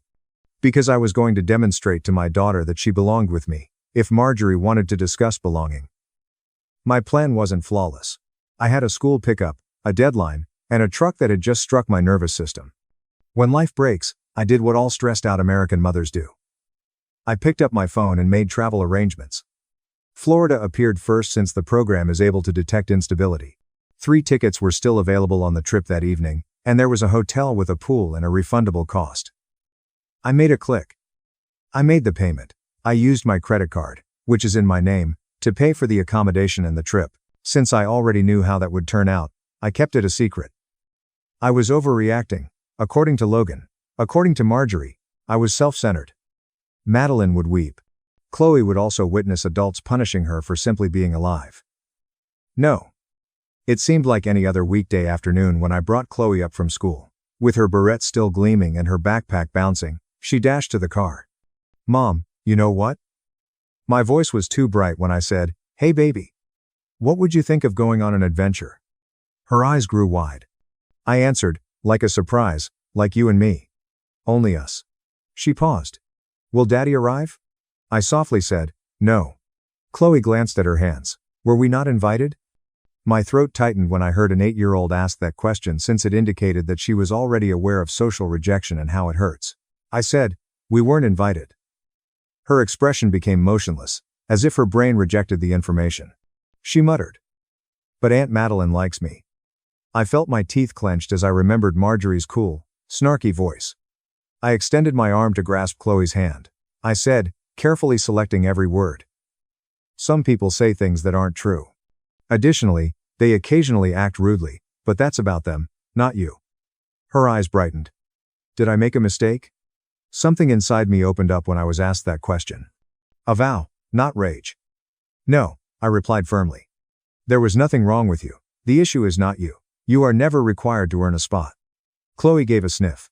Where are we heading, then? I grinned. It was my first genuine smile of the day. Somewhere with ice cream and a large pool. No one has the right to tell you that you don't belong elsewhere. She blinked. Disney. Is that right? It was. Of course. I suggested it might be. With just one luggage and Chloe's backpack, we strolled through the airport that night. She gripped my hand as if the universe could change its mind if she let go. I got her a pretzel that was larger than her face. I led her to choose an absurd keychain. I saw the melancholy begin to fade a little as her curiosity took over. I sent Logan a message before we boarded.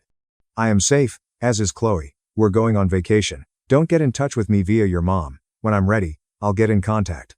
Then, as timestamps are important in America when individuals like Marjorie want to alter reality, I sent the same email. As the plane took off, I saw Chloe push her forehead against the window while I switched my phone to airplane mode. Not the calm of defeat, just silence. The silence of realizing you don't have to stay in a room where you've been insulted. We woke up Thursday morning in a motel room that had a subtle scent of waffle maker syrup and chlorine. As if gravity didn't exist, Chloe bounced on the bed. First, the pool? She inquired. First, the pool? I concurred. We went swimming. Pancakes were our meal. Chloe laughed so much that she snorted, and after snorting for a few hours, she laughed even more. She wasn't someone's disgrace, she was just a child. It's not difficult to conceal. Just a child with bright eyes and damp hair, and a mother, who was at last picking her. My phone then started up again. Voicemails, missed calls, and texts that appeared to have been penned by trembling hands. Logan's voicemail came in first, jarring and frantic. What the devil did you do, Hannah? Madeline is in a panic. The account. Give me a call now, Hannah. Madeline's message was a complete meltdown, the kind when everything ends because the spotlight is not as bright as it should be. She cried, this is my wedding. Without payment, the caterer won't begin serving. Make it right. Everything is being ruined by you. The voicemail from Marjorie came in like a show. She made an effort to come across as kind, as if she hadn't already publicly rejected my child. Sweetheart, Hannah, she said. There has been a miscommunication. Return the money. You don't need to throw a fit right now. Be sensible. You mean a tantrum? Because it's taste when Marjorie makes fun of a child. It's a tantrum when a mother shields her child. Something that felt nearly like laughter rose in my chest as I gazed at the voicemails. Not happiness, but relief. For the first time, their fear demonstrated that I wasn't insane. All of a sudden, my presence became important when the payment was due. It's funny how that operates. I sent Logan a single message via SMS. I watched the video. Never again lie to me. After that, I put my phone aside and went to grab ice cream with Chloe. Chloe grasped her cup with both hands as if it were holy and skipped the trek back. Mom, she said softly. Yes, sweetheart. Are we having problems? My throat constricted. Why would we be in danger? She cast a downward glance. On the phone, Daddy sounded irate. As well as Grandma.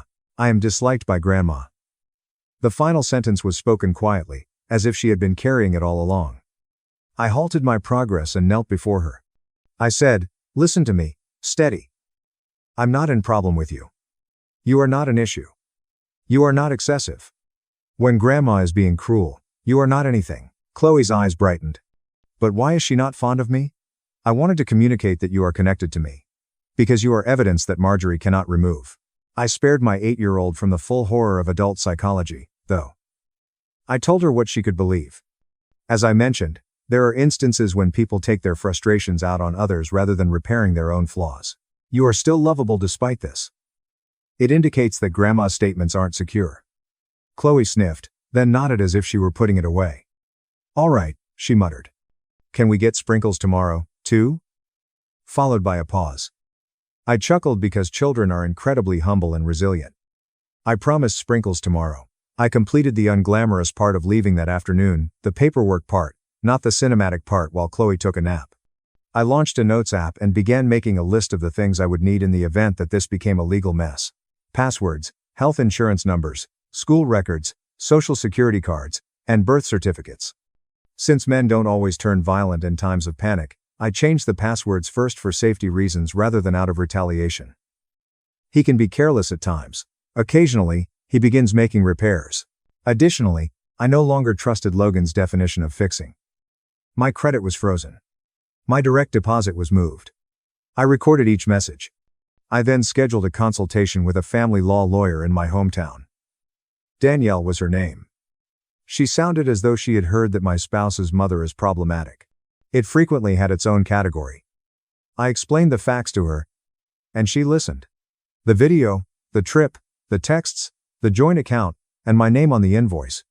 After I was done, she calmly stated, "You're not abducting your child by going on a trip, but you should continue communicating and writing. Keep your whereabouts known, and unless your husband starts acting abusively, don't deny him reasonable contact. Moving money from a joint account is not against the law. But in a divorce, the court is concerned with equity. Secure it instead of spending it. We'll record your motivation, documentation, and fairness. Nearly as much as Marjorie loves control, America loves paperwork." I also remember something Danielle said. "The emotional safety of your daughter is important. Courts dislike grandparents who alienate a child," she stated. "Maintain documentation. Avoid exaggerating. Simply document." I did. Logan's texts began coming in quick spurts, like updates from a disaster area, back at the wedding on Sunday because, yes, they still had the wedding. Dinner is being held. According to the planner, the bar will be closed. People are posing inquiries. Mom is yelling at everyone. Kindly return it. After Madeline receives her pictures, we can discuss. Following Marjorie's ideal day. Once the guests had finished their meal, they ceased to whisper. After that, we could converse. Something settled in me like a final decision when I turned to face Chloe, who was curled up on the couch with a towel around her shoulders, watching cartoons, her hair damp, and a pool bracelet on her wrist. I wasn't compromising the dignity of my child. I didn't respond. Logan sent me another message on Sunday afternoon. But it was shorter and different. Madeline was informed by the venue that they are unable to serve until the balance is cleared. They are actually just standing there. Everyone is observing. I had a clear, vivid picture of it. The Fairview Country Club has soft lighting, polished floors, and employees who have been taught to smile even in the face of chaos. Despite having flawless hair and mascara, Madeline looked stunning in her dress. Wearing pearls, Marjorie hissed at the coordinator as if the coordinator had stolen her youth. 112 guests are moving around in their chairs. 31 children request chicken tenders. You can't family your way out of a contract in America, so a wedding planner might whisper, "We need the payment before service." A contract is just that, a contract. The fact that my name was on it indicated that Marjorie was content to use my name when it made her life easier, but she was not content to allow my child to sit at a table. My phone rang. "Logan." I left it in voicemail. I listened after that. Now his voice sounded ragged. He said, more quietly than before, "Hannah. Just please, please. Later, we'll work everything out. This is embarrassing for my mom, Madeline." Embarrassing. That word is neither cruel nor incorrect. Embarrassing. The fact that people were observing was the true tragedy. I removed the voicemail, not because I didn't need it, but rather because I didn't want Chloe to hear his voice in that manner in the event that my phone unintentionally played it. Certain things are excluded from her world. Chloe and I ate fries from a paper basket while sitting on the balcony that evening. Warm air enveloped us like a blanket as palm trees swayed. "Are we going home to Daddy?" Chloe asked nonchalantly as she dipped a fry in ketchup. I inhaled. "To be honest," I said, "I don't know yet." She seemed to accept that by nodding. Then she asked the question that broke my heart, and her face tightened. "Did my father not want me to be there?" I could have told a falsehood. "Daddy loves you, honey," I could have said. It's difficult, but children can detect deception like smoke. I gave her the truth that she deserved. "Daddy made a poor decision," I remarked. Chloe whispered. "I like you better." And I laughed. "Real? And watery. And I'm going to make sure you're safe while he figures out how to make better ones." "Same," I said. Logan's tone changed on Monday. He sounded smaller and more worn out, as if he had just spent the weekend tidying up a mess he had helped create. Not because he deserved it, but because I was prepared, I responded. "Where are you?" he inquired. I replied, "On a trip. With Chloe." "You can't just take her." "I can," I said coolly. "She is also my child. I also assured you that she is secure." After a moment of silence, I carefully wrote it down. The wedding of Madeline was a complete failure. I uttered a quiet sound. Yes, they needed to take out a loan. He acknowledged it. My father made a cash advance. Mom gave everyone a call. Dinner was postponed by the caterer. The bar was closed for almost 90 minutes. People were conversing. It wasn't good. I also inquired. Logan's voice broke. "What made you do it? Why would you harm us like this?" "To us? Not to Chloe? Not in my opinion. To the marriage ceremony." I noticed my jaw getting tense. "Logan," I said softly, "according to your mother, her child shouldn't be on camera with us. You misled me about a medical facility." In the background, I could hear you laughing. Quiet. Online. "You misled me about a medical facility. About Chloe. She didn't mean it." He made a feeble attempt. I chuckled briefly, and without humor. "As if picking out napkins," she said it. I had no idea what to do. He muttered. I said, "You did. You simply had no desire to do it." His breath caught.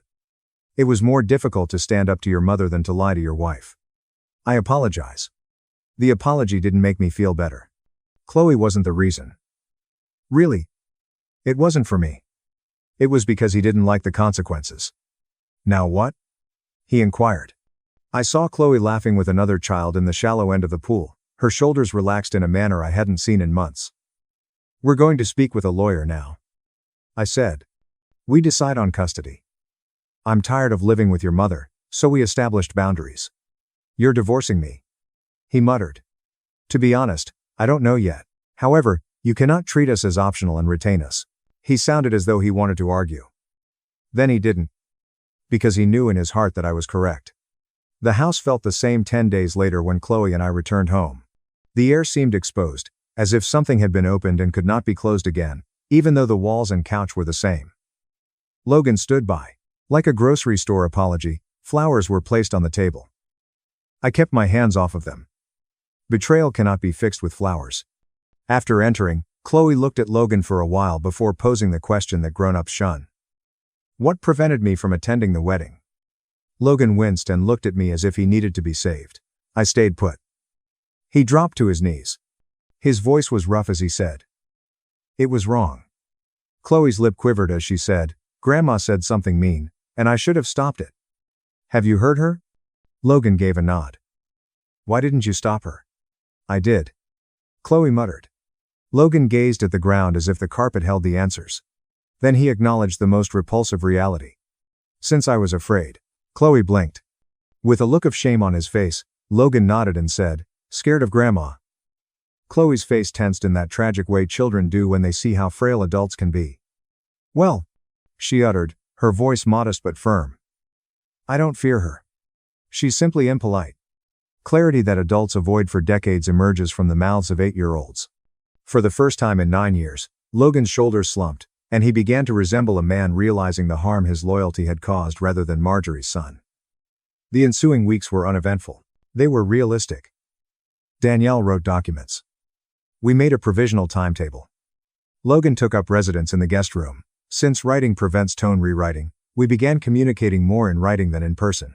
It seems that some men need therapy to realize that boundaries are not a personal attack, which is why Logan began going to therapy. Most nights, Chloe stayed with me.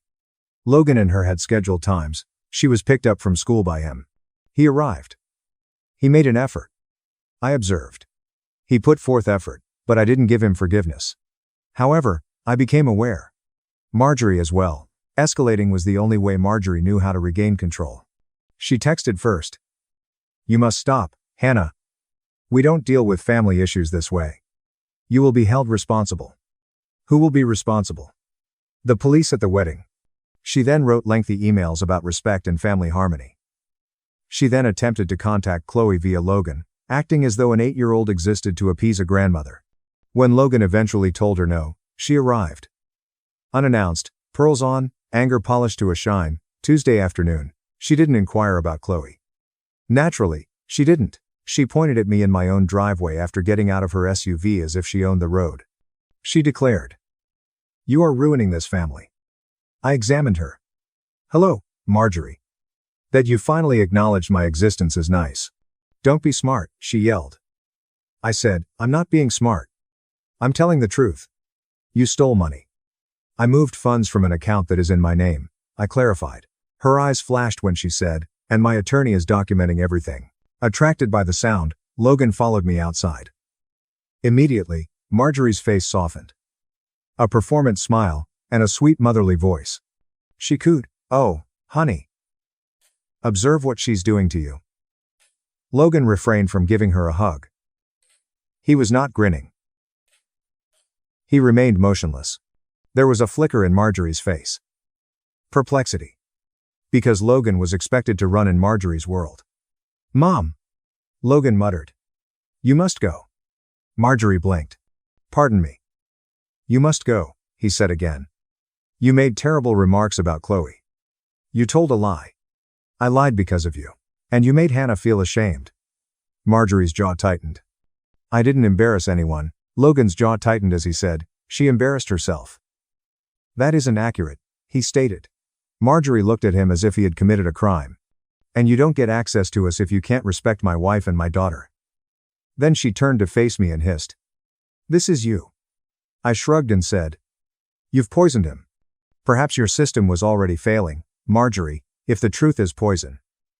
Before she could even consider enlisting my child in her conflict, I moved forward as her gaze darted to the window in Chloe's room. My voice became as serene as glass. I warned her. "You won't like what happens next if you ever say one cruel thing to my child again." Marjorie flared her nostrils. I briefly feared that she would slap me. Then, with her tires squealing as she backed out like she was escaping punishment, she whirled around and charged back to her SUV. Logan let out a breath. I did not offer him congratulations. Although it demonstrated something significant, one admirable moment cannot undo 9 years of cowardice. This was something he could have done sooner. He simply didn't. After that, Logan had therapy, paperwork and boundaries, a temporary custody schedule, and rules that didn't change for Marjorie's brief visit. Marjorie attempted to explain to the family that I was unstable, spiteful, envious, or any other term that gave her a sense of control.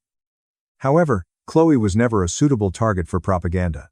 One evening, she told me quietly and matter-of-factly, as if she were reporting the weather. "My grandma said I don't belong." I drew her in. I said, "She was wrong." Logan heard her say, "And you never have to shrink to fit someone else's cruelty." I saw a change in his expression when he realized that this wasn't about me winning an argument. It concerned Chloe's identity construction and whether she would base it on truth or shame. Chloe and I sat in our new apartment half a year later. Nothing fancy, just a pool she loved, sunshine, and silence. It was not an opulent getaway. It was a place of reset, where nobody could arrive without warning without facing repercussions. With her tongue protruding in focus, Chloe colored at the table. She said, "Mom," without raising her gaze, "do I fit in with you?" I put everything down. I bent closer. I said, "You belong with me and with those who love you, don't you?" As if her heart had been waiting for that line, she nodded contentedly. Then she smiled. Is it possible for me to invite anyone I want to your wedding someday? I let out a genuine, soft laugh. You can, she said. Then I'm inviting you. Because you're my favorite. I gave her a tight hug that made her squeak. Chloe didn't belong with them. According to Marjorie. She was correct. But not in the sense she intended. Chloe didn't belong in places where children are viewed as a burden and love is conditional. She had to earn basic kindness because she didn't belong anywhere. I finally belonged to myself, and she belonged with me. Madeline received her pictures. She also had a wedding that is still talked about. The one where the bar closed, the dinner stalled, the payments didn't clear, and the yelling began. Logan also discovered firsthand what happens when you prioritize your mother over your family. No wedding was ruined by me. I destroyed a delusion. And delusions were bound to shatter. It just so happened that I had the bank app in my hand. I appreciate you staying to the very end. Please like and subscribe for more if this story resonated with you. Who do you think was truly at fault in this situation, I wonder? Tell me in the comments. You slammed the door in your sister's face, my mom said. I replied, I didn't agree to free childcare. I said, if you show up, I'll call CPS. Your apartment is located that much closer to the airport. At 10:45 p.m., my sister sent me a text message. My 5 children will be there for a period of 3 weeks. My hubby took me by surprise by giving me Bora Bora. I responded with a letter. It is not my home. The response came from her. Your mother has your spare key. She is allowing us to enter. After giving a friendly grin, I immediately called security to have the locks changed. She had 5 pieces of luggage with her when she arrived at my building, and the doorman had new instructions for her. I am David, by the way. I am 36 years old, and I make my living by flying passengers all around the world. I am the family's success story, at least according to the paper. Being the first person to graduate from college, having a solid job with a major airline, and having a decent apartment in a city that my parents still consider to be too costly are all accomplishments that I have achieved. Over the course of my life, I spend half of it in the clouds and the other half attempting to get some rest. A single interpretation can be drawn from that in my family. It is you who is in possession of it. Certainly, you put in a lot of effort. We are not proud of you at all. Exactly, David. You are able to pay it. My age is the oldest. Emily, my sister, is 33 years old.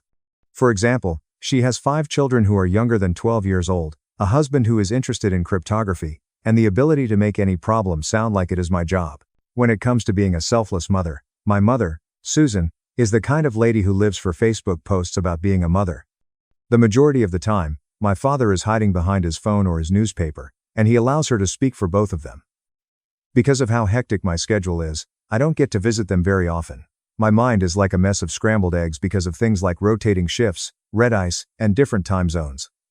On the other hand, if I happen to be in town on a Sunday, I make it a point to go out to the suburbs for dinner at least once a month. That evening, the evening in which everything began to significantly deteriorate. A grueling 5-day expedition has now come to an end.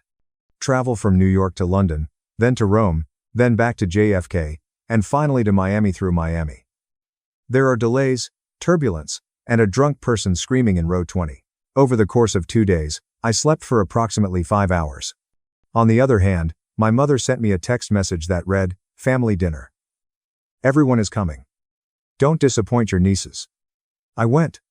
When I entered the house, I was immediately confronted with the typical maelstrom of noise. The cartoon station is playing loudly. Children jogging on hardwood floors while wearing socks. The sound of my mother ranting about potatoes from the kitchen. She immediately cried out, "David!" without turning around. "You're running behind schedule. I just landed," I said as I unloaded my overnight bag and placed it by the entrance. My arrival was a direct result of my arrival at the airport. In one hand, Emily was shoving macaroni into the child, and in the other, she was browsing through TikTok. Emily was sitting at the table with her phone. With a sneer on her face, she looked up at me. She commented, "Must be nice," as she was traveling around the world while the rest of us were focused on our everyday lives. As I did so, I inhaled deeply. My exhaustion prevented me from engaging in a debate. As she turned around, Mom used a dish towel to wipe her hands. She stated, "We were just talking about the van." And I concurred. "Emily's dying. The mechanic said it's dangerous to drive with the kids. We figured you could help." There it was at the scene. No. How are you? No. Have you had a good flight? Let's go right to the question. With a dramatic eye roll, Emily rolled her eyes. We did figure it out since it seems that Tom and I are meant to be able to conjure up $8,000 out of thin air. You do not have a partner. Not a single child. That pilot money is in your possession. I turned my head to look at my father. As he calmly watched the game on the television in the corner, he maintained his focus on the game. I just finished paying off my own automobile. I added. What about my school loans? Still trying to get caught up. Mom smiled at me with the tight smile that she possesses just before she says something that will remain ingrained in your mind for long periods of time. I beg you, David, please. In a single month, you earn more money than your father ever did when he was your age. Families are able to assist one another. Do you really want your nieces to get caught in a deadly trap as they are riding around? That statement sat like a brick in my chest when I read it. Since family helps family, this means that you help us. Upon taking a seat at the table, I was immediately experiencing that old, familiar mixture of rage and guilt that was rolling about in my gut. Even though I was unaware of it at the time, that was the very first crack that occurred before everything exploded. Emily did not always have 5 children and a van that was in disrepair. She had the title of princess when we were younger with her. To begin, not in a snobbish manner, but rather to just protect. In order to save money for flying school, I was the one who was mowing lawns when I was 15 years old and bagging groceries when I was 17 years old. My parents made it abundantly plain that they would not be paying for anything that was pricey and risky. At one point, my father asked me, "You want to fly planes?" And I responded by saying, "Then you better figure out how to get off the ground on your own." Okay. I did it. I spent years bouncing between crummy apartments and crash pads with 4 other pilots in order to make it through training. I worked every spare hour, studied, and took out loans that made my head spin. All of this was done in order to make it through training. In the meantime, Emily spent her gap years switching between several majors and men. Her pregnancy at the age of 25 caused my parents to experience a week of intense anxiety. After that, they changed their strategy. Having a child is a blessing. She made the decision that we will sort it out. Through us. She came into contact with me. It began on a modest scale. Emily was in tears when she phoned me because her rent was past due, and the baby formula was pricey. Only for this one time, David. I am certain that I sent her a wire transfer of Math BBS $500 that I did not actually possess. Then there is the monthly power cost. Then there is the security deposit for a more spacious apartment. Following that, the kid will require urgent dental care. Time and again, there was a justification. She would repeat. You know they're struggling. Throughout each and every call that my mother made immediately after. You have no idea how challenging it is to deal with children. To be able to travel is a blessing for you. I am fortunate. This word has always had a sour taste to it. At the time that Emily gave birth to her 4th child, I had lost count of the number of times that I had intervened. Because she was so upset about the late fees, I paid off one of their credit cards after she had a phone call about it. The minivan that they ultimately damaged was financed with my co-signer's signature. In order to provide the children with memories that would last a lifetime, I utilized my work benefits to book them inexpensive flights to Disney World. In spite of the fact that I couldn't recall the last time I had gone on a vacation of my own, I was excited. In every instance in which I attempted to establish a boundary, it turned into a family vote on my personality.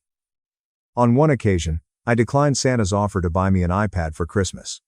Emily creased her face in pain. Are you truly going to force me to tell my children that Santa Claus was unable to finance it? It was my mother who leaped in. Please, David, stop acting so dramatic. Simply said, it's money. Taking it with you is not an option. The father cleared his throat as if he were going to speak, and then he returned his attention to his ham. My feelings began to shift from those of a son to those of a walking automated teller machine with a pilot's license. The issue about flying is that it appears to be a glamorous activity from the outside. When people think of layovers, they think of traveling and drinking drinks. When you're actually doing it, you're dragging your wheeled bag through airports at 5 o'clock in the morning, eating depressing sandwiches by yourself in hotel rooms, and waking up not knowing which nation you're in. On my days off, I was completely worn out. Instead, I required a peaceful night's sleep. The buzzing on my phone continues unabated. Hello. Uncle David. Would you be able to watch the children on Saturday so that Tom and I may go out on a date? Do you have any hotel points that you are not currently using? This resort is located here. Does this car seat have the capability of covering the difference? The ones that are safe are really pricey. If I did not respond in a timely manner, the group chat would become active. The family unit. It's Mom. David. This is Emily. Wow. It is rather polite of you to overlook your relatives. The only time we ever begged for anything, Mom, was when we were in dire need of it. I was wrong about that. They inquired on a regular basis, but they never witnessed it. When I was in Chicago for a stopover, I recall sitting in a hotel room and glancing at my banking app every minute. Just now, I had transferred $math BBS1, $0 to cover the costs of school uniforms and fees. When compared to someone who worked as much as I did, my savings account appeared to be quite small. Math was done by me. I'd given them enough money over the course of the previous 4 years to buy that van twice. The amount is sufficient to make a down payment on a modest dwelling. A sufficient amount to have taken myself on a trip that consisted of more than just sleeping in a different bed between every flight. On the other hand, I had Emily's text message from the previous week. In all honesty, you ought to feel grateful. We infuse your life with significance. In the absence of us, you would be nothing more than a solitary individual sitting in the cockpit. There was no response from me to that one. Eventually, the hatred grew to the point where it was comparable to a flight that was continually delayed by 20 minutes. Because you are certain that this delay will be the final one, you choose to remain at the gate. It was a Tuesday evening when the final straw was thrown. After yet another series of consecutive flights, I was at last back at my house. A strange documentary was playing in the background while I was half sleeping on top of the covers. I had just showered, eaten some inexpensive takeout on my couch, and it was already half asleep. When I was at 10:45 p.m., my phone rang. Emily was the one in question. Your apartment is located that much closer to the airport. She sent a text message stating that she will be dropping off the children for 3 weeks. Tom took me by surprise by bringing Bora Bora. My eyes were fixed on the screen as I attempted to persuade myself that I had misread it. Is it 3 weeks? There is no prior notice. I scrolled up in an attempt to find any past messages that were related to this trip. None of it. What was it that I typed? There are 3 dots. Following that, we will go tomorrow afternoon. It is without a doubt the only time that we are able to travel. You won't have any problems. Children adore you. The beat of my heart began to begin. I took a glance at myself in my 1-bedroom apartment. A small couch, a single bathroom, and no child safety measures. While I was trying to get some rest in between flights, I had a mental image of 5 young people ripping through my belongings. On top of that, I wasn't even going to be in the city for the majority of those 3 weeks. My agenda had already been planned out. A number of overnight flights and long-distance flights. She responded almost immediately, as if she had already prepared it. I typed, I can't. I'm working. I won't even be here. Her response came quickly. Mom has your spare key. She's letting us in. We'll drop them at your place on the way to the airport. Don't make this a thing. The contents of my stomach fell. The decision had already been made. That line caught my attention. Something inside of me felt numb as I heard the words, Mom has your spare key. At that very instant, I came to the realization that in their minds, my own home was not truly mine. It was an additional resource, something else that they could make use of. I drew my phone to the side. I didn't instantly start thinking about how to make it work, which is something that I hadn't done in such a long time. In its place, I experienced a peculiar and piercing quiet. After picking up the phone once more, I smiled at my reflection that was displayed on the black screen. Then, I scrolled down until I reached the number for the front desk of my building. What about the front desk? Your name is Miguel. As I was saying, hey, it's David in 14B. In spite of the fact that my heart was beating rapidly, my voice seemed to be strangely stable. For whatever reason, I have a question for you regarding the locks. A brief pause transpired. Indeed, Mr. Collins, I am. Is everything correct? Not yet. I responded. In spite of this, I swiftly indicated that I needed my locks rekeyed first thing in the morning. However, it certainly will be. That under no circumstances was anyone to be escorted inside my flat without my personal presence being present. No one, not even my mother or my sister, not even my family. After a little pause, Miguel was silent. I finally understood, he said. At 8 o'clock, we are able to perform maintenance there. I'll also write a note for all of the doormen for you. There is no access without you. As I mentioned, I am grateful. After a moment of hesitation, I continued. My mother might show up and pretend that I gave my okay. It wasn't me, he said with a quiet chuckle. This occurs rather frequently. There is no need to worry. We will carry out your directions. As soon as I hung up, the rush of adrenaline began. My hands were shaking. Once more, my phone is buzzing. It's Mom. I was informed by Emily that you are being difficult. Her phone rang before I could give her a response. I responded to it. As far as I can see, you are not willing to assist me in any way. She yelled out before I had a chance to greet her. Despite the fact that your sister has finally received something pleasant, you are going to spoil it. Nothing is going to be ruined by me. I responded by saying, I have work. I can't take 5 kids for 3 weeks. That's not babysitting. That's parenting. You're exaggerating. She responded by saying, they'll be in school most of the day. You're barely ever home anyway. What's the difference?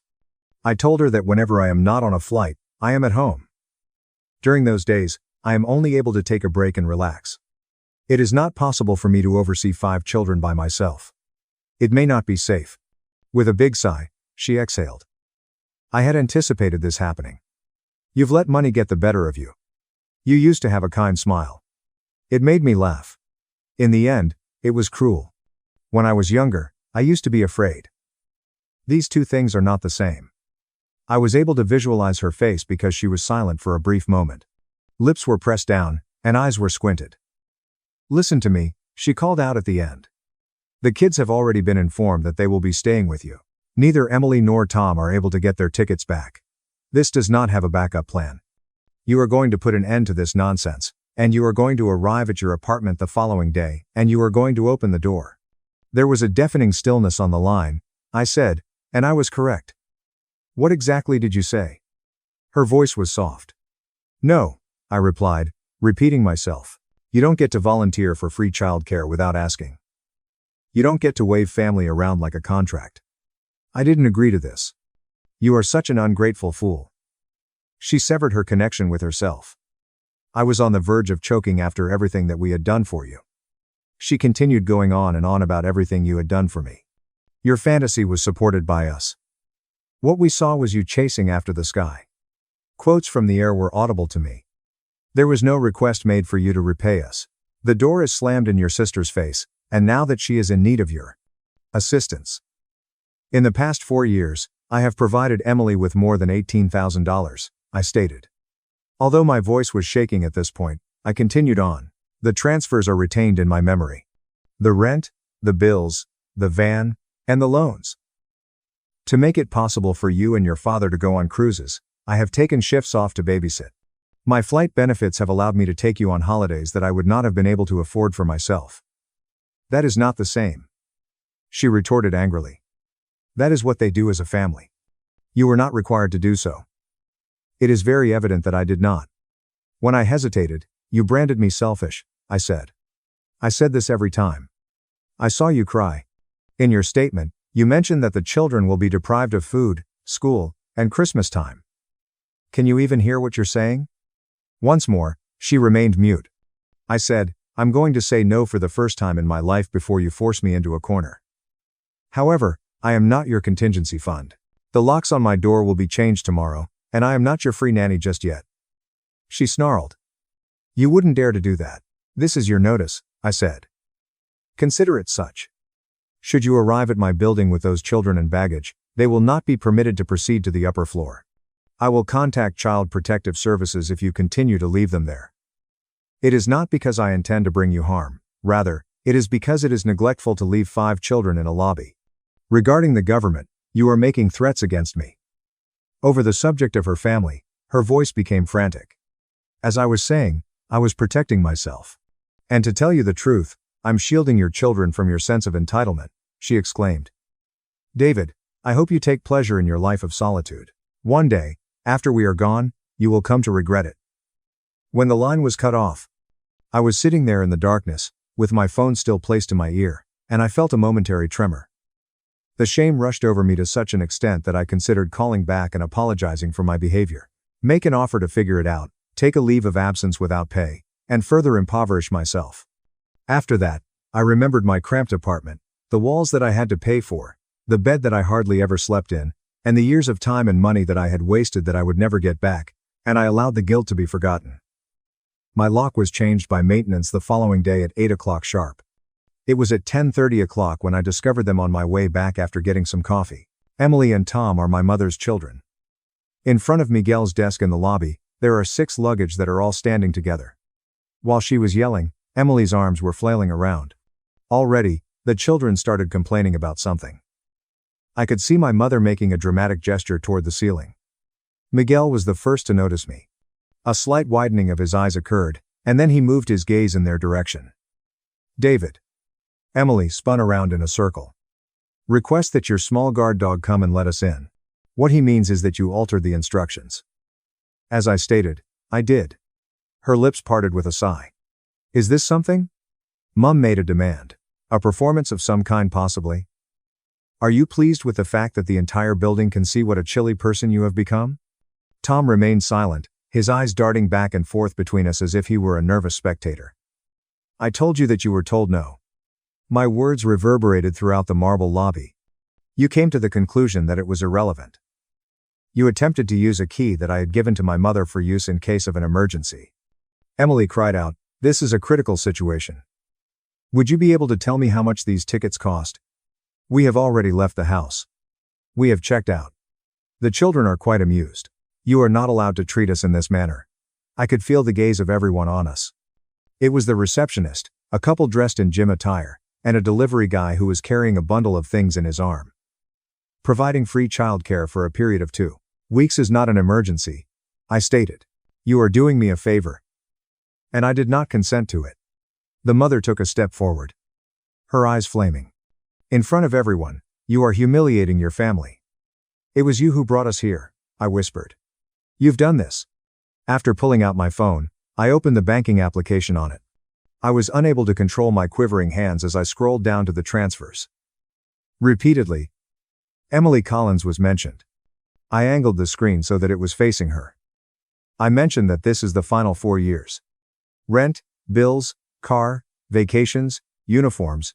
You've treated me like a bank with no security questions. That ends today. She scoffed as she glanced at the screen and then continued her statement. So what?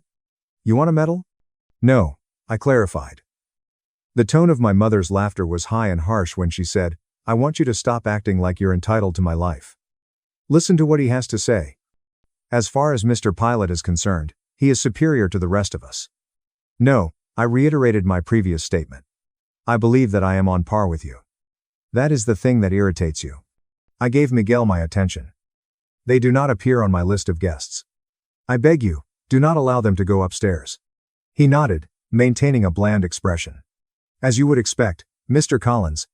Emily appeared to be oblivious to my presence as she glanced at me. You are prioritizing financial gain over the well-being of your own nieces and nephews. She murmured. I turned my attention to the children. He was picking at his shoelace with his fist. An additional individual appeared to be on the verge of crying as a result of the strain. I said, I'm choosing to keep my sanity. I have made the decision to stop being used in any way. It is not I who is their parent. You are.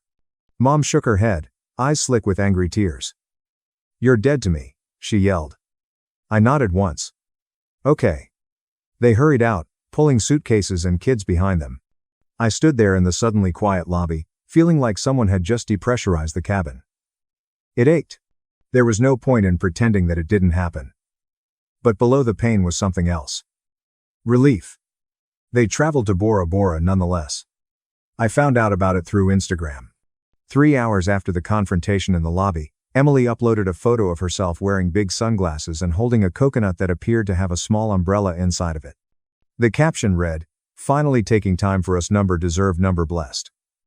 The children were tagged with their grandparents. So much for having no backup plan. I gazed at the screen for a moment before laughing, not because it was funny, but because it was so predictable. That evening, my mother sent me a text message, which read, You humiliated us. Your father is furious. The kids are confused. I hope your empty apartment keeps you warm at night. I put my phone on so it does not disturb me. After that, there was an oddly quiet period of time. This means that there will be no incessant buzzing for favors, no guilt-laced messages, just checking in, and no requests for money. After going to work, flying my flights, and returning home, I found that the silence was oppressive at first. It was as if I had been missing a frequency that I had always tuned into. After that, it started to feel all right. I was able to enjoy my first full day off, during which I did nothing but exist. It was a late night for me. Instead of eating food at the airport, I prepared a real breakfast. In the absence of anyone calling my name, I sat on my balcony with a cup of coffee. I decided to pay for a massage on a whim. I immediately flinched when the receptionist informed me of the price, and I immediately converted it into, "That's half a utility bill for Emily." After that, I stopped myself. Not only was it my money for my job, but it was also my body, which was continuously experiencing jet lag and pain. I responded with, "Yeah, that's fine," and then I paid. On the other hand, something in my chest seemed lighter afterward, and my shoulders felt lighter as well. The smear campaign had a modest beginning. Direct message, DM, from a cousin I hadn't talked to in years. "Hey, what exactly took place with your mother?" Something that she posted was a little ambiguous. Today, I checked Facebook. There was a lengthy piece that my mother had written about being a martyr. In her writing, she expressed that there are some of us who offer everything for our children, but in exchange, we receive nothing but harshness. Imagine you are responsible for the upbringing of a son who prioritizes financial success over his own family. Say a prayer for my heart. Numerous comments, hundreds of likes, and hugs are being sent your way. You are such a wonderful mother. Remain steadfast. God is aware of everything. She did not tag me, but it was unnecessary for her to do so. Everyone was aware of it. Once upon a time, the shame was really intense. One part of me wanted to compose a response that was so lengthy that it would mention every dollar, every sacrifice, and every manner that they had taken advantage of me. I turned off the application instead. If there is one thing that I have learned from flying, it is that you cannot exercise control over the weather. Only the reaction from you. During the subsequent few weeks, other things came to light.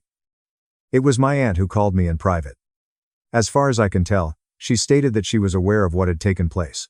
Your mother made it appear as though you had abandoned 5 children on the pavement, but then she revealed that she and your father are in fact the ones who are responsible for their care. It was a pause. You are aware that she has been boasting for years about how David will take care of us when we are old, right? She whispered. You did the right thing. And I figured that I had the proper answer. We talked for a longer period of time than we had in years, and I wish I had done it sooner with my own children. At the end of the call, she admitted that she had been giving money to her own adult son for years, and that she had felt trapped. She said that seeing you say no made her think that maybe I am allowed to stop as well. Huh. I started therapy. I had been meaning to start for a very long time, always telling myself that I would do it when my schedule calmed down, which was a joke. During the first session, I told the therapist about the van, the money, the hallway scenario, and the trip to Bora Bora. She leaned back and asked, "You know this is parentification, right?" I found a therapist who worked online between trips. Ever since you were a teenager, they have been treating you as if you were a third parent and providing you with a financial safety net. Isn't that just the fact that you are the oldest? I shrugged. She provided me with terminology that I had not before encountered, such as boundaries, investment, and financial abuse. No, she answered. It's being exploited. I made a number of changes at home, some of which were relatively minor, but they added up to a significant impact. I canceled the automatic transfer that I had set up to Emily every month, just in case. I also closed the joint emergency credit card that my mother had for the children.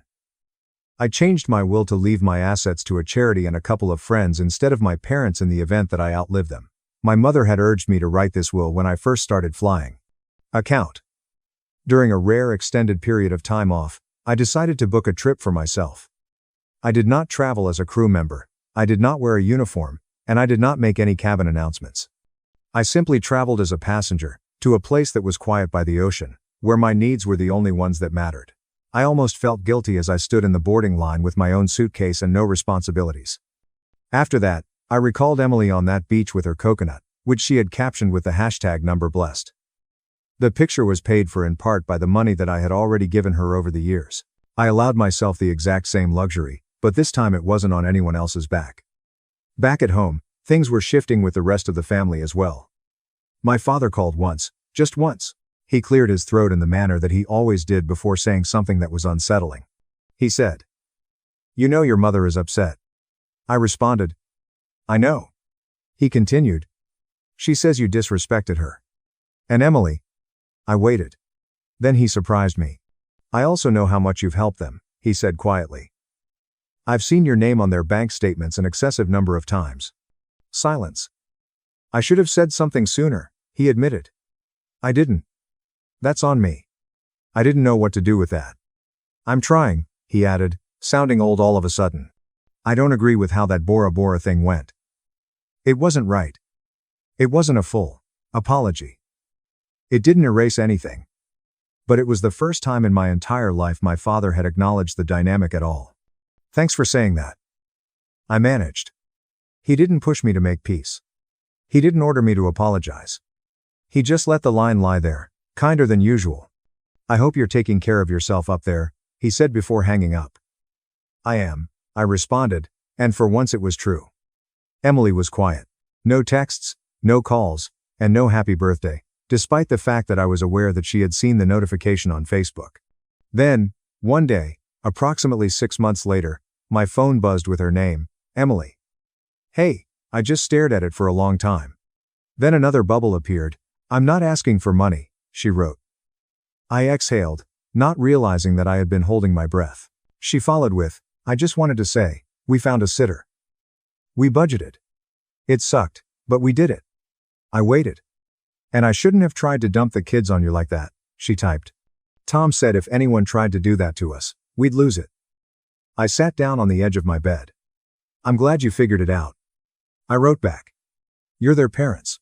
You'll find a way." She didn't exactly apologize. But it was the closest she'd ever come to admitting I'd been right to say no. We didn't suddenly become best friends. I didn't start wiring her money again. But the tone had shifted from "you owe us" to something more level. I realized then that me saying no hadn't destroyed them. I still hear my mother say, "You're dead to me." And my own calm, "Okay." I was scared that moment would haunt me, but therapy made it clear that I didn't end my family. I ended my role as their wallet. It had forced them to finally grow up a little bit, and it had forced me to finally live my life like it belonged to me. Sometimes, on red-eye flights, I still hear my mother say that. I am still their son, but I fly my own plane and choose where my time and money land. Now things are distant, but quiet.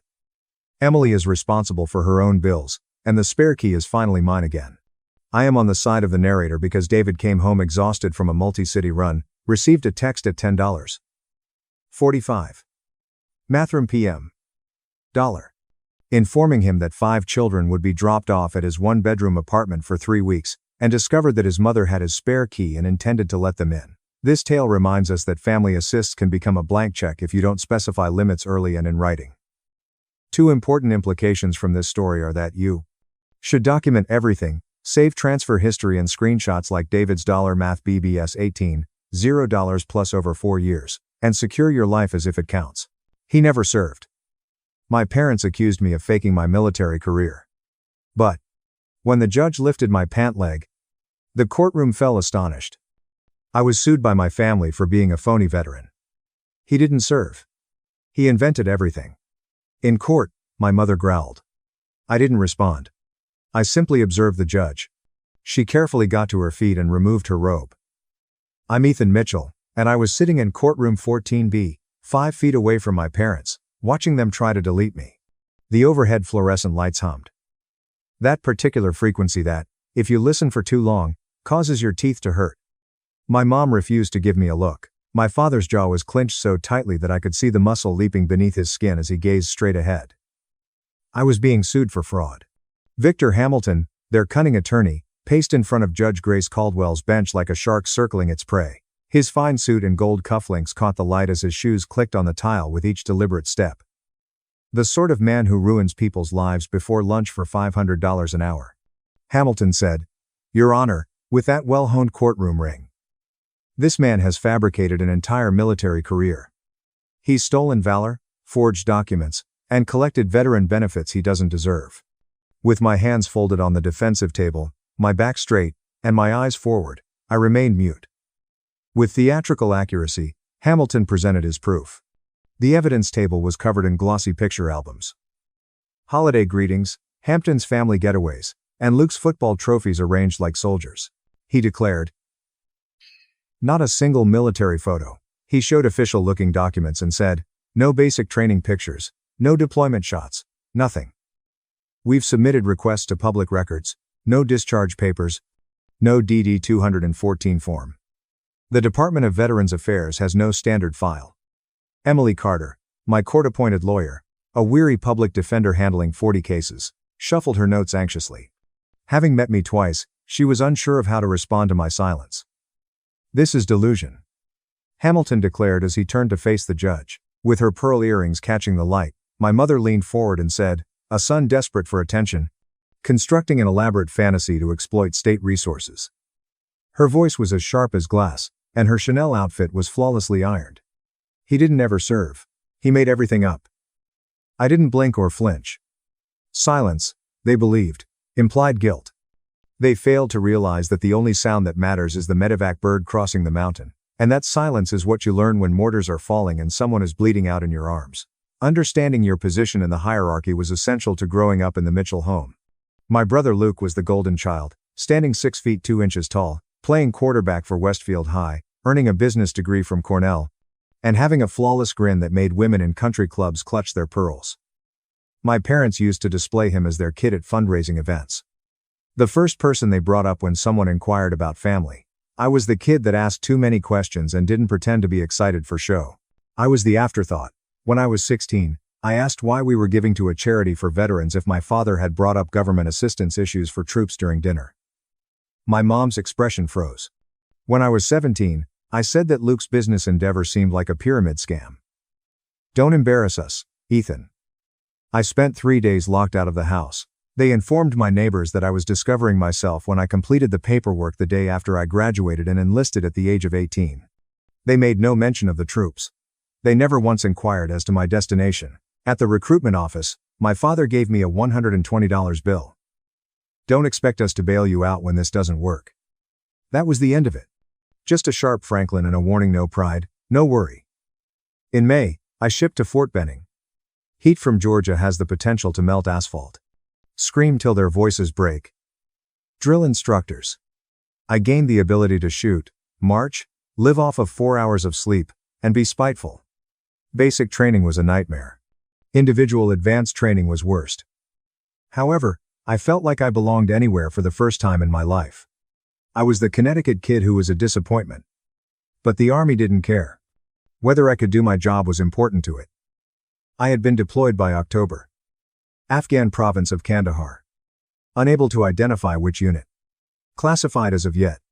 We can't discuss what we did. Subject to a federal jail sentence under an NDA. The heat was like inhaling through a furnace, that's all I can say. It was a harsh and magnificent landscape. Mountains capable of concealing an army, valleys turned into cemeteries. We handled security, conducted night operations, and performed tasks that aren't discussed during homecoming parades. I never received a response to the 3 handwritten letters I sent home via APO channels. Not when I obtained my combat action badge or when I became a specialist. Not after the convoy was struck and I was admitted to a field hospital for 2 weeks with a concussion and shattered ribs that caused the world to tilt sideways. Hope you're well. The club's holiday gala raised $45,000 this year. Very proud of Luke's promotion. My mother sent me a generic Christmas card, the kind you purchase in bulk, with the words, I hope you're well, written in her flawless calligraphy. I didn't miss you, Mother. Just status updates, as if I were a distant acquaintance. I returned home after 3 years. First, St. Michael's Medical Center. Physical therapy for the leg that no longer wanted to flex properly lasted 6 weeks. Next, Moore Air Force Base via C-130. No one was picking me up, so I took a Greyhound bus to Connecticut. On a Tuesday afternoon, I arrived at the family home. October, with the earth burning slowly, and the leaves turning red and gold. My mother glanced up and down at me as she opened the door halfway. That was all. Oh, you're back. No tears, no embrace. No, I was just shocked that I'd had the gall to live. Thank God you're alive. My dad was at his office. Seldom looked up from his computer. While his condo is being refurbished. Luke is sleeping in the guest house. You need money? No. Good. Good. You'll need to come up with another plan. That night, I slept on the couch. Departed before the sun rose. Never returned. In New Haven, I discovered a studio apartment, 400 square feet. It was my radiator, but it clanged like church bells. My documentation for veteran benefits was sent to a downtown legal aid clinic. My guide through the VA maze was Sophia Rivera, a paralegal with a gentle face and weary eyes. She wrote, "You've got a Bronze Star." After looking over my service summary. Why didn't your family? They don't know what. My records are classified. Operational security. I can't talk about most of what I did, so to them, I just disappeared for 2 years. Sophia was staring at me. That's insane. I sighed. It is what it is. My disability claim was accepted by the VA. 20% for PTSD, 15% for hearing loss, and 25% for the leg. Not very much. Enough to keep you alive. I was hired at a resource center for veterans. Assisted other men in using the method. Hear their tales. Didn't share mine. I discovered how to be silent, modest, and unnoticeable. However, in some way, surviving offended my parents. As if continuing to live was a personal insult to their story that I was doomed to fail. On a gloomy January morning, the lawsuit arrived. Heavy envelope, certified mail. Ethan R. Mitchell versus Richard E. Mitchell and Carolyn L. Mitchell, 2025 CV 0847 is the civil action number. With my hands shaking and my coffee growing cold, I stood in my kitchen reading the complaint. The plaintiffs claim that the defendant had committed a number of fraudulent acts, including making false claims to have served in the U.S. Army. The second is making up a post-traumatic stress disorder diagnosis. 3. Illegally receiving almost $20,000 in veteran benefits over a 2-year period. 4. Using those false claims to damage the family name. The list seemed endless. Victor Hamilton, a lawyer, signed 6 pages. I ought to have been enraged. I laughed instead. The sound reverberated off the flimsy walls, fractured and harsh. I wasn't just forgotten. They had changed who I was. Wiped out 2 years of my life. Created lies out of my scars. Completed my service. It was a scam involving all I had donated and everyone I had attempted to save. It buzzed on my phone. The public defender assigned to my case is Emily Carter. We must meet. Mr. Mitchell. This is not good. In desperation, Emily's workspace smelt like stale coffee. Every surface was piled high with files. By the window, a potted plant is slowly fading. She appeared worn out. Okay, walk me through this. You served? Yes. You have proof. It's classified. What does that mean? What does that mean? My unit operated under sealed protocols. My records are redacted. Even my medical evacuation papers only list a code designation. Emily touched her temples. So, you have no proof. I have a DD 214, but the details are blackbarred. National security exemption. And you can't declassify them. Not without Pentagon authorization, which takes months if they approve it at all. Emily took a step back. There was a squeak in her chair. Your parents have money? Yes. Hamilton's a shark. He specializes in reputation cases. High-profile families protecting their image. She reached for a file. They've submitted 30 affidavits. Country club, members, family, friends, business associates. All saying they never saw evidence of military service. Because I never told anyone. Why? Why? What was I supposed to do? Show up at their charity galas in my uniform, beg them to acknowledge me? Emily kept her mouth shut. Then, this is going to trial and without documentation, we're going to get destroyed. In February, the deposition began. Victor Hamilton's office had original artwork on the walls, plush seats, and floor-to-ceiling windows with views of New Haven Harbor. I was provided sparkling water by the receptionist. Hamilton, who was in his 50s, had silver hair, was immaculately styled, and had a smile that never extended past his eyes. Mr. Mitchell, thank you for coming. Like a monarch on a throne, he sank into his chair. The court reporter is currently typing. Let's start simple. You claim you served in the United States Army from May 2022 to October 2025. Yes. Where? Afghanistan. Can't specify location. Operational security. How convenient. He wrote it down. And your unit? Classified. Your commanding officer? Classified. Hamilton smiled and said, classified. The base you were stationed at? I remained silent. Mr. Mitchell, you understand how this sounds? Across the table, he slipped a document. This is a letter from the Department of Defense. We submitted a FOIA request for your service records. They confirmed. There is no Ethan R. Mitchell listed in general enlistment databases for the dates you claim. Emily stepped in and said, because my records are sealed or because you never served? Hamilton shrugged away the statement. Objection. Argumentative. I didn't respond when I asked, let me ask you this, Ethan. Can I call you Ethan? Why would your parents lie? What do they gain from this lawsuit? You'd have to ask them. I have. They say you came home 2 years ago after traveling around Southeast Asia, working odd jobs, and started claiming military service to access benefits. They say they tried to intervene, get you psychiatric help, but you became hostile, threatening. My stomach sank. That's not true. They have documentation, emails to a family therapist, text messages expressing concern, a formal request to the VA questioning your eligibility. He moved more documents over. I looked at them. My father's signature, my mother's penmanship. For 2 years, they had been constructing this case. The date of the hearing was April 5. I had 6 weeks. Emily made every effort. Despite being blocked by classification procedures, she reached out to the Pentagon. She contacted the VA. They verified my benefits, but they were unable to divulge information without permission. She located members of my basic training unit. 2 were sent abroad. 1 was coping with his own horror at the VA. 1 was too incoherent to make a statement. All the doors shut. Emily mentioned, we need character witnesses, at one of our preparation meetings. People who knew you before, during, after. I don't have anyone. Friends, teachers, employers. I left for basic training the day after graduation. Haven't been back to Connecticut much since. The people I served with, I can't contact them without violating security protocols. Emily appeared to be weeping. I knew she was correct when she said, Ethan, they're going to win. Every pre-trial motion was attended by my parents. Richard in fitted wool. Carolyn in luxury clothes. They appeared to be worried parents who had been harmed by their son's problems as they sat in the gallery. Luke attended a hearing, sat in the rear, and avoided eye contact, following my cornering of him in the garage. He refused to look at me and asked, You really think I made this up? I don't know what to think, Ethan. You're my brother and you disappeared for 2 years. No calls. No visits. Then you show up claiming you were some secret soldier.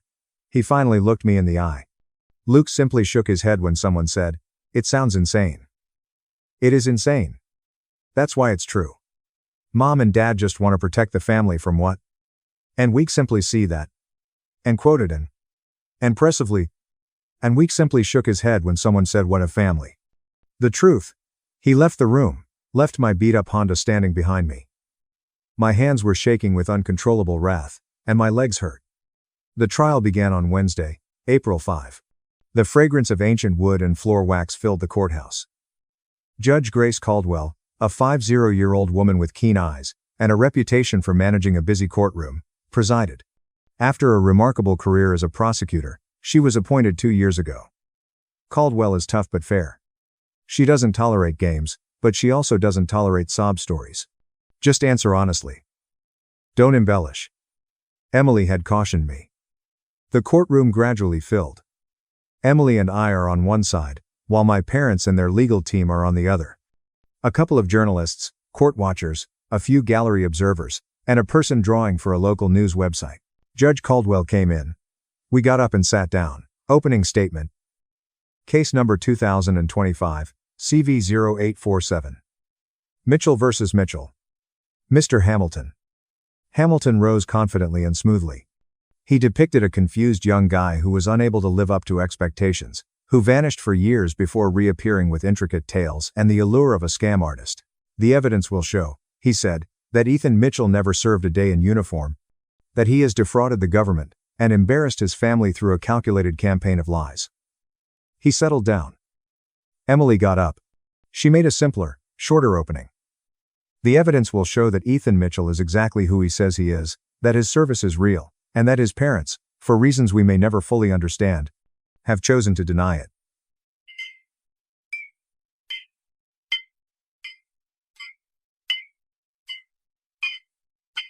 Then, the testimony started. My mother was the first person Hamilton called. Carolyn Mitchell stood up as if she were accepting a prize. Calm, graceful, and empathetic. Mrs. Mitchell, can you describe your relationship with your son? It's been difficult. She wiped her eyes. No real tears. Ethan has always been troubled, rebellious. He resented his brother's success. Did he tell you he was joining the military? No. He left home suddenly. We didn't hear from him for months. And when he returned, he showed up at our door claiming he'd been in Afghanistan, but he had no proof, no photos, no stories he could actually tell. It was all vague. Suspicious. She stared at the jury, but the more we looked into it, the more contradictions we discovered. Did you believe him? We wanted to. Part by part, Hamilton presented the proof. Lists of guests and photo albums from family gatherings during my alleged deployment. Members of the country club made statements, and my high school guidance counselor wrote a letter characterizing me as prone to hyperbole. It was terrible. Emily did a cross-examination. Did Ethan write to you while he was away, Mrs. Mitchell? A handful. Have you retained them? No. Have you replied? Take a moment. I can't remember. You can't remember if you replied to your son when he said he was in a combat zone? It was a perplexing period. When he came back, did you ask him about his service? You wouldn't listen, or he wouldn't discuss it. Disapproval. Hamilton stood up. Judge Caldwell responded, sustained, but her gaze strayed to my mom. Next to testify was my father. Richard Mitchell is a pillar of the community, a CEO of a local investment firm, and a board member of 3 NGOs.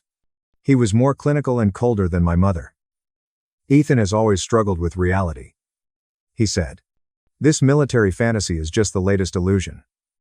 You filed a complaint with the VA? Yes, we believe he fraudulently obtained benefits. Why would he do that? You file. Money, attention, a way to justify years of aimless drifting. Emily barely scratched the cross.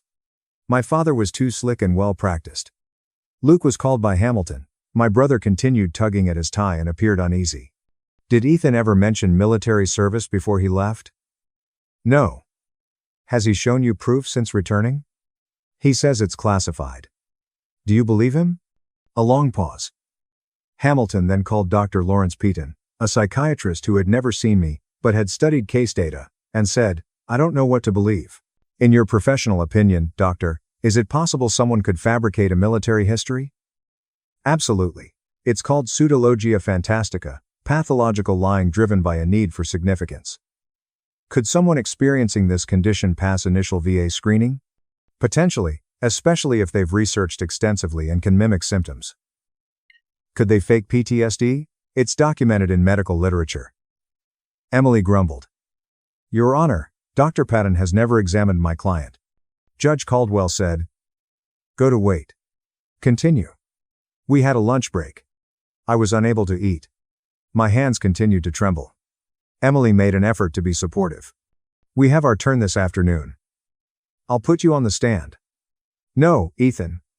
You have to testify. I can't talk about most of what happened. Every answer will be classified or I can't discuss that.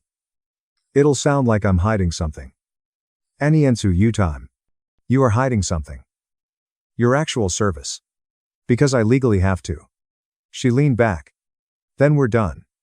Hamilton's going to argue that your silence proves guilt. Judge Caldwell will have no choice but to rule against you. I gazed at my reflection in the scarred surface of the courthouse cafeteria table. Silently, I won't break my oath, I said. Even to save myself. At that moment, Emily remained silent. That's incredibly stupid. Yeah. Probably. The court met again at 1:30 p.m. Hamilton started his final remarks. He was brutal and methodical. He took the jury through every bit of evidence, every inconsistency, and every instance in which I remained silent. How can we trust someone who can't even prove where he's been? He said. Who hides behind classified at every question. who asks us to believe an extraordinary story with zero verification. He made a motion toward my parents. These are good people trying to protect their family name to stop a pattern of behavior before it causes more damage. The defense has provided nothing. No witnesses, no documents, no proof, just silence, just excuses. He took his seat. For our closing, Emily stood. She was succinct. Too short. Ethan Mitchell served his country. The fact that he can't prove it in this courtroom doesn't mean it didn't happen. His silence is honor, not guilt. I urge you to consider. Judge Caldwell abruptly leaned forward. The room fell silent as she said, "Miss Carter, one moment." Caldwell gave me a glance. Truly, took a look at me. Her face was unreadable. "Mr. Mitchell, stand up." With my heart pounding and my legs protesting, I stood. I paused before saying, "Turn around slowly." Sensing that every eye in the courtroom was following me. "Lift your left pant leg." Emily appeared perplexed. Hamilton was protesting already. I remarked, "Your Honor, this is highly irregular. Lift it." I knelt down and lifted up the cloth, revealing the scar that ran from my midcalf to my ankle. Furious, and puckered. The type of mark caused by shrapnel during emergency field surgery. There was no sound in the courtroom. "That's enough," decided Caldwell. "You can sit." I took a seat. Now my hands were trembling more violently. Judge Caldwell took up her gavel, put it down, and got to her feet. She got up from the bench and said, "I'm calling a recess. 30 minutes. Everyone remain available." The bailiff appeared perplexed. Emily and I waited in the corridor. She paced. "What just happened?" "I don't know. I don't know." "Did you know the judge was going to do that?" "No. Ethan. That scar IED blast. Kandahar province. Can't say more than that." Emily ceased to walk. "How bad?" she said quietly. "Bad enough." Then if Caldwell recognizes it as combat trauma, maybe she'll take that into consideration. But I don't know. I've never seen her do anything like this. We received a callback 35 minutes later. At her bench sat Judge Caldwell. Her face had changed, becoming more determined and tough. "Court will come to order. Mr.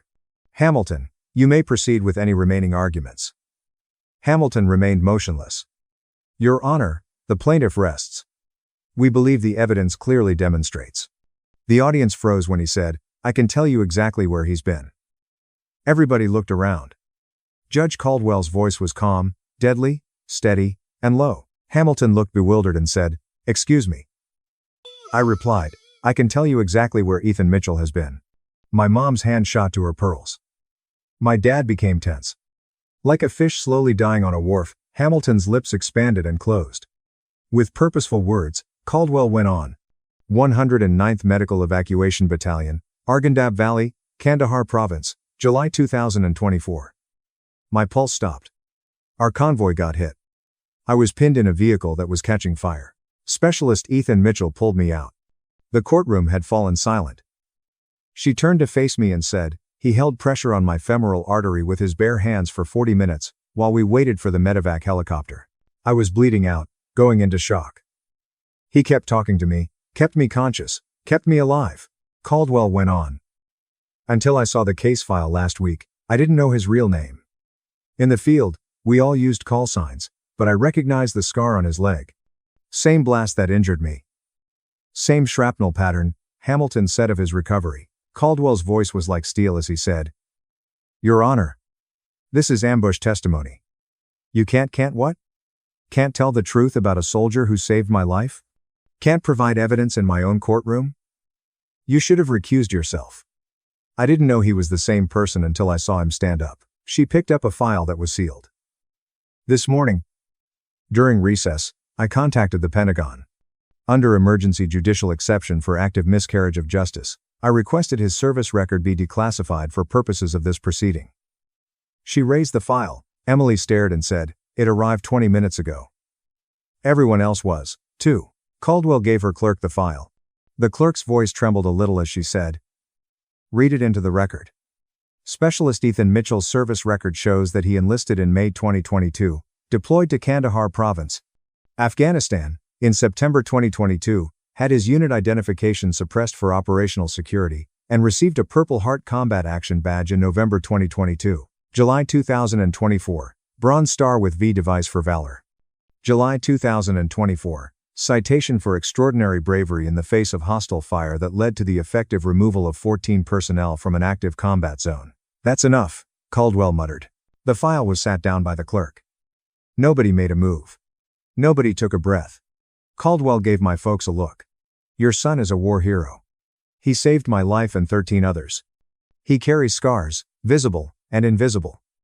From service, you apparently couldn't be bothered to acknowledge. Under her makeup, my mother's face had turned pallid. I had never seen my father appear so little. Case dismissed, declared Caldwell.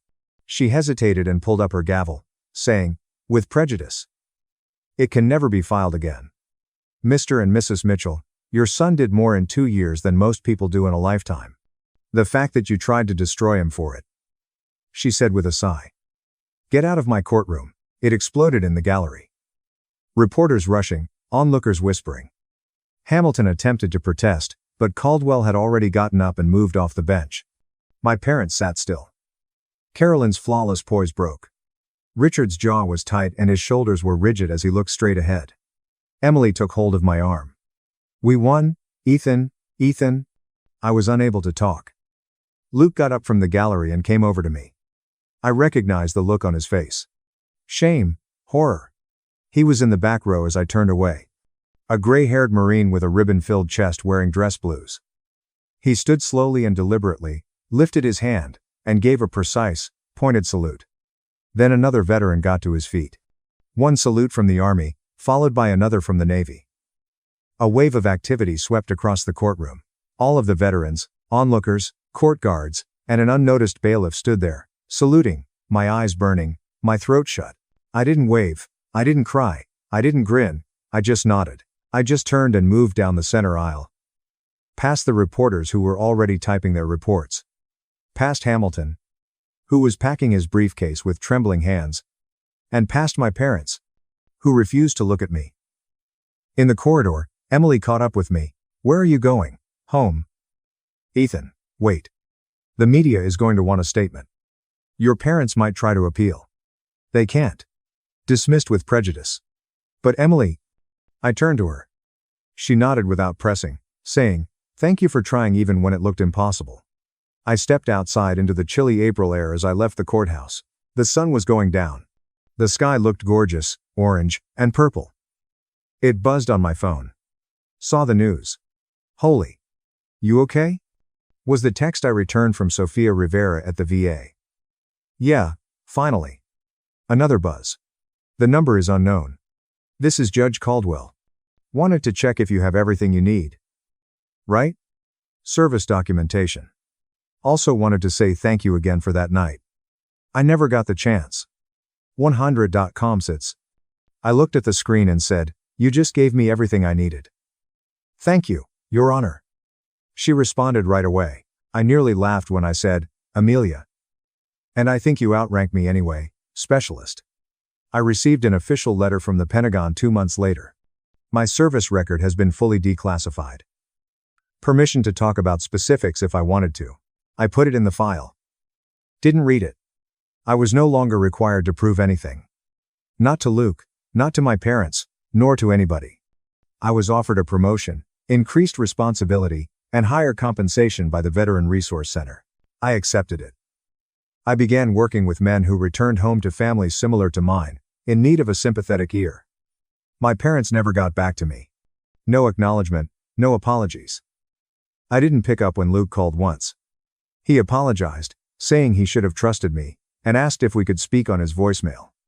I removed it. Rebuilding some bridges is not necessary. There are some compassionate distances. I received an invitation to speak at a veterans event 6 months after the trial. A small get-together where men tell stories and foster a sense of togetherness. Amelia Caldwell was present as a fellow veteran. Not as a judge. We spent 2 hours discussing that evening in the Arandab Valley. About the consequences and the burden of carrying untold tales. She remarked, you know what irritates me the most? Your parents had you there. Yeah, you deserved better. We both did. That's why we kept going anyway. She grinned. This amazing person. And they were so busy protecting their image that they couldn't see you. I still drive the beat-up Honda, I still live in that studio apartment, and I still work at the resource center guiding guys through the VA maze. Yeah. I guess that's the job. The difference is that I'm no longer concealing. Not from my narrative, not from the wounds, not from the reality of my actions and identity. My parents want my erasure. They desire to tell the tale in their own way. They might disown and blame the embarrassment, the created fantasy, and the problematic son. However, I remain here, continue to stand, and continue to assist others in standing. Everything they attempted to take from me was lost. I didn't have to ruin their case, their reputation, or their narrative control. I was convinced by the truth. I'm Ethan Mitchell, a Bronze Star recipient, combat medic, Army expert, and I don't require anyone's consent to exist. My mom said, "You're out." 52 missed calls later. I took control of the family business, leaving them with no backdoor to get back in. Lena Carter is my name. I'm 32 years old and work for a Denver-based fintech company as a worst-case scenario predictor. However, I was never ready for the 12-second voicemail that rocked my family. It arrived on a Tuesday afternoon, sandwiched between a cold cup of coffee and a risk report. I heard my mother's flat, business-like voice as if she were canceling a subscription when I hit play. Not her daughter. "You're gone. Don't return. Without you, we are going on." Just a decision, with no feelings or justification. I felt my heartbeat in my ears as I gazed at my phone for a moment. The part of my brain that spends the entire day stealthily locking down other people's money then came into play. I didn't return the call. I refrained from arguing. I typed a single, short text, "All right." I was the first to move on. I locked every permission with my name on it after logging into the family LLC I had created from the ground up, the one that owned our rental properties and the new triplex we were going to close on. I have stopped signing deals using my credit. No more transfers without my consent. After that, I gave the real estate agent a call and managed to back out of the house deal they were depending on. The house made a decision. In order to prevent anything from being altered or depleted behind my back, I finally froze the retirement account structure I had established for them. Every simple route they believed they had through me was gone by the time I finished my coffee. That should be the end of it, I thought. Rather, by the following morning, my phone had 52 missed calls and a voicemail from their attorney stating, "We have a serious problem." I laughed as I typed my response. Because they were unaware that my absence wasn't the issue. I brought it with me. If you stay with me until the very end, you will witness how a cold voicemail evolved into a tale of family retaliation in which the person they attempted to cut out ended up possessing every last card. My phone was buzzing itself toward the edge of the nightstand when I woke up the following morning. I briefly believed it to be my alarm. I then noticed the screen. 52 calls were missed. Unknown numbers. Mom? Dad. I recognized one from a law office. Their lawyer's voicemail was the most recent notification. I plugged in my earphones and pressed play as I turned on the coffee maker. "This is James Harris, David and Susan Carter's counsel. We must speak, Lena. This is a serious matter. Kindly give me a call back as soon as you can." His tone was tense, the way attorneys become when they discover their clients have omitted crucial information. I listened to the coffee drip as I stared at the wall for a while after the message ended. Mom kept sending me new texts, and my phone kept lighting up. "This is merely a miscommunication, Lena. Give me a call. We must speak." From Dad. "Whatever happened, kiddo, we can make things right. Give us a call back, please." Mom gave me another one. "That's not how we meant it. We were angry. Let's explain when you get home." It was funny, I thought, because her voice had been completely clear yesterday. "You're gone. Don't return. Without you. We are going on." I had thought that was pretty obvious. Half expecting to see Emily's name somewhere in the flood, I scrolled. Nothing. My younger sister, who frequently bombarded our family group chat about the tiniest things, didn't send me a single text or miss a call. She was quiet for someone who loved attention. Now, almost automatically, as the coffee was finishing, I launched the building security app and retrieved the front entrance camera feed. A clip from earlier that morning appeared on the screen. With his hands stuffed deep in his jacket pockets, my dad stood outside the glass door of my apartment building, gazing up at the second floor, where my apartment was located. He looked at his phone, paused as if he were going to press the buzzer, then turned around and left. Retreat without making a call or knocking. For a brief moment, my chest constricted, but I forced the sensation away. When someone demonstrates to you how easily they can cut you off, you should wait to offer consolation until they feel the knife swing back. My phone kept vibrating in my bag on the way to work. I allowed it. I finally wrote 3 brief responses to my mother at my desk. I'm secure. Dad. I need time. The voicemail reached me. I'm not prepared to speak with the attorney. I got your message. I'll write back. That was the most I owed anyone. Olivia, one of my coworkers, lowered her voice and rolled her chair over to my desk just before lunch. As if you were going to blow it up, you have been looking at that screen. Everything okay at home? She asked. I was about to answer, yes, out of habit, but I restrained myself. Not at all. My parents made the decision to remove me from the family business. She raised her eyebrows. Are they aware that you are the family business? I gave a shrug. A voicemail was left. I secured everything. Their attorney is now involved. Olivia blew her whistle slowly. You know how this works, but I'm not telling you what to do. It involves the second sum of money. Everyone begins to perform. They will turn any actions you take out of guilt into an admission of guilt. Make sure that every choice you make is something you could easily defend in front of a judge in the future. I gave a nod. I knew that part better than anyone. I was responsible for risk management. I had devoted years to creating systems that prevented people from discreetly transferring money behind one another's backs. I was now aware that I had created the ideal mechanism to prevent my own family from harming me in the same way. My phone buzzed once more as I made my way to the break room to get more coffee. A fresh text message from an unidentified number. I heard you left the triplex because you were feeling overburdened. Are you all right? It was a relative of my father. Feeling overwhelmed? I certainly didn't say that. It had the sound of something Emily would say while feigning tears. In my mind, the pieces began to fit together. The timing of her marketing job loss. At Sunday dinners, she had begun using terms like streamline the LLC and free up equity. As though spreadsheets had never been important to her. Like a puppeteer who has already pulled the strings and is waiting off stage to see the result, she was the only one who was now silent. I felt the first cold, sharp edge of anger slide into place as I stared at my phone. Emily had picked the wrong sister to pick a financial argument with, if she was responsible for this and believed she could push me out of what I had built and take my place while our parents played along. 2 days later, I did something painfully ordinary in an attempt to make life seem normal. I visited the neighborhood coffee shop. On Saturdays, I always hit. The kind of place where the regulars discuss housing costs and hiking, and the barista knows your order. I heard my name called just as I was picking up my latte. Lena. Hello. One of my dad's old friends from the garage where he used to work, John Stevens, was there when I turned around. He gave me a shoulder clap as if nothing were wrong. Have you heard of the triplex? He lowered his voice as if he were going to reveal a secret. Difficult material. I scowled. How about it? He flinched. That's exactly what Emily and your mother were saying in the family group chat. That you left because you were under too much pressure at work. That you weren't feeling well mentally and that you were overburdened. The way people think when they're scared to say breakdown. He said. Overwhelmed, I felt my jaw tighten. Once more, there it was. I tried to smile so hard that I thought it might break. Yeah. Well, you know how rumors travel. I replied. After giving me a pat on the arm and telling me to look after myself, John strolled over to the sugar station. I left the store before my true emotions could be seen on my face.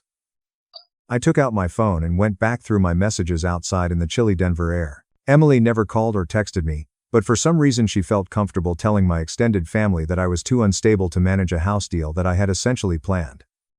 That wasn't merely rumors. That served as preparation. I opened my contacts while driving and tapped a name I hadn't used in months. Before my parents were influenced by Emily, Michael Davis, the financial advisor who had assisted me in creating the initial framework for our family LLC, changed to a more modern and ostentatious one. The second ring was picked up by Michael. This is a surprise, Lena, he said. Maintaining everyone's safety. As I worked on it, I asked a question. Has anyone recently attempted to alter Carter Holdings LLC's ownership percentages? A pause occurred, the sort of pause where you can hear someone straighten up. Some draft documents have passed by. He spoke slowly. I saw references to adding another family member as a managing member. Your signature line was blank, And your mom mentioned a new advisor and asked a few hypothetical questions. I told her that nothing could move without you because it appeared disorganized. I gripped the steering wheel more tightly. Emily. Another relative. Naturally. Was any of it successful? I inquired. No, he said. The documentation was, to be honest, dubious and lacking. However, Lena, you must act quickly if someone is attempting to gain control of your LLC through a backdoor. After thanking him, I hung up and spent a considerable amount of time looking at the dashboard. The voicemail informing me that I was out crossed my mind. I pictured John Stevens repeating the word, overwhelmed. I considered how, immediately following Emily's job loss, my mother suddenly wanted a new advisor. This wasn't a coincidence. This was a plan with a lot of emotional manipulation on top of a weak legal foundation. As I sat there, Emily sent me a new notification. Lastly. Lena, what do you think you're doing? Locking down accounts, frightening everyone, and pulling out of the house deal. You are adding to the mess that already exists. My fingers lingered over the keyboard for a moment. I nearly let loose everything that was brewing inside of me. Rather, I opened my email and erased the draft reply. I started by writing the real estate agent. In accordance with our conversation, kindly take this written confirmation as my primary qualifier and borrower withdrawal from the Carter triplex purchase. Any additional claims that I am involved in this transaction are false and unlawful. I then requested that my parents receive a formal cancellation notice that was copied to their attorney. I opened a new message after that. This time, it was written like any other risk escalation I would send at work, but it was addressed to Emily. This email serves as official notice to Emily that any attempt to change the ownership, signature authority, or financial structure of Carter Holdings LLC, its affiliated properties, or retirement accounts without my written consent is prohibited and may be fraudulent. Don't sign my name. Don't assume that I approve. Any such action will be recorded and communicated to legal counsel. Lena. There should be no shouting or name-calling, only facts and consequences. After sending it, I placed my phone on the passenger seat, face down. My call log revealed that my mom had made 6 more attempts, my dad had made 3, and Emily had made none by the time I got home. I opened my laptop at my apartment and created a new folder called Family Risk File. I dragged in screenshots of my recent email, Michael's notes, the lawyer's voicemail, and texts. Every action, falsehood, and effort to portray me as unstable was being made. Because I was going to create a better story if Emily was creating one in which I was the issue, the weak point that needed to be removed to allow her to enter. One supported by evidence and timestamps. As I watched the files stack up on my screen, I couldn't help but wonder how many families fall apart like this because one person values the victim role they've been practicing their entire life more than the truth. 3 days later, in the middle of a spreadsheet, an unidentified number flashed on my screen. Before I noticed the company name, I was on the verge of letting it go to voicemail. It's Lena here. Hello, Lena. He introduced himself as Jason Liu, the new financial advisor for your parents.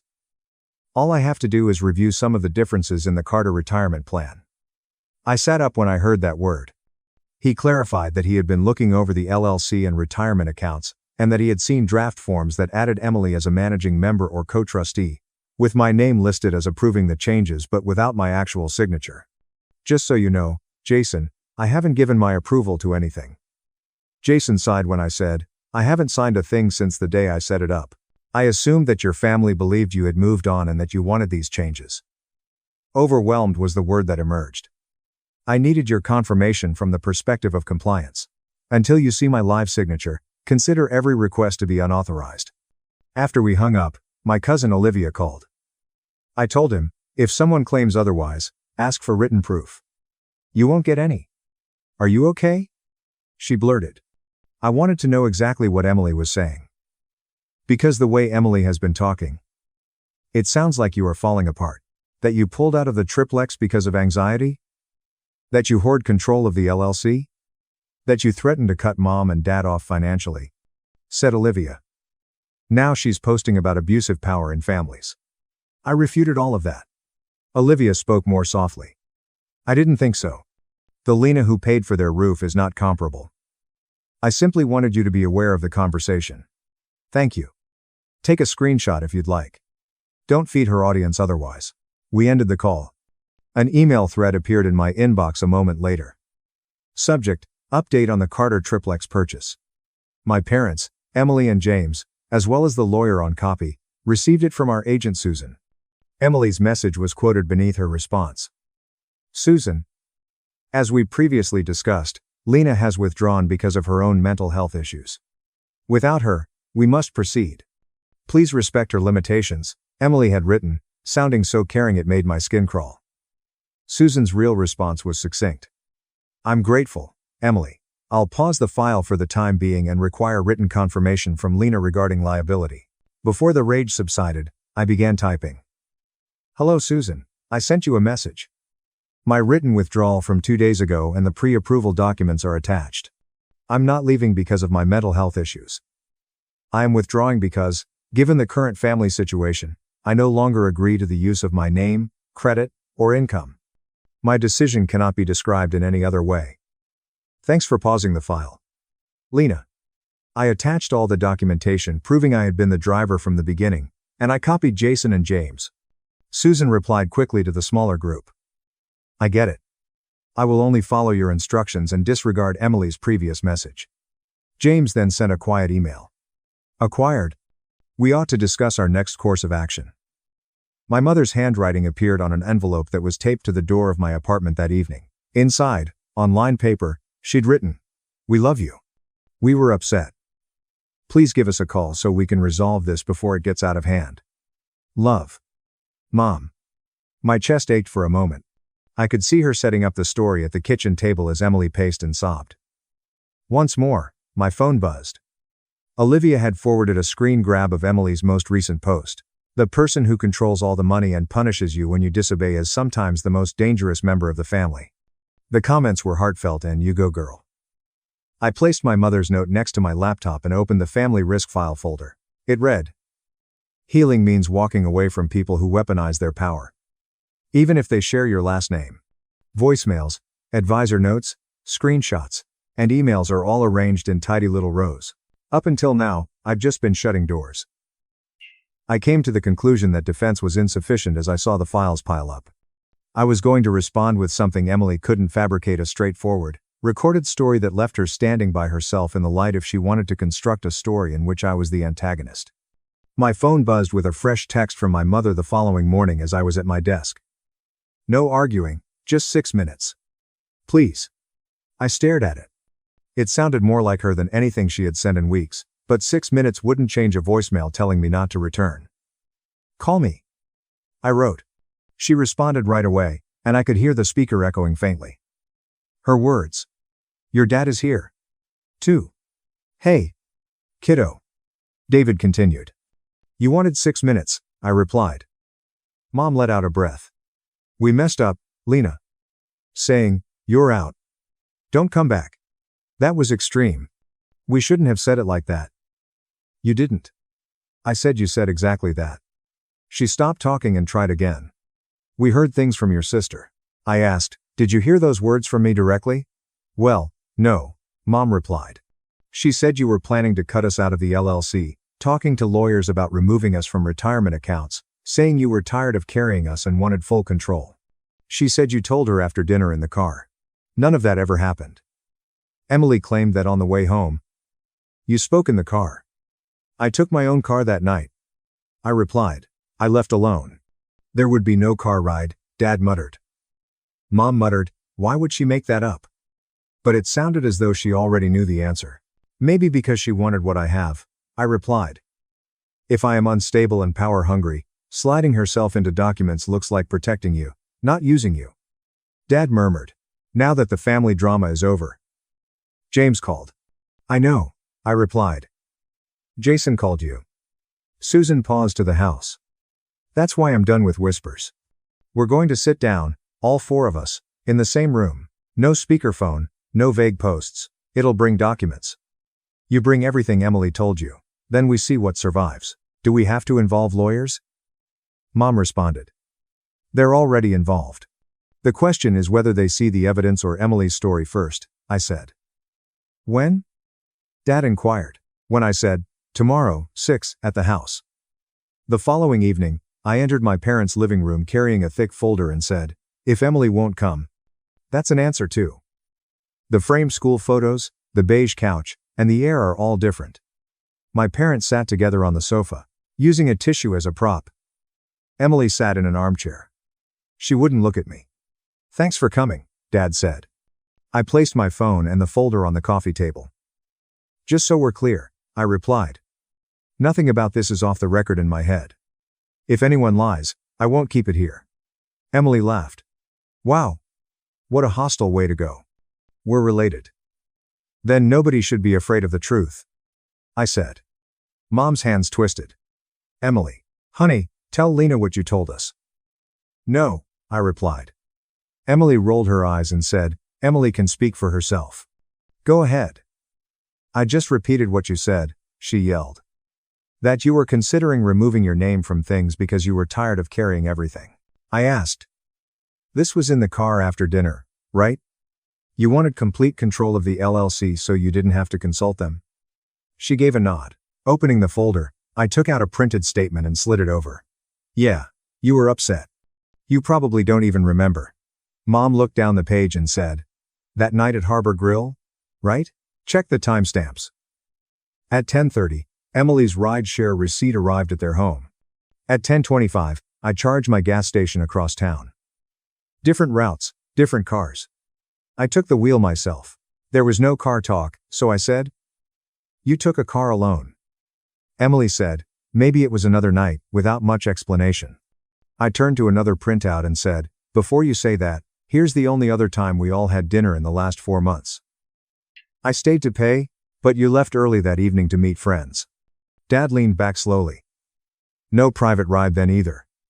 "Emily," he uttered softly. She gave a shrug. I wrote the email to Susan after saying, "Memory is weird." "Okay, I was trying to help." I thought she was serious about needing a break. Emily's mental health story came after my withdrawal.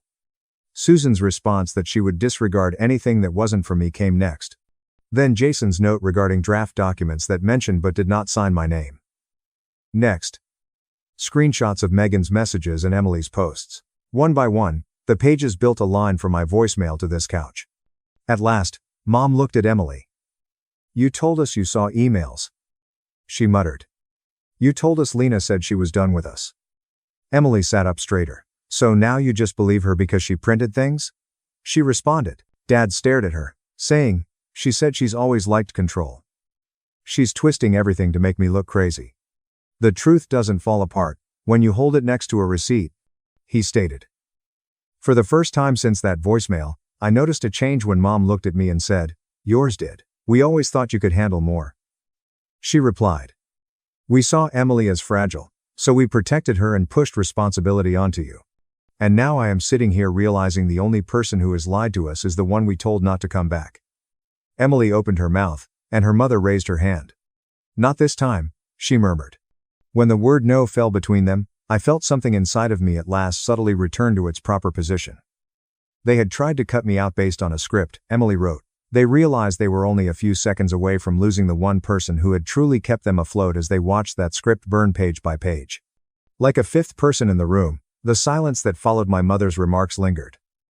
Emily moved in her seat, glancing between our parents and me to see which way the wind was blowing. At last, she snapped, "So what now? You've got your little packet of papers. Congratulations, Lena. Are you happy you made Mom cry?" I ignored the insult. "This is not about anyone crying," I replied. "It's about consequences. You told me I was out. You tried to push changes through behind my back. You told people I was unstable so you could step into things I built.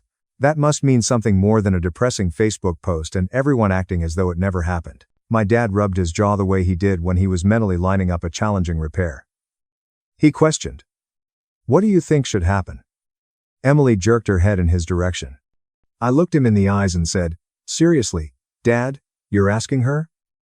You wanted me out of the family business?" I replied, "All right. It'll step back from being the default safety net. But that also means no one gets to quietly use my name, my credit, or my work. Starting with making sure Emily has zero access to anything I've set up." My mother hesitated. She began, "Emily doesn't have access." But I shook my head.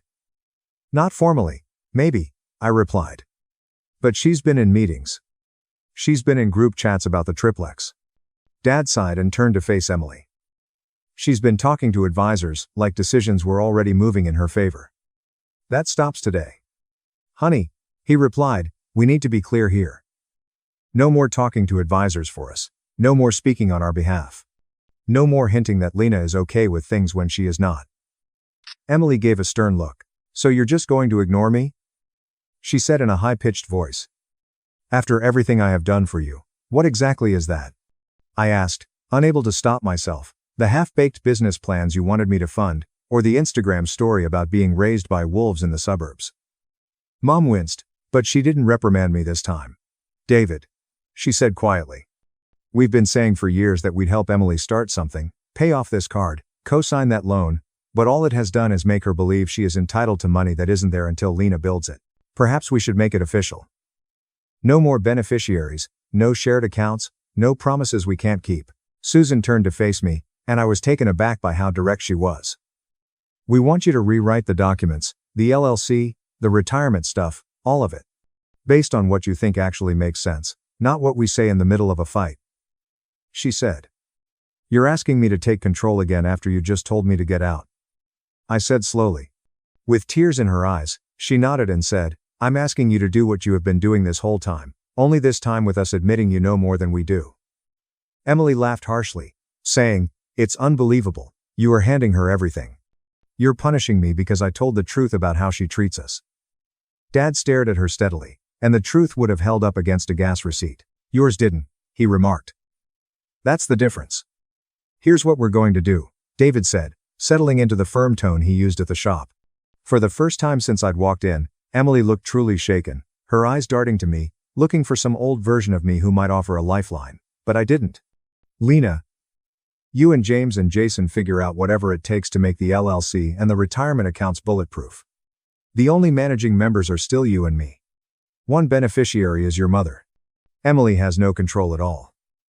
Emily sat forward and said, If we help her, it will come from our own pockets, not by opening back doors into what you built. I'm your daughter, too, so you can't just erase me like that, she said. My mother flinched.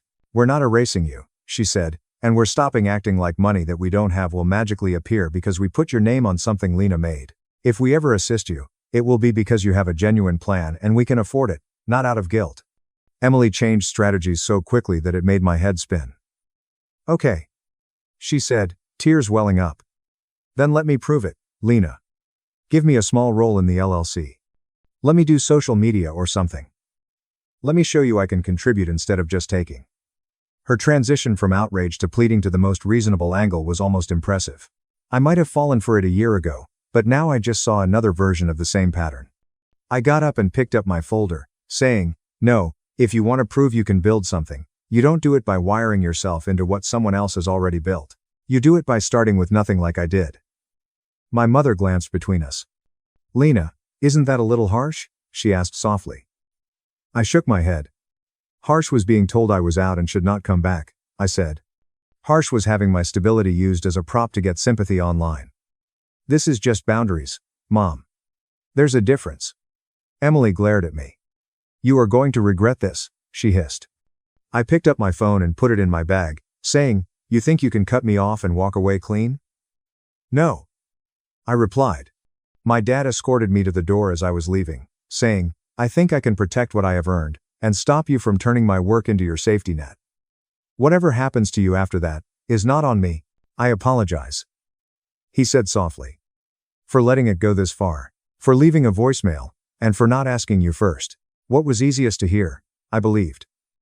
I know, I said, nodding as a complex wave of relief and melancholy passed over me. Over the course of the following week, the changes became apparent.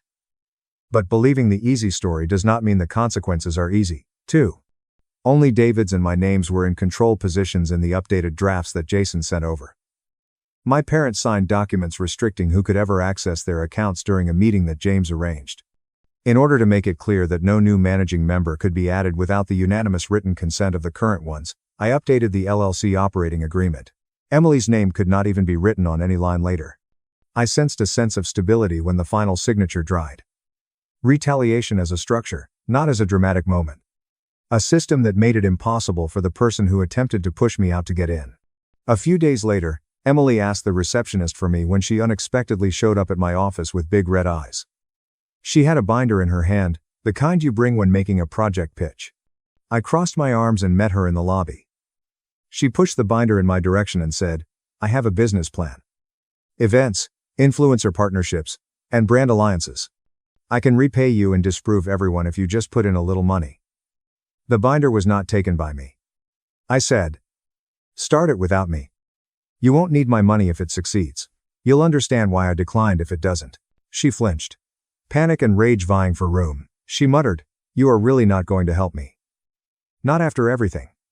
I thought of Michael's warning, Jason's caution, Olivia's screenshots, my mom's note, my dad's quiet apology. That voicemail that started all of this.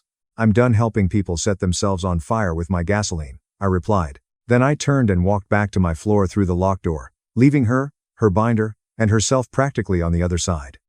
A month later, I watched my parents fight over where to put a bird feeder while holding a box of kitchen supplies in the driveway of a pale brick triplex on the outskirts of Denver. With a written agreement that stated they could live there for the rest of their lives without anyone touching it, the bottom unit was now legally theirs.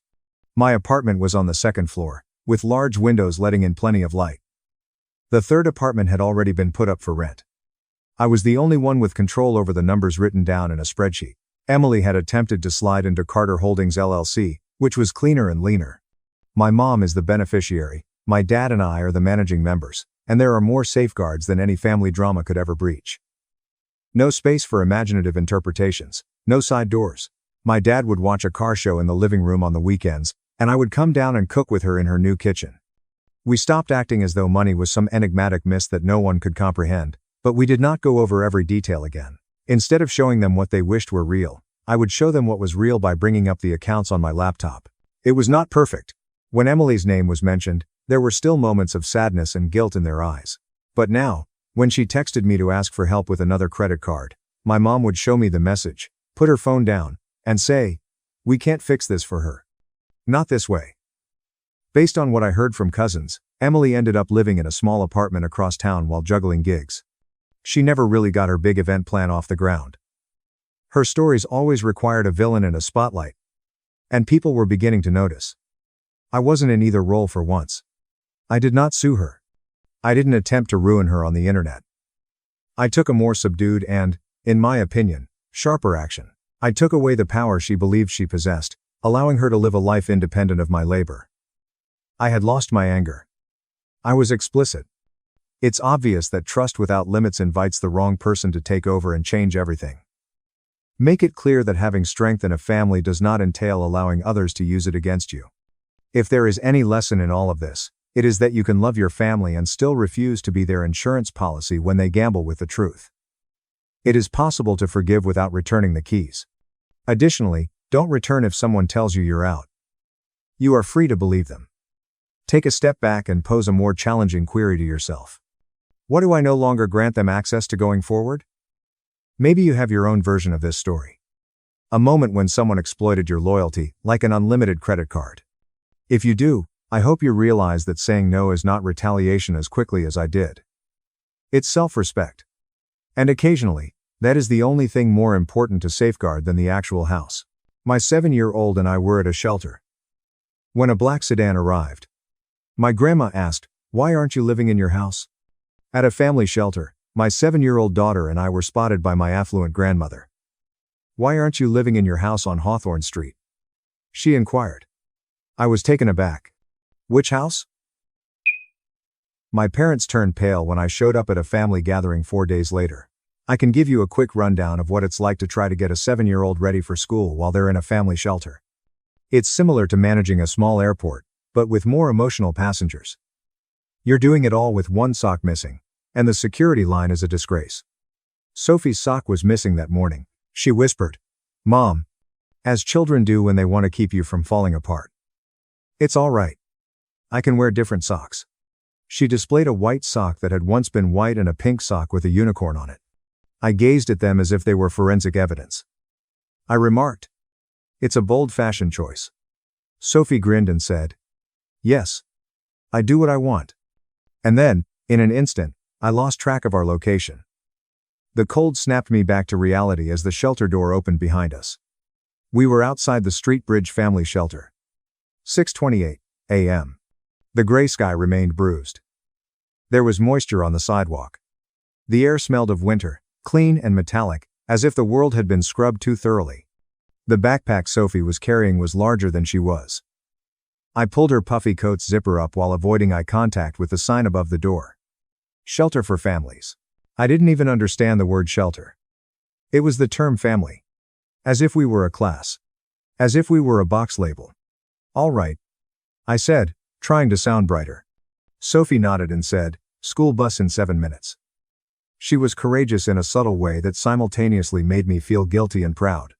Then she whispered, "Does Mrs. Bennett still require me to give my address?" My stomach tightened. I said, "I doubt she'll ask today." Sophie refrained from pushing.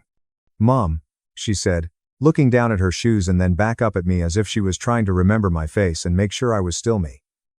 "Will we be moving again?" I opened my mouth, but nothing came out. A black sedan then slid to the curb as if it were supposed to. It wasn't a taxi, it wasn't an Uber, and it wasn't the type of vehicle that ever arrived at Street Bridge unless it made a mistake and later regretted it. A woman in a midnight-colored tailored coat emerged as the door opened. My grandmother, Margot Pierce. It has been more than a year since I last saw her. She belonged firmly in the before, and I knew that because my life had been measured in both the before and after everything fell apart. She appeared calm, graceful, and a little frightening as usual. I once raised an eyebrow to end a boardroom argument, but not in a cruel way. Her eyes first fell on me, and I saw that she recognized me, then was perplexed, and finally it fell on Sophie. Her face underwent a sudden, sharp change that resembled a crack in glass. After glancing up at the sign above the entrance, she turned back to face me and said, "Ava." My name sounded odd in her voice, as if she hadn't spoken it aloud in a while. "Why are you in this place?" My initial reaction was to lie because I couldn't bear to be seen, not because I thought she would judge me. I said, "I'm fine," which is the standard deception of worn-out women everywhere.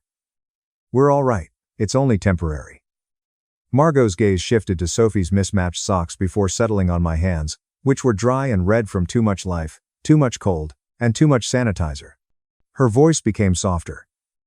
"Ava," she repeated, "why do you not reside in your Hawthorne Street home?" The world swayed. I gave her a blink. "What am I?" She didn't say the same thing over and over again as if I were dumb. As if she was afraid I might faint, she repeated herself. She pronounced the words. "The house." When I heard the words on Hawthorne Street, my heart began to race so rapidly that I could feel it in my throat. "Which house?" I heard myself say that. Margot looked at me as though I had said something in a foreign language. "I don't have a house." The calculation behind her eyes was visible to me. She was mentally calculating numbers. Lies, possibilities, and timelines. My sleeve was pulled by Sophie. "Mom," she muttered. "Do we own a home?" I glanced down at her. Her eyes were wide and painfully hopeful. I took a swallow. "No," I said softly, "my dear. We don't." Margot's expression became extremely still. And my grandmother's expression usually indicated that something was going to shatter. She took a step toward Sophie. Not at me. It was almost startling when she knelt before her. No one was crouching for Margot Pierce. She forced everyone else to adapt while sitting in chairs that cost more than my monthly salary. However, she was there. Lowering herself to the level of my daughter. "I take it you're Sophie?" she asked. "Yes," Sophie said timidly in a whisper. Margot's face softened a little. Margot's face. "That's a lovely name," she said, raising her gaze to mine before becoming acerbic once more. She said, "Get in the car." I gave a blink. "Grandma," she reiterated. "Get in the car." And her tone made no allowances for compromise. My face started to get hot. Anger, humiliation, and relief were all mixed together. Margot unlocked the sedan's rear door. I paused. Sophie glanced up at me and said, "Mom," in a quiet, steady voice. "It's all right." The last straw was that my 7-year-old was consoling me. I gave a nod. "All right." Sophie grabbed her backpack and climbed into the back seat first, and I slid in next to her, half expecting someone to pat me on the shoulder and clarify that there had been a misunderstanding. The silence inside felt pricey as soon as the door closed. Margot didn't start driving right away. She simply sat there staring straight ahead with both hands lightly resting on the steering wheel. And then she talked very quietly. My stomach turned over when she said, "I will know who did this by tonight." She looked up at me. I took a deep breath. "Grandma, I don't get it." "No," she replied. "You don't. And that tells me everything." She took her phone out, gave it a quick tap, and said, "Call Graham." A man picked it up right away. She said, "This is Margot, Miss Pierce. Get the Hawthorne Street property manager on the line. I need a straightforward response. Who is in possession of the keys? Who resides there? And has anyone been making money off of it?" My blood chilled. Cash? I gazed at her profile, the expression on her face, and the composed manner in which she spoke as if placing an order for coffee. And I understood that I wasn't just ashamed. I was perched on the brink of something considerably darker. I would have laughed if you had asked me 8 months ago if I ever imagined myself and my daughter living in a shelter. I believed it couldn't happen to me. Not that it couldn't happen in general. By the way, that is a dangerous form of arrogance. You are not protected by it. It simply amplifies the sound of the fall. I was still employed as a nursing assistant at St. Jude's Medical Center, 8 months prior. Call lights going off like a slot machine, 14-hour shifts, and people requesting things I didn't have. Miracles, time, and answers. Even though I was worn out, I was making it. After that, I went to live with my parents. It was meant to be short-lived. Temporary is always the first step. Thomas, my father, had that cool, collected voice that people trust. Even when she was interrupting you at the knees, my mother Elaine's gentle smile gave the impression that she was doing you a favor. I now addressed them by their first names. Mom and Dad were no longer compatible. "Until you get back on your feet, you can remain with us," Elaine said. Sophie requires consistency. I should have heard the fine print concealed in that sentence, but I didn't. Family supports family. It was bearable at first. Despite the small size of my parents' apartment, we managed to make it work. My old room was where Sophie slept. I had a job. I made the best payment I could. I lowered my head. Then the remarks began. Not large. Overt assaults. Little ones, the ones that, when later mentioned to someone, don't appear to be cruel. Elaine would say, "You're always exhausted." When Sophie's toys were on the ground, Thomas would sigh and say, "Maybe you should organize your life better. All we're trying to do is keep the place nice." Then, one evening, Elaine sat down at the kitchen table as if she were going to give me a diagnosis after I had returned home from a double shift with my feet hurting and my brain half dead. "We must speak," she stated. That tone was familiar to me already. She whispered, "We believe it's time you gained your independence." "We current it's time you gained your independence. You've spent enough time here," I said in a steady voice. "I'm trying. Deposits are high, rent is high. You're a mom." Elaine remarked, "You'll figure it out if you're a good mother. Aim on." I actually looked around as if someone else had said those words because they struck me so strongly. Thomas cleared his throat. 45 days. That makes sense. We are not beasts.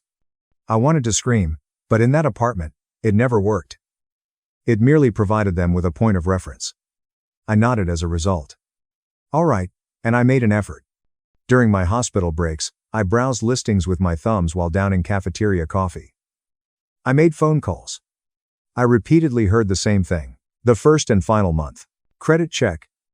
Proof of income. And deposit. We apologize. We selected a different applicant. With Sophie on my back, I felt like I was running uphill every day. Then came the evening when they concluded that 45 days was, in fact, a suggestion. After a late shift. That is, I had cleaned up a spilled tray, helped a bewildered old man back into bed 3 times, and held a woman's hand as she sobbed because she was afraid of surgery. After midnight, I returned home. Outside my parents' apartment, the hallway light was on. Immediately, my stomach constricted. Outside the door were 2 cardboard boxes. My boxes. For a long moment, I stared at them as if my brain couldn't comprehend the shape of what I was seeing. I tried the doorknob next. Locked. I knocked. Quiet. I knocked once more forcefully. The door cracked open at last. Elaine's expression seemed composed, as though this were just another Tuesday. "You should speak more quietly," she said sharply. "Neighbors, why are my belongings outside?" I made a demand. Bored, Thomas's voice came from behind her. "Ava, we told you. Autonomy. I trembled as I said, "It hasn't been 45 days. Elaine's face became slightly sterner. "Plans are subject to change." I looked into the doorway over her shoulder. Sophie was half asleep on the floor near the shoe rack, with her shoes still on and her little jacket folded under her head like a pillow. It seemed as though they had placed her there hours earlier so I could pick her up and leave without waking the entire apartment. "Where should we go?" I growled. A thin, contented smile returned to Elaine's face. "You'll work it out. You always do." Then she added, "Don't make a scene." As if she were helping me. The air was buzzing in my ears as I stood in the hallway with my boxes. I barely made it inside before crouching and slipping my arms beneath Sophie. With a little drowsiness, she instinctively put her arms around my neck. Elaine's hand was already on the door as I retreated into the hallway. The door shut. Sophie stirred. "Mom," she muttered. I automatically lied and said, "It's okay. There will be a sleepover." I loaded the boxes into my vehicle and got behind the wheel. Most of that night is lost in my memory. Streetlights are something I recall. My hands trembled on the steering wheel, as I recall. Sophie was sleeping across the back seat of the car when I was sitting there, her little body curled up like a question mark. I recall repeatedly asking myself, how did this happen?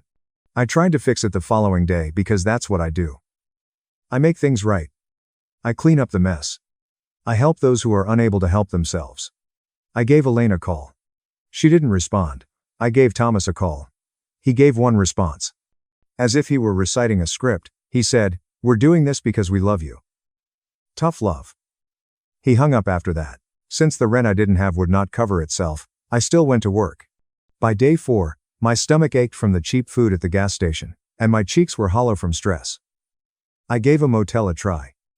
The money ran out after 1 or 2 nights. Sophie was quiet, so a school counselor noticed and inquired about her well-being. I told a lie. Then the counselor gently asked again, and I noticed Sophie observing me with those large eyes, picking up survival skills from me by lying. After telling the truth, Sophie sat next to me and swung her legs as I filled out shelter intake forms 3 days later. Despite her kindness, the intake worker seemed worn out from seeing too much. She stated, "We need your information. We must know where you spent the night before." "In my vehicle," I replied. Like she was checking a box. She nodded. "Is this our house now?" Sophie whispered too loudly as she leaned in my direction. The woman winced. I grinned too much. "No," I blurted out. I wanted to add that this is only temporary, but the word sounded like a joke. "No, sweetheart." Sophie dozed off on a small bed next to me that evening in a room that smelled like overcooked food and bleach.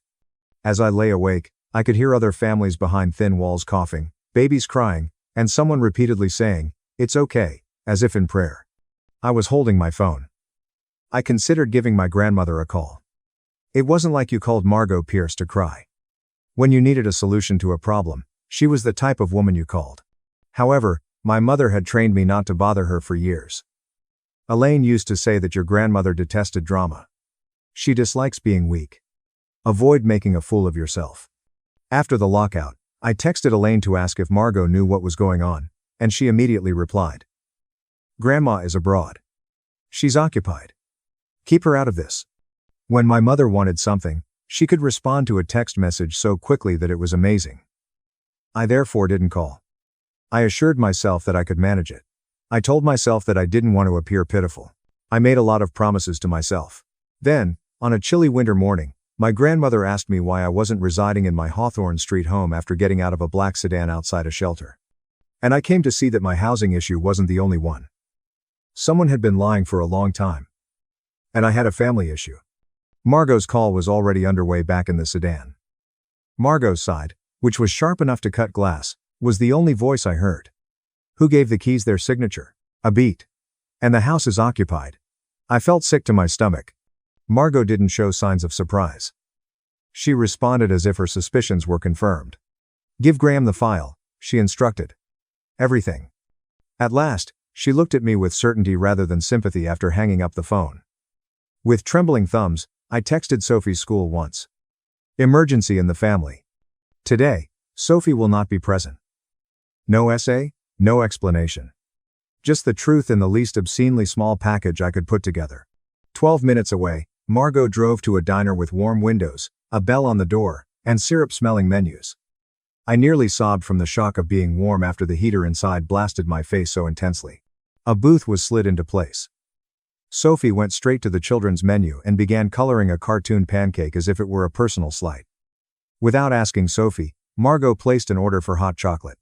I experienced an odd wave of rage as I watched her do it. Not at the universe.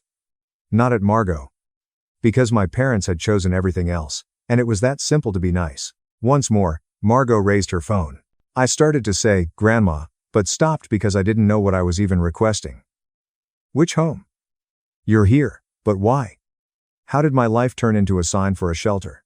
Margot didn't respond to my inquiries in the sequence that my panic demanded. "I'm going to make another call," she said coolly. "You'll pay attention and refrain from interjecting." I gave a nod. When you're on the operating table, you nod to the surgeon in that manner. She put the phone on speaker and tapped the screen. 2 rings later, my mother's voice could be heard. Sweet and intelligent, Elaine seemed to be trying out for the part of a devoted parent in a community theater play. "Oh my God, what a surprise, Margot. How are you doing?" Margot's voice remained soft and pleasant. She remarked, "I was thinking about Ava. How is she doing?" My stomach dropped into my shoes. There was a microsecond of silence, the minuscule moment when a liar chooses which version of events is most helpful. Elaine then gave a confident, fluid response, as if she had been rehearsing the phrase in front of a mirror. She remarked, "Oh, she's doing great. She resides in the home. She has made her home. She adores it. We didn't bother you because, as you are aware, Ava wanted her space." I looked at the sticky table as though it would burst open and engulf me. Sophie was humming to herself, and coloring quietly across from me. Although she couldn't understand the words, she could understand the tone. After glancing up once to see my face, she immediately resumed coloring more vigorously, as if she could erase the issue with a single stroke. Elaine continued to talk, brimming the pause with happy platitudes about how busy she had been, how proud she was, and how important family is. Margot gave her permission. Margot was not a hasty liar. She allowed them space to properly hang themselves. Margot said, "That's good to hear," at the end, and abruptly ended the call. No conflict, no charges, no gotcha. My throat constricted. It wasn't confusion that Margot said in a low voice. I laughed until it sounded like a cough. I said, "So she knew." She was aware the entire time. Margot maintained a steady, piercing gaze on me. She claimed, she knew enough to lie without thinking. That provides me with the information I require. "Look, Mom," Sophie said, sliding her coloring page in my direction. I forced a quick smile that probably looked painful. "I made the pancake purple." I exclaimed, "Wow. That pancake is really brave." Sophie laughed, and my chest briefly relaxed. Then Margot lowered her voice, leaned in, and uttered the straightforward phrase that I ought to have heard months ago. She said, "I set up a house for you. Hawthorne Street. Your parents were expected to handle everything, including the move-in, keys, and handoff." My mind attempted to comprehend what they had told me was finished. My parents had been living their lives as if that sentence didn't exist. And they had a house for us. I clutched the booth's edge until my knuckles turned white. "Why don't you tell me straight out?" I felt foolish as soon as I heard myself ask, as if I was placing the blame on the lone person who had arrived. Margot did not recoil. She explained, "Because I trusted your parents. That was my error. Not yours." She then got up, moved a short distance away to avoid Sophie's ears, and made 2 brief phone calls. Clipped. Low voice. Effective. I only managed to catch fragments. Tenant payments. Listing history, key log, Hawthorne, file, and clean summary. Indeed, today, she didn't sit down as she had intended to do when she returned. She took a seat as if she were going to move. She declared, "You're not returning to that shelter." My pride attempted to assert itself. It was pushed back down by my fatigue. I muttered, "Okay." Which was the most truthful thing I had said all day. The world had never been cruel when Sophie was bouncing on a hotel bed like a trampoline an hour later. She discovered the small complimentary soap, gave it a dramatic sniff, and declared that it smelled like a fancy grandmother. With her phone in hand, Margot stood by the window, observing traffic as if she were observing a battlefield. She withheld some information from me. She was not required to. Details weren't the point yet. The idea was that something was going on, and I didn't have to handle it by myself. Sophie slept that night with her stuffed rabbit under her chin in crisp sheets, and then Margot sat at the little table by the window and spoke once more. She said, "Your parents are throwing an event. A location, family, speeches, the entire performance, all of these are important to them." My stomach clenched. "When?" Margot's eyes remained fixed on the city lights. "Soon," she said. "We'll be there, too." It wasn't a threat when she said it. She spoke as if she had already made up her mind. After 5 days, I found myself standing in the hotel bathroom, gazing at my reflection. I appeared to have been hung up to dry in a storm after being put through a washing cycle. Margot had insisted that I purchase a dress. It's a simple, clean, and inexpensive one. She had said, "You don't need armor. You need dignity." I liked the sentiment, but I wasn't sure dignity could be found in polyester. Sophie was dressed in tights and a small blue dress. "I look like a princess," she said after twirling once in the hotel room. "Do you agree?" My throat constricted as I spoke. My stomach twisted so much during the ride that I felt like throwing up. "What happens if I get cold?" Silently, I asked.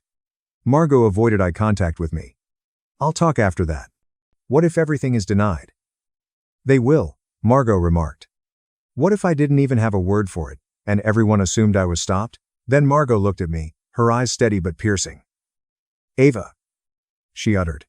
The car pulled up outside a place I would never have chosen in my life, and I said, "You've survived worse than a room full of liars." It was one of those hotel event rooms with the hard smiles and the soft lighting. Pierce Caldwell family dinner.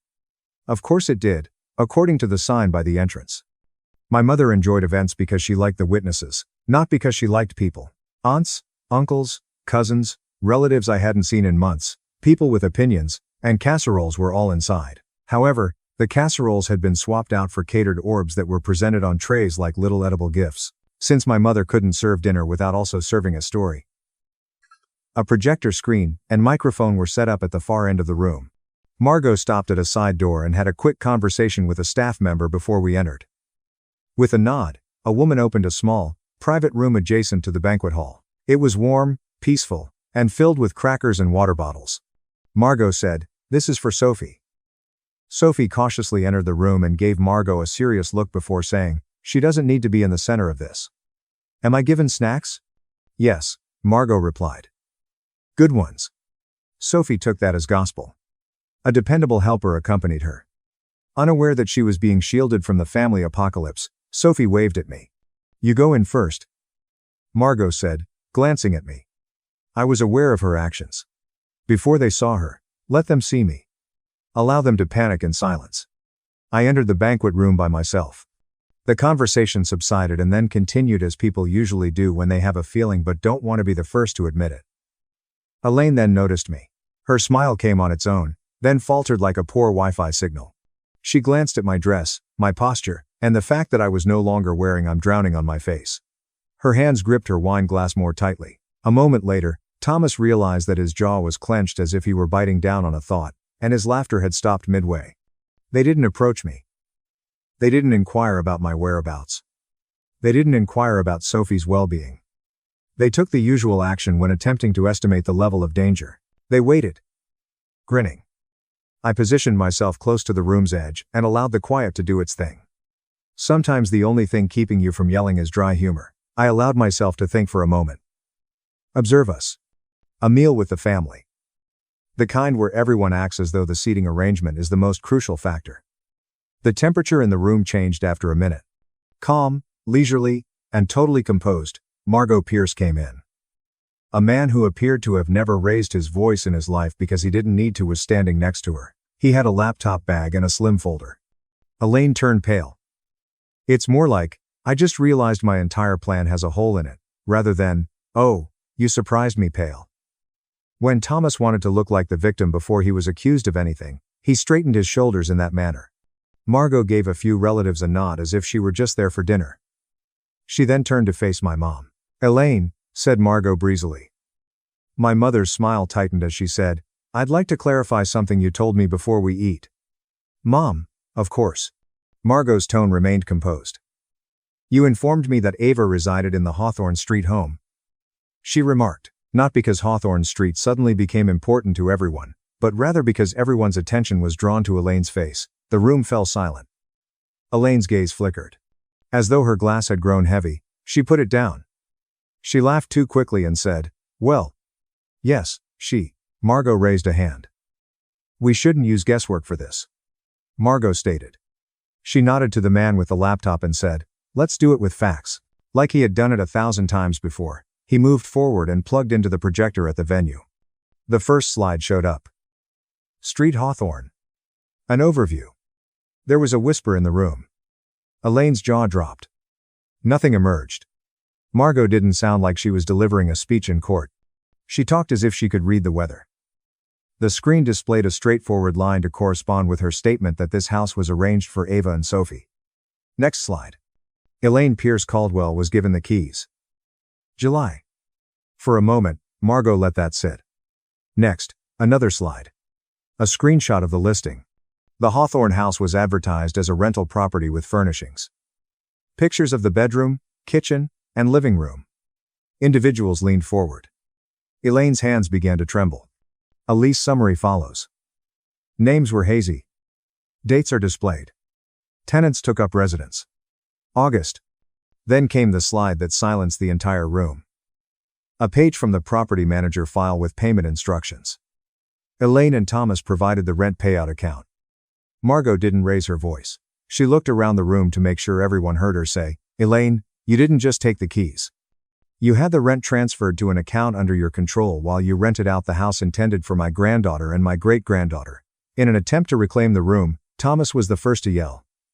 "This is not proper," he growled. "This is a family gathering. This is a family gathering." Margot looked over at him. "Yes," she replied. "I am doing it here for that reason." Thin and desperate, Elaine found her voice. "We intended to inform her," she uttered hastily. "It was only temporary." "We required temporary," Margot said again. Her gaze strayed to the adjacent room where Sophie was, invisible yet there. The room fell silent when Margot said, "You displaced a child."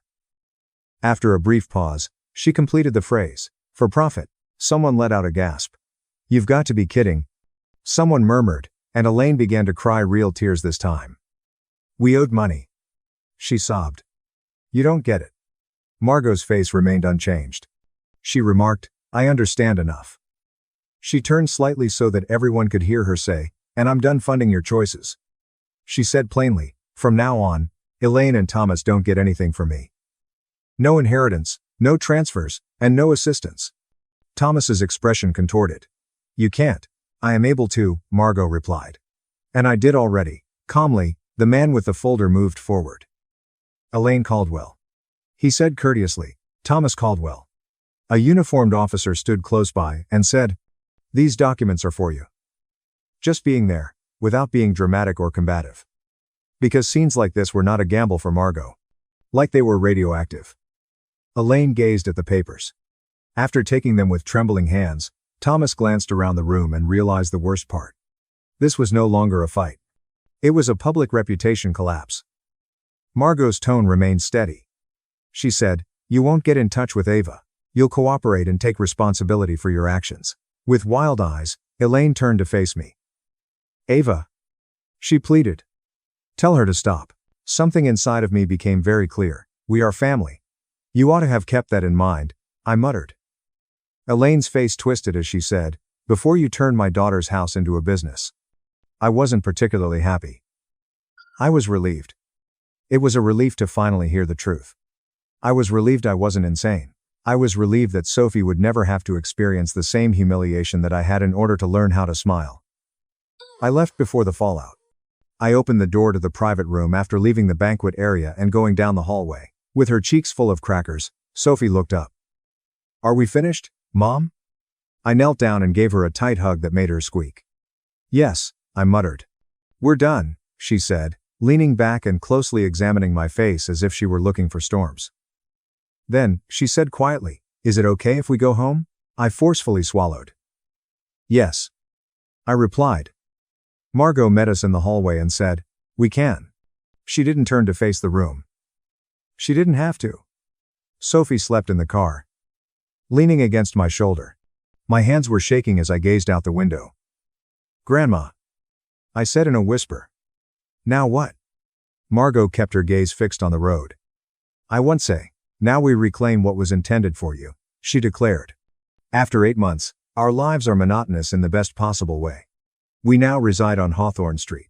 Sophie has a crooked art gallery of drawings taped to the wall, her own room, and curtains of her own. She strolls to school as if everything has always been secure.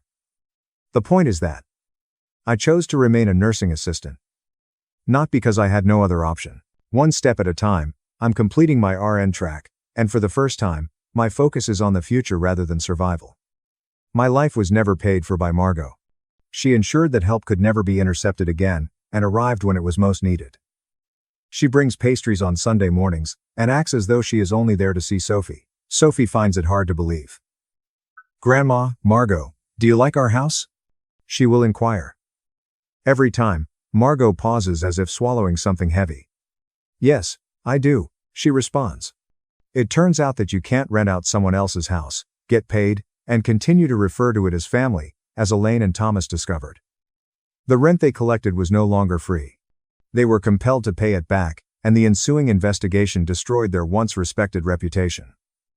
Their hidden debts appeared like roaches under a flipped light switch after Margot cut them off. They were no longer invited. Calls were no longer returned. My mother attempted to get in touch with me to negotiate rather than to apologize.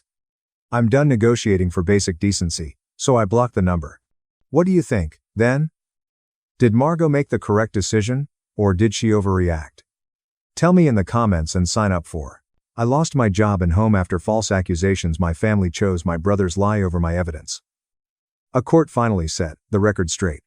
When I was wrongly charged, my brother launched a smear campaign to put me in jail. My parents hailed him as a hero for safeguarding the victims. I made them regret it. They are now imploring me. Sup, Reddit. My brother attempted to bury me after I was wrongly accused, shouting rot in prison. My parents disowned me and labeled me a predator. I am a 41-year-old male who owns an electrical contracting business and teaches basic electrical safety courses twice a week at Riverside Community College.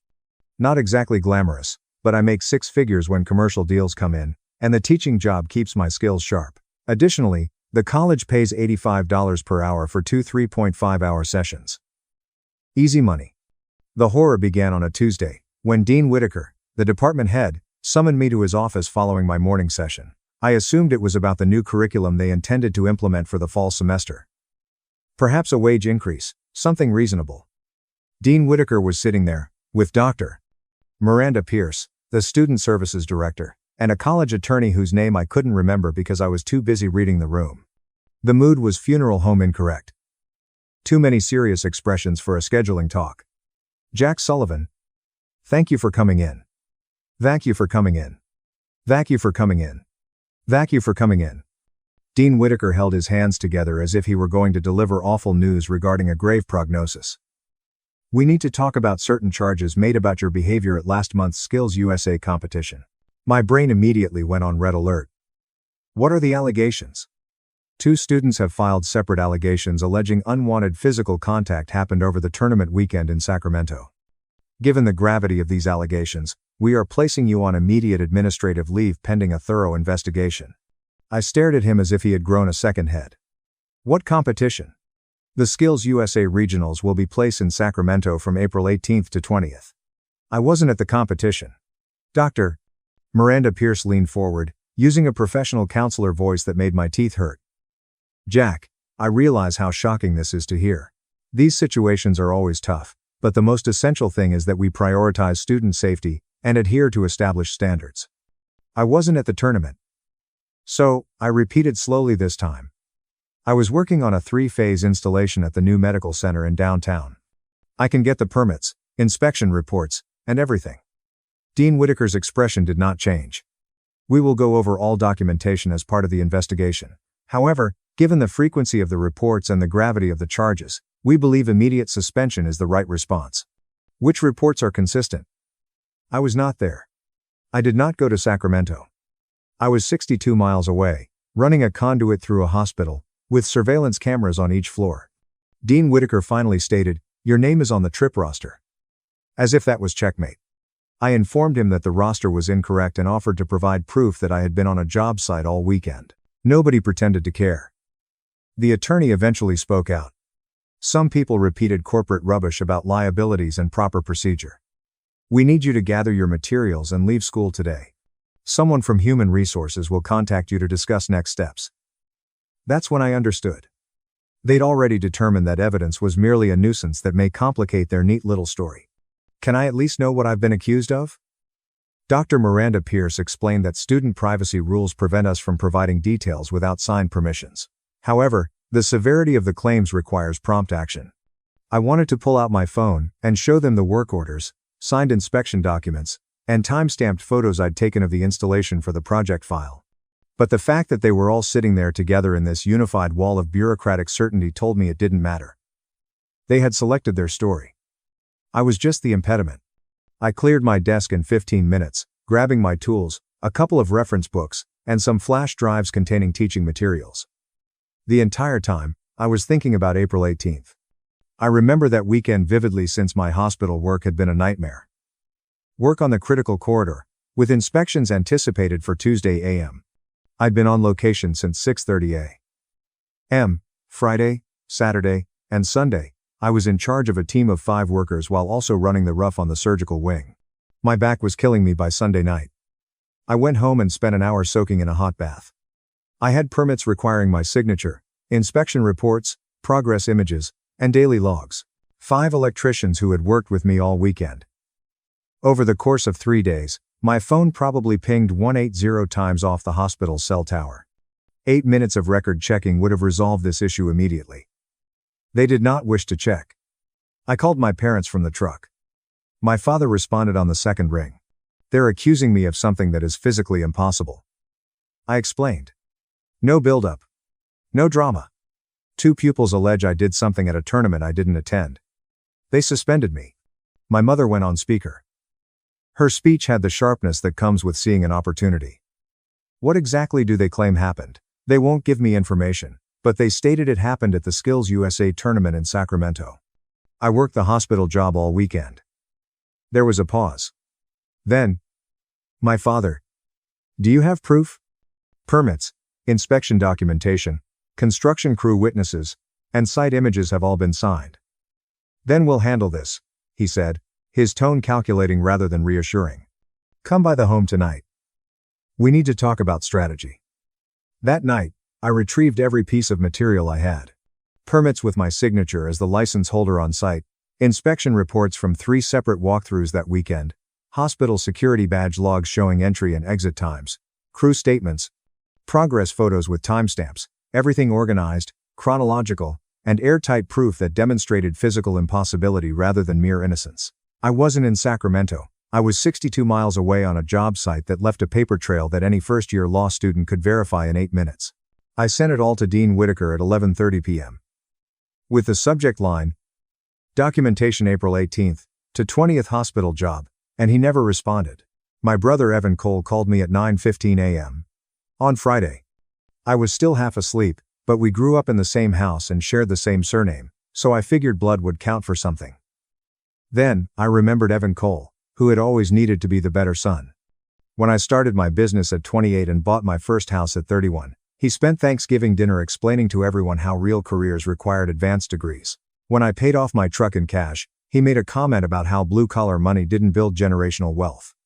Our parents had always preferred his corporate path over my trade work, state MBA, nonprofit job title, and community leadership nonsense. He'd been posting ally content on social media for 2 years, mostly performative threads about accountability and believing survivors. "Evan, thank God. Did you hear what's happening? The college is trying to. I can't talk to you right now." His voice was cold and professional. "I'm meeting with the college administration this afternoon." His career had stalled after being passed over for director twice. "I just didn't know I'd become that cause. I wanted you to know that Lauren Cole and I are taking this very seriously." Taking what, seriously? I wasn't even at the competition. "I have documentation proving I was on a job site the entire weekend. Permits, inspections, crew statements. I have to go." He hung up.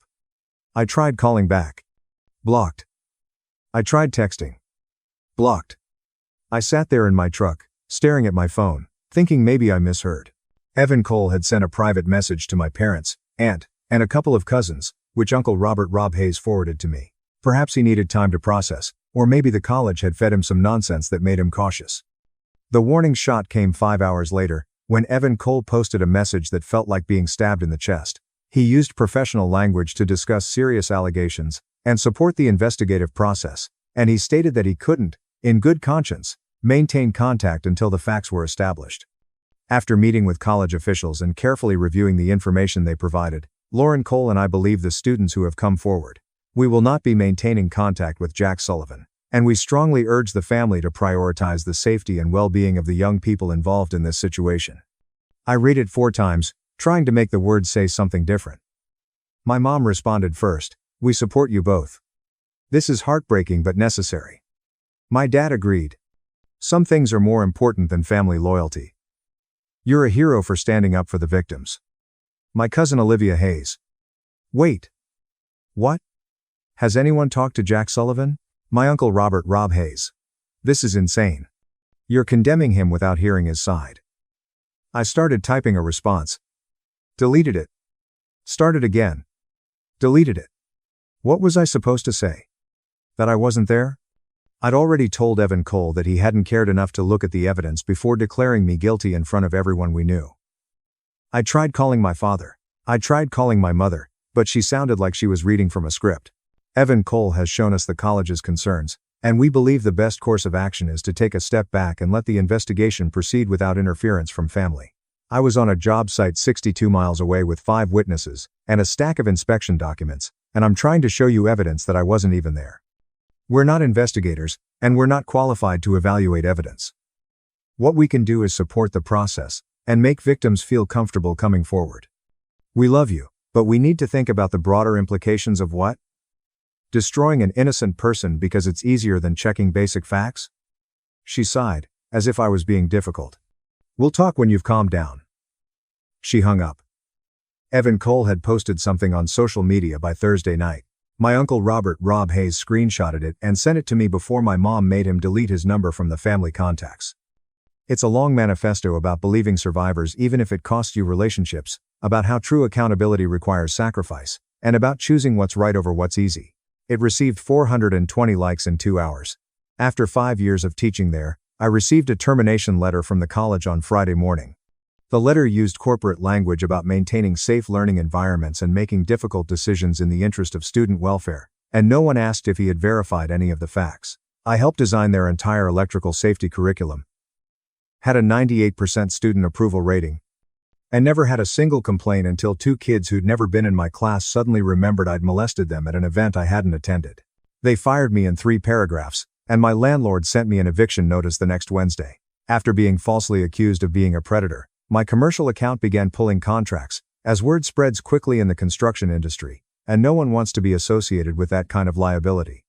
I was given 45 days to vacate, and there appears to be a morality clause buried in the lease about conduct that harms the property's reputation. In a single week, 3 jobs worth $165,000 in billings vanished. The general contractors who had been calling me for bids suddenly had scheduling conflicts. The supply house that had given me net 30 terms for 7 years switched me to cash only.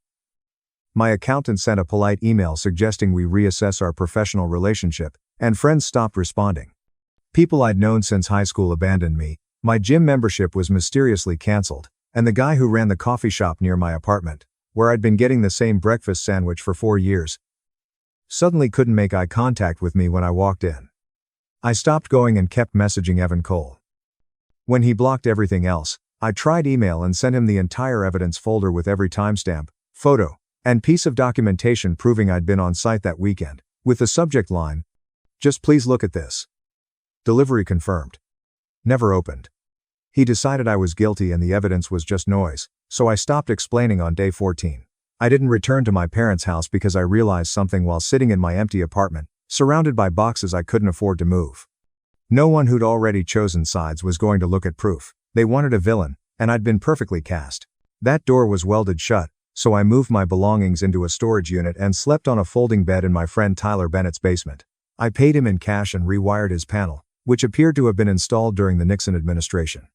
I spent the weekend organizing everything: permits, inspections, badge logs with exact timestamps, progress photos, and witness statements from the crew. Everything pointed to the same conclusion. I wasn't in Sacramento. I was on a job site 62 miles away, doing work that left a comprehensive paper trail. On Monday morning, I called a lawyer. Not a big firm. I couldn't afford it. But my uncle Rob Hayes knew someone who owed him a favor. A civil rights attorney in his mid-30s who did Title IX work and had a reputation for eating college administrators alive. When I arrived at the diner, she was already on her third coffee. "Walk me through it," she said, pulling out a legal pad. I did. The entire thing: the accusation, the suspension, the family implosion, Evan Cole's social media crusade, everything.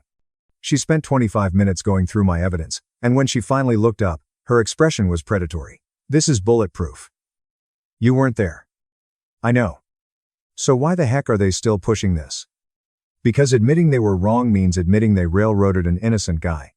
The college, the administrators, my brother, they all went public quickly and loudly, and walking it back now makes them appear incompetent or malicious. It's easier to keep insisting I'm guilty and hoping I slink away quietly." She nodded slowly. "Here's what you need to know. You have strong claims for defamation, tortious interference, and possibly Title IX violations. Your brother made specific, false, damaging statements that cost you income and housing. The college violated basic due process. And things will get ugly. It will take time and cost them more than they're willing to pay, but I'm not going anywhere. Here's how we play it. We don't engage in public. We preserve evidence, file the necessary complaints, and let them keep digging their hole deeper. Every time your brother posts, we screenshot it, and every time the college refuses to look at your evidence, we document it." "What about Evan Cole?" "What about him? He's out there calling me a predator. He's coaching the families, and he's let him. Every post he makes, every statement he helps craft, every time he doubles down without checking basic facts, it becomes evidence. The more certain he acts, the worse he looks when we show he never verified anything. He's building your case for you." I liked her right away, and we spent the next hour going over the next steps. Before I left, she gave me one more piece of advice: send preservation letters to the college and Dr. Miranda Pierce, informing them that they must preserve all documents, emails, and records related to this case. I sent preservation letters that afternoon, filed complaints with the State Accreditation Board and the Department of Education, and began drafting the defamation lawsuit against Evan Cole. There was nothing dramatic or public about it, just bureaucratic machinery in motion.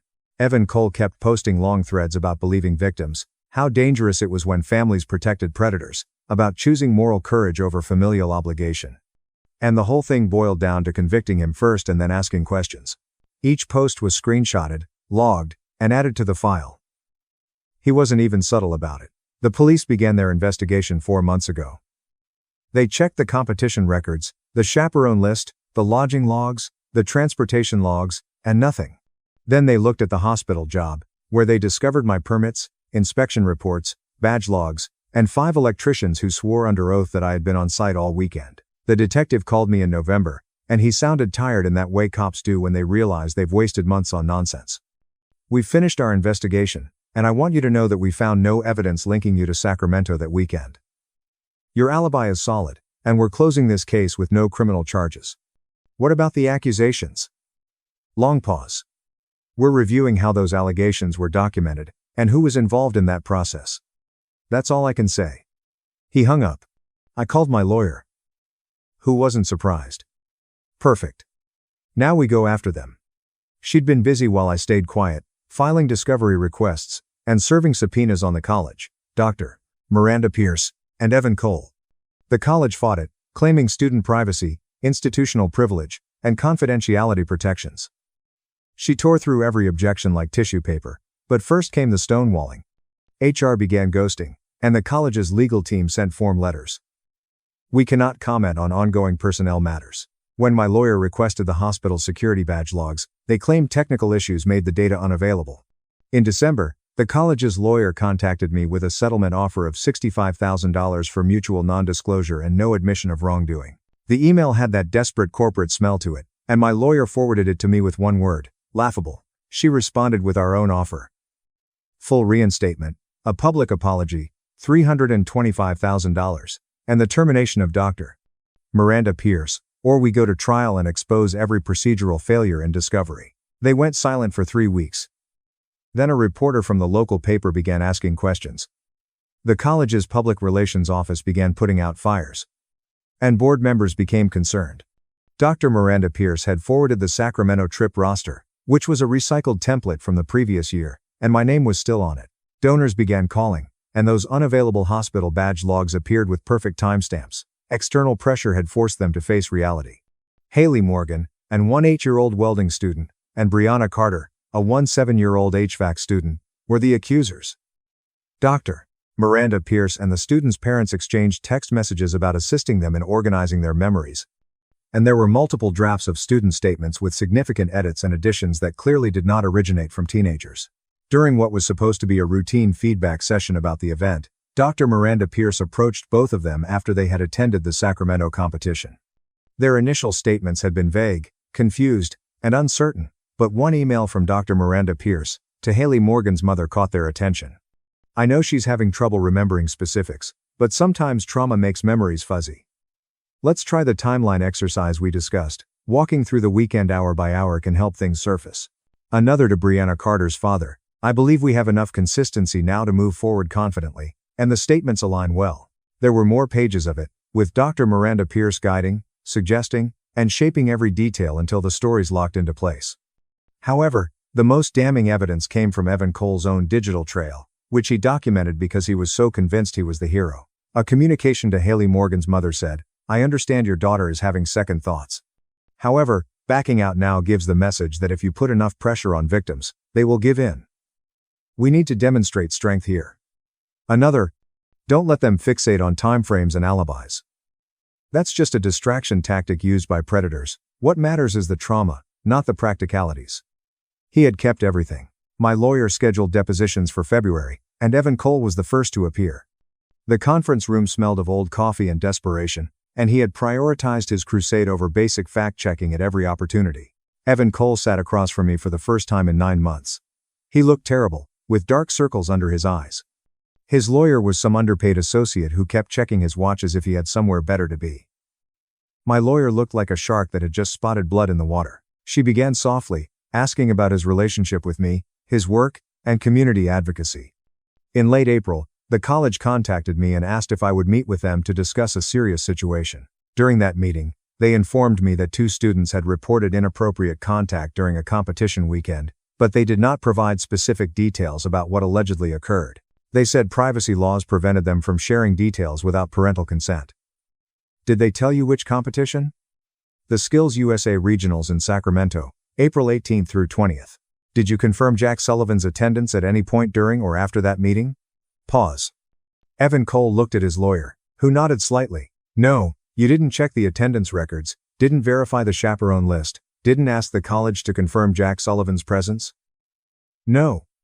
My lawyer let that sit for a moment. Jack Sullivan reached out to you after the accusation was made.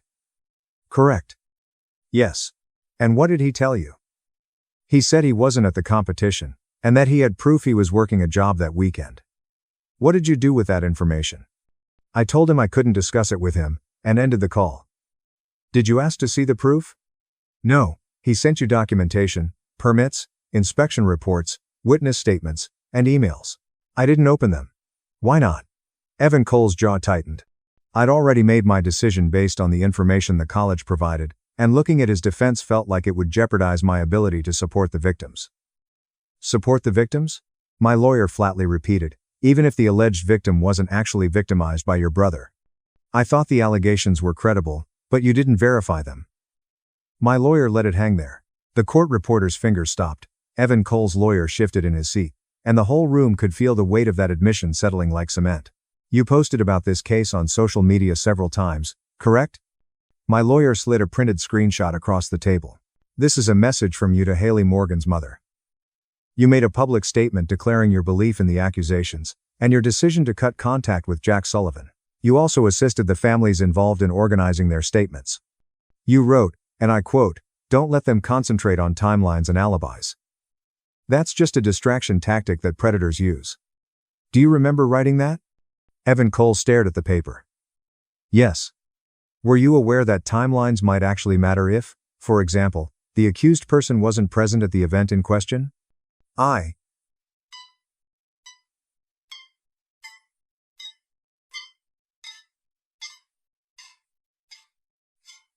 thought you didn't think verification was important. I believe that protecting the students was more important than getting caught up in technicalities, such as whether your brother was actually present. His lawyer objected, but my lawyer withdrew the question and continued. You also messaged Haley Morgan's mother, encouraging her not to let Haley Morgan walk anything back, even after the student expressed doubts about her memory. Is that correct? I was trying to prevent her from being pressured into silence, or were you trying to prevent her from telling the truth when it became inconvenient for your narrative? Objection withdrawn. Let's talk about your testimony to the college board. You gave public comments, correct? Yes. And you stated that Jack Sullivan was guilty and that the family should support the accusers over him. I stated that I believe the students and that accountability was necessary. I didn't know that at the time. You could have known. But you chose not to. Correct. Evan Cole didn't answer. My lawyer leaned forward. Evan Cole. Did it ever occur to you that by publicly declaring your brother guilty, by assisting families in crafting consistent statements, by encouraging them to ignore doubts and stay committed, that I've seen how often they are silenced and dismissed, and I didn't want to be a part of that system. Instead, you became a part of a system that destroys innocent people without checking basic facts. My lawyer walked him through every message, post, and statement he helped shape, and made him explain each decision, assumption, and moment he chose certainty over verification. The deposition lasted 5 more hours. Evan Cole's hands were slightly trembling by the end of the deposition, which ended at 8 p.m., and his lawyer pulled my lawyer aside in the hallway. If he could go back in time to April, what would he have done differently? I watched through the glass as they talked. The lawyer kept shaking his head. My lawyer's expression remained neutral. When she returned, she had that look lawyers get when they know they've already won. He's going to settle, she said. He has to. His own words buried him. Everything fell apart at the college board meeting on a Wednesday in April. My uncle Robert, Rob Hayes, my cousin Olivia Hayes, and a few friends who had stayed were there, despite the fact that I had asked them not to attend. The room was packed with parents, faculty, a few reporters, local activists who had been supporting Evan Cole, and some family members I hadn't seen in months. But Rob had said, "We are seeing you be vindicated. We're not missing it." My parents sat in the back corner. My mom had that tight smile she wears when things aren't going her way, and my dad looked like he'd rather be anywhere else. Evan Cole was absent. His lawyer had probably told him to stay away. The interim college president, brought in from the district office after the scandal broke, and Dean Whitaker resigned, opened with a prepared statement about transparency and institutional responsibility. The room went silent.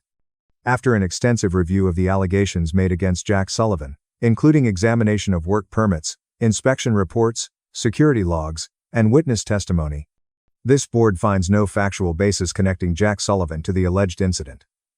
Jack Sullivan was not present in Sacramento during the disputed weekend. Our investigation revealed significant procedural flaws in how the initial accusations were handled, and students were interviewed without following proper protocols. He was, in fact, performing licensed electrical work on a commercial job site in this city, as confirmed by multiple witnesses. Murmurs echoed throughout the room. Jack Sullivan has filed civil claims against this institution, Dr. Miranda Pierce, and his brother Evan Cole for defamation and related allegations. Statements were edited and refined by college personnel in ways that jeopardized their credibility, and numerous administrative decisions were made without verification of basic facts. While we cannot comment on ongoing litigation, the college wishes to acknowledge that Jack Sullivan was wrongfully terminated and that his professional reputation was harmed by institutional failures on our part. Someone in the audience shouted something. A reporter stood up. The president gave for order. "We are prepared to offer Jack Sullivan a settlement in the amount of." My lawyer leaned over and whispered. "Don't accept it. We are going to trial on the defamation accusations. Make an example." I nodded. Evan Cole's case went to trial in June, civil court, not criminal court, money and reputations, not handcuffs. His lawyer tried everything, claiming good faith reliance on the college's investigation, that his posts were protected opinion, that he was attempting to support victims, and that he had no legal obligation to verify facts. My lawyer demolished him. She brought the jury through every piece of information Evan Cole had disregarded. Every message, encouraging families to ignore misgivings. And every public proclamation of guilt without confirming if I'd even been in the same place. This isn't about trusting victims, she said in the end. It's about what happens when belief becomes a weapon. Evan Cole didn't just fail to verify facts, he actively avoided them because they were inconvenient. He helped manufacture consistency in statements that were falling apart. He pressured families to ignore their children's doubts. And he did all of this in public, loudly, and with absolute certainty. In a 3-hour trial, the jury found Evan Cole liable for $175,000 in damages for lost income, reputational harm, and emotional distress, despite the fact that he was 62 miles away on a commercial job site at the time of the alleged crime. When the verdict was read, Evan Cole's lawyer attempted to respond. My landlord, every vendor who'd pulled contracts, the college department mailing list, and the local contracting association all received official letters, stating that the allegations were false and that the college had settled for $310,000. A public apology, and an agreement to reform their investigation procedures. My lawyer called it reputational remediation. I called it watching them eat crow in writing. My old landlord called me 2 days later, apologized, and offered to be a reference. 3 vendors who dropped me contacted me about new contracts. And the department chair who had overseen my termination had to personally sign every letter. They also paid settlements to the families whose children had been used as props in Dr. Miranda Pierce's crusade. I don't hate Haley Morgan or Breonna Carter. They were 18 and 17 years old at the time, and they were just kids who were duped into doing something they didn't understand by adults who should have known better. Dr. Miranda Pierce manipulated them, and Evan Cole reinforced it. Dr. Miranda Pierce's license was revoked 4 months later after the state board discovered that she had coached students, fabricated evidence, and violated approximately 18 professional standards. The girls were confused, pressured, and surrounded by authority figures telling them what to remember.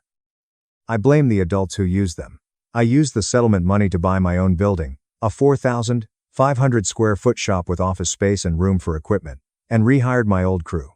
I didn't move to a new city to start over. Instead, I rebuilt right here in front of everyone. I began bidding on commercial jobs that had dropped me. In August, my parents attempted to reconcile, and when I arrived at the shop unannounced to run conduit for a restaurant renovation, I saw my father's car pull into the lot and knew what was going to happen. It turns out that a $4 million settlement and a court judgment in your favor is pretty good advertising. Within 6 months, I was busier than before the nightmare began. My father began. We thought it was important to clear the air and discuss. Get out of my shop. My mother tried her soft voice. The one she uses when she wants something but needs to appear reasonable. Jack, sweetheart, we were just trying to do what we thought was right at the time. We didn't have all of the facts. You had the material, which I supplied to you, but you decided not to look at it because Evan Cole urged you not to. That's not fair, my father remarked. We were in an impossible situation. The family was divided. Emotions were high.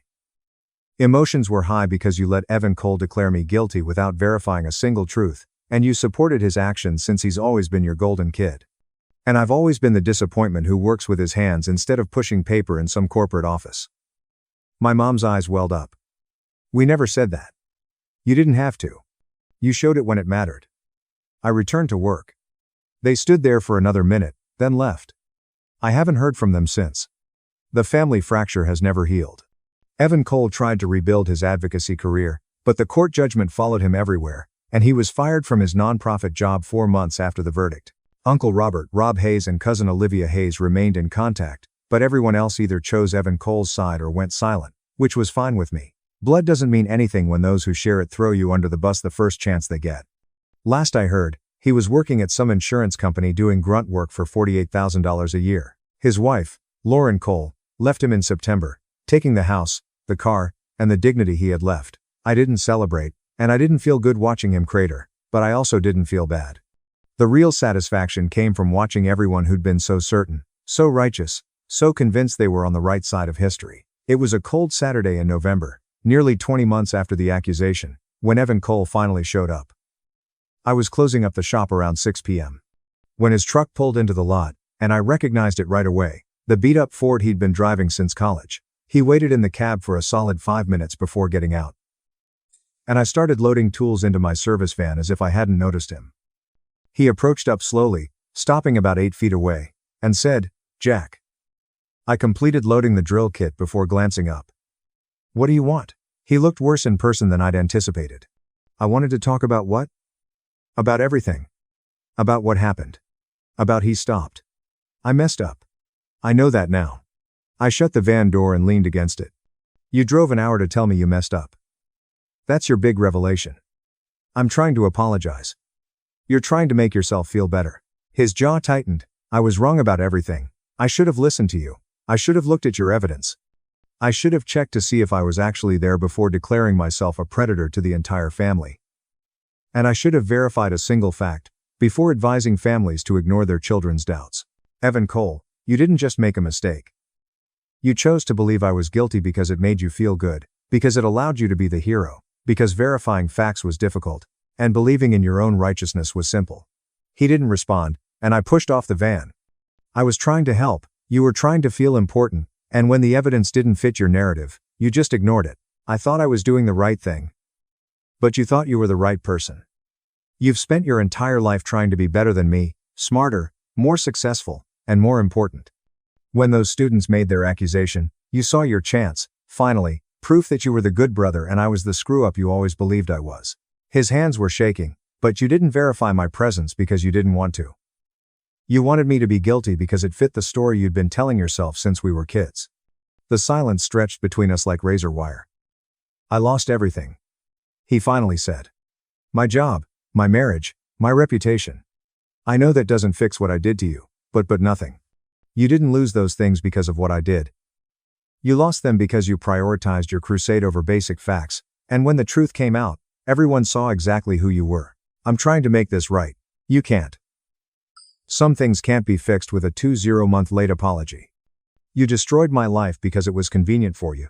You made my parents believe I was a predator to make you look better in comparison, and you helped coach families to ignore evidence because you couldn't handle being wrong. I walked past him toward my truck. Jack? Wait. I stopped but didn't turn around. You want forgiveness?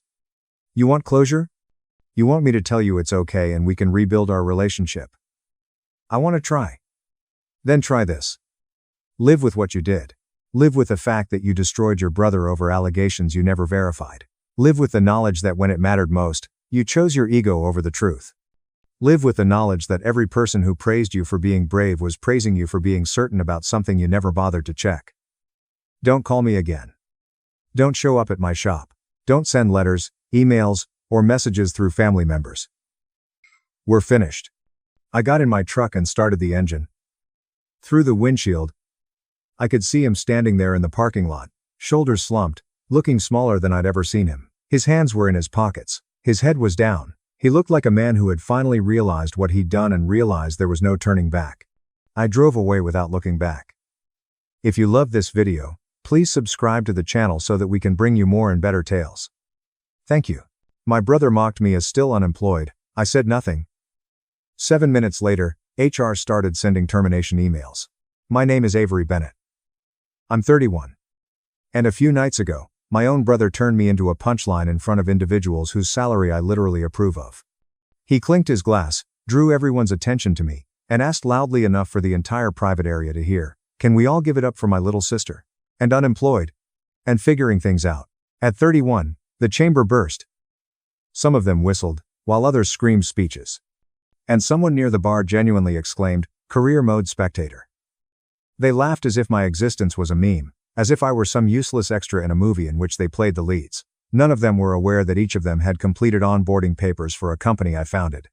None of them realized the faceless ownership organization that controlled their bonuses was simply me, a girl they determined didn't count. I did not defend myself. I didn't mention my clients, my sales figures, or the fact that the campaign they had been talking about all night began as a sketch in my inexpensive notepad on the kitchen table. I simply smiled, lifted my glass, and let them believe they'd nailed it. Allow them to believe the story they wanted, that I was the loser sister who never quite made it. Because, as they laughed, I was already making decisions in my head about contracts, authority, and what it truly meant to flip a table without touching a single plate. They felt they were embarrassing me. They had no idea that 7 minutes later, the jest would turn into HR emails, revoked badges, and a meeting they would never forget. Do something for me before I walk you into that room and show you exactly what I said once I open my mouth. Leave a comment and let me know what time it is, where you are, and which nation you are watching from. I want to see how far a story about family, ego, and revenge can go. The thing with being the unemployed sibling is that it doesn't begin the night someone humiliates you. It begins several years earlier in living rooms, kitchens, and school auditoriums, when people determine who you are and then never bother to update the file. Growing up, my brother was always the star. If you walked into our house, you'd find framed images of him in jerseys, blazers, and graduation gowns, beaming as if the world was designed to congratulate him. My accomplishments were stored in drawers, along with certificates that my mother intended to display when she had the time. They never got to the wall. Our mother, Elaine, did not refer to it as favoritism. She called it encouragement. When he made the varsity basketball team, she planned a celebration. When I won first place in a regional design competition, she responded, "That's wonderful, honey. Perhaps you could aid your brother with his project." I learned early on that in our family, charm always won out over silent effort. The first time my brother Mason Bennett stole something from me, it was credit, not money. I was 15, he was 18, and he failed to inform the judges of his business club competition that the app mock-up he was presenting was mine. I'd spent 4 nights sewing together screens using free software on an ancient laptop. He won first place. Everyone shouted, and he let them label him a natural, as I applauded from the back of the auditorium. This was not the last time. He became acclimated to standing in spotlights that I had wired for him in the dark. I grew used to swallowing it. Fast forward to my late 20s. While everyone felt I was drifting, I was developing something that my family didn't see as successful since it didn't match their script. No corner office with my name on the door, no corporate ladder, just me, a rented desk in a co-working place, and an unseemly quantity of caffeine. I founded Bright Line Collective, a boutique creative business that provided digital strategy and content to brands looking to appear young and loud online. Snorts. At first, it was just me and a few freelancers. Then it was just me and 3 full-timers. Then it was me and a 24-person team, with clients whose logos my parents recognized from TV advertising. But here is the bit that will raise your eyebrows. Almost no one, including my family, knew that I owned Bright Line. My COO, Grant Sullivan, served as the agency's public face. He conducted the interviews, took the stage, and smiled for the industry listings. On paper, he was the CEO. Behind the scenes, the controlling ownership was quietly held under an LLC with my name on it. That was deliberate. I wanted to make something without my family's judgment, without my brother claiming credit or my mother comparing us to contestants. So, when they inquired how work was doing, I told them what they already believed. I'm a freelancer. I am figuring things out. That's okay. It stayed that way for years, until the day Brightline's HR manager, unaware that she was speaking with the owner's sister, presented me a CV and stated, "We had a referral from a family friend for this person.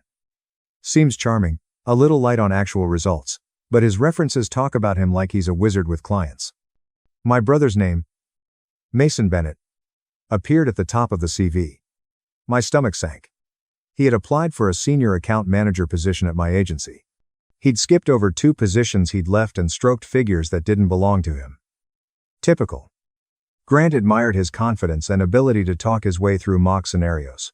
He may be excellent in front of clients. He informed me that we could train him on the rest. He had no idea that the person he was attempting to sell me on was the same kid who had told me, "You're good as a behind-the-scenes type. Not everyone is supposed to be noticed." I had an option. Block the hire and disclose myself, or let Mason in and watch what he did while thinking he was just another employee. In what now appears to be foreshadowing, I said, "If the team thinks he's a fit, let's try him." Mason joined Bright Line without ever connecting the dots. The corporation did not have my name on it. The downtown structure was a repurposed warehouse complete with exposed brickwork and neon logos. Nothing like the beige offices my parents pictured when they considered a real job. Mason assumed I was bouncing between shows, sleeping on couches, and helping out here and there. The few times he saw me at work, he assumed I was merely visiting a buddy. He never asked what I did there.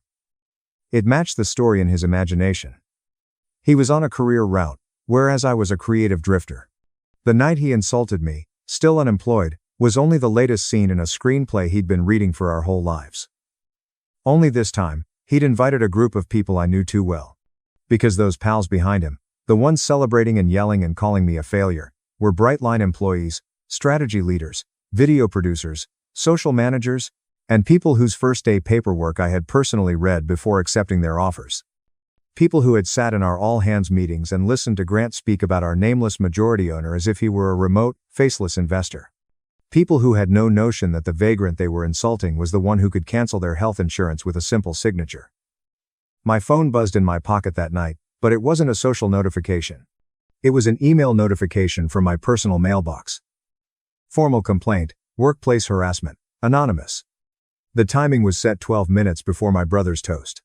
The complaint outlined a series of comments, jokes, and pranks by a senior account manager who enjoyed humiliating junior employees in front of clients. The initials were not subtle. MB. I read the sentences as laughter erupted around me. The anonymous employee added one last note. I don't feel comfortable bringing this to HR because everyone appears to like him. If someone higher up doesn't intervene soon, I'm resigning. I stood there with my drink, watching my brother bask in recognition he didn't deserve and listening to individuals I hired to represent my agency shout along. And something in me snapped, not in a loud, glasses throwing way, but in the quiet, surgical way that occurs when you realize you've given too much benefit of doubt. That email was my line in the sand. Mason believed that his last name would always protect him. My family assumed I would always keep the peace. Everyone in that room thought I was still unemployed. None of them were prepared for what happened when I stopped letting them write my story for me. If you've ever hidden your accomplishments to keep the peace at home, you know how thick that mask can be. What happens when you decide to tear it off in front of everyone? At first glance, Mason at Brightline appeared to be a winner. He remembered names quickly, made the interns feel valued, and transformed tedious briefings into something enjoyable. We needed this energy, someone told me. I wanted to believe it. Then the patterns I remembered from childhood came back. A junior strategist missed a slide and remarked, "It's fine. You're not here for your brain, anyway." Everyone laughed. Her face did not. At happy hour, he imitated a video editor's stammer. In meetings, he'd say things like, "Let the kids take a pass, then the adults will fix it." All joking, all dismissed with, "Relax. I'm kidding." The reports arrived in parts. Claire's calm comment, a DM about off-the-wall jokes, and a copywriter wondering if we had an anonymous reporting method. My old instincts kicked in. Perhaps they are overreacting. He probably does not mean it. That was the tale I had used to get through Mason for years. Then we brought in a dream client, a massive beauty brand. Grant and Claire nailed their strategy. The room had a pleasant atmosphere. Mason was expected to handle chemistry. Instead, he went off script. I told our team, he added, indicating toward the client. Even my little sister who can't hold down a job could get this one right. He just cracked a joke. The client did not. He took another swipe at aspiring creatives who were designing on their laptops. We lost the deal formally. Different agency direction. Unofficially. Through the grapevine. Someone on your team had strange energy and treated his jobless sister as if she were a joke. It didn't feel right. Grant sighed and dropped the email on his desk. We need to speak about Mason. People avoid his accounts. Now this. While we were dealing with the consequences, Claire sent me a folder with screenshots of Slack threads, chat snippets, and a voice memo from the bar. He was calling a junior designer, our diversity recruit, telling an intern, "If you can't handle pressure, go back to group projects." He was bragging. Even my unemployed sister could do better with Canva. There were emojis and laughs, some from the same individuals who'd celebrate later in the lounge. Seeing it all together dispelled any notion that this was just edgy humor. It was a pattern. Power was utilized to keep other people tiny. And it was taking place right under my roof. I stopped searching for gentle explanations and began prepared. I asked HR to lead me through the formal disciplinary process. I reviewed what we'd captured for training purposes. With their permission, I sat down with a few of the people Mason had injured. They were angry, embarrassed, and fatigued. Most had remained silent because they felt he was safe. In the stories, I recognized old versions of myself. By the time Mason lifted his glass and announced that I was still unemployed, I had already made my decision. That toast did not cause the problem. It simply stated, loudly and clearly, that he saw me in the same manner he saw my colleagues underneath him. The next morning, I organized the all-hands meeting that would change everything, not about campaigns or goals, but about who we were willing to be when someone's jokes began to cost people their dignity. The subject line of the invitation said, "All hands, culture, and conduct mandatory. No emojis, no fluff." By 9:30 a.m., the conference room was full. Some people appeared uptight, bored, and defensive. Mason walked in late with an iced coffee, smiled, and took a seat near the center, as if he were about to attend a show rather than star in it. Grant opened. "We can't do our best work if people feel small or scared," he told me. "Today is not about blaming a single person. It's about holding a mirror up to all of us." He navigated to a PowerPoint with an anonymous complaint quotation. "I feel like I'm one bad joke away from being publicly embarrassed." The audience fell silent. My turn. Mason was on a Zoom call when I stepped up and clicked play on the initial tape. "If you can't manage a client raising their voice, this may not be the industry for you. We can't all be frail little art students." Nervous laughter echoes in the background. The second clip. "A bar recording. We're practically a charity for junior talent," Mason's voice said. "Have you seen any of the portfolios HR sends? My unemployed sister might do better with Canva." This time, the audience did not laugh. They heard their own prior reactions reflected back at them. Then came the Slack screenshots. "Relax. It's simply banter.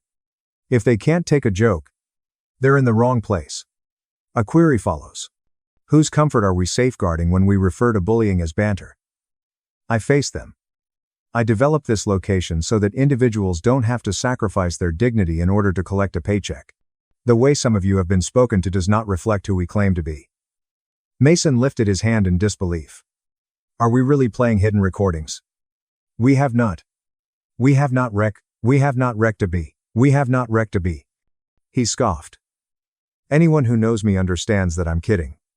You're making me sound like a villain. If I offended someone's feelings, they may just tell me." Claire spoke forward, her voice firm yet tense. "Yes, Mason. Some of us did. You told us we were overly sensitive and made jokes about it. You could feel the shift. The normal energy traveled to the person calling it out, not the one deflecting." Mason felt it, and his tone became sharper. "We're in advertising, not kindergarten," he informed me. "If we start policing jokes, there will be nothing left. And you," he pointed at me, "you don't even have a proper job, Avery. You float around making mood boards and then you're the morality police." The old version of myself would have shrunk. Instead, I advanced to the final slide. "Power isn't only something you have. It is anything you are willing to employ." "You're right," I replied quietly. "This is not kindergarten. In kindergarten, there are repercussions for intentionally hurting others. At this level, there are contracts. After this meeting, there will be more conversations, some of which will result in people leaving the company." Mason sneered. "So, what? Are you threatening me now?" "I'm promising this squad something I should have promised earlier," I said. "No one is untouchable, including you." The discussion finished with more questions than answers for the majority of the attendees, but the next step was clear to me. The public mirror was up.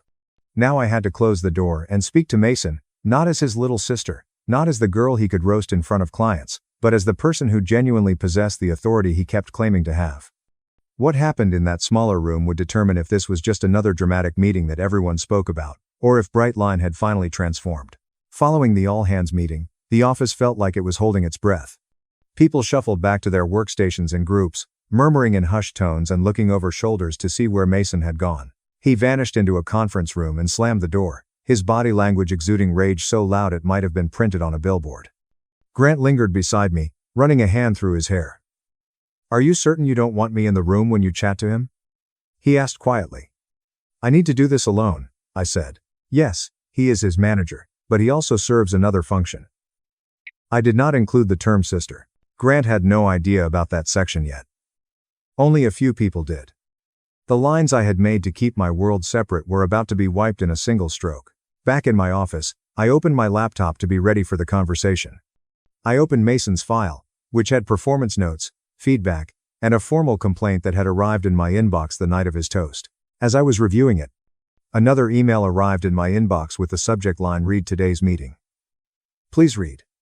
The message was sent from an anonymous address and passed through our internal system. I didn't feel safe speaking in the room. The note stated, But I need you to understand that this is more than just a joke. Mason has been telling people that some regulations do not apply to him since he has a strong sense of leadership. He's pressed subordinate workers to stay out late with clients, even when they express discomfort. He's intimated that those who don't get his sense of humor will not advance here. And last week, he informed us that your job is just to approve vibrations, while he is the one who brings real money into the organization.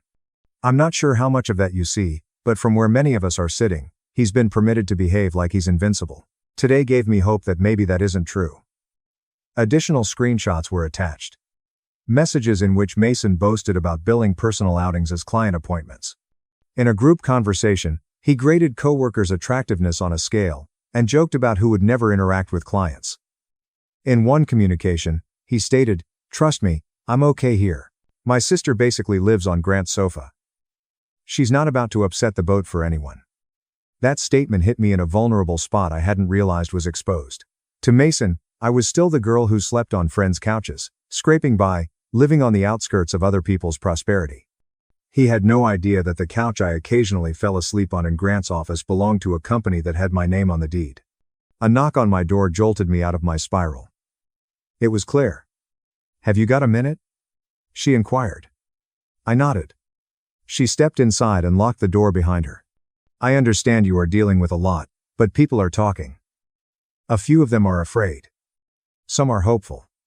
They're not sure which way this will go. If Mason walks out of that room with you and nothing changes, many of us will accept that as our answer." Despite the fact that I was aware, I inquired, "that this place is just like everywhere else?" She continued softly, "That talented people are chewed up so that a few loud ones can continue to play king. I do not want Brightline to be like that. But I'm not sure I can stay if that's the case." Her comments weighed heavily on the decision that was already building in my chest. This was more than just a punishment for bad behavior. It was about stating clearly what we stood for and didn't. Any decision I made would reverberate throughout the building, long after the news of the dramatic encounter faded. After Claire went, I stared at my reflection in the dark glass for a long time. I noticed the girl who had applauded at the back of the audience as her brother accepted a trophy for her efforts. I noticed the woman who understated her accomplishments so that her family wouldn't accuse her of bragging. I also saw the owner of a business that deserved more than the silent concessions she'd been making to keep everyone happy. I sent one mail to HR. "Please create a termination document for Mason Bennett, Senior Account Manager. I'll manage the conversation personally." Then, for the first time, I fully included Grant. I strolled into his office, locked the door, and said, "I have something I should have told you a long time ago. Mason is more than simply an employee to me. He's my brother."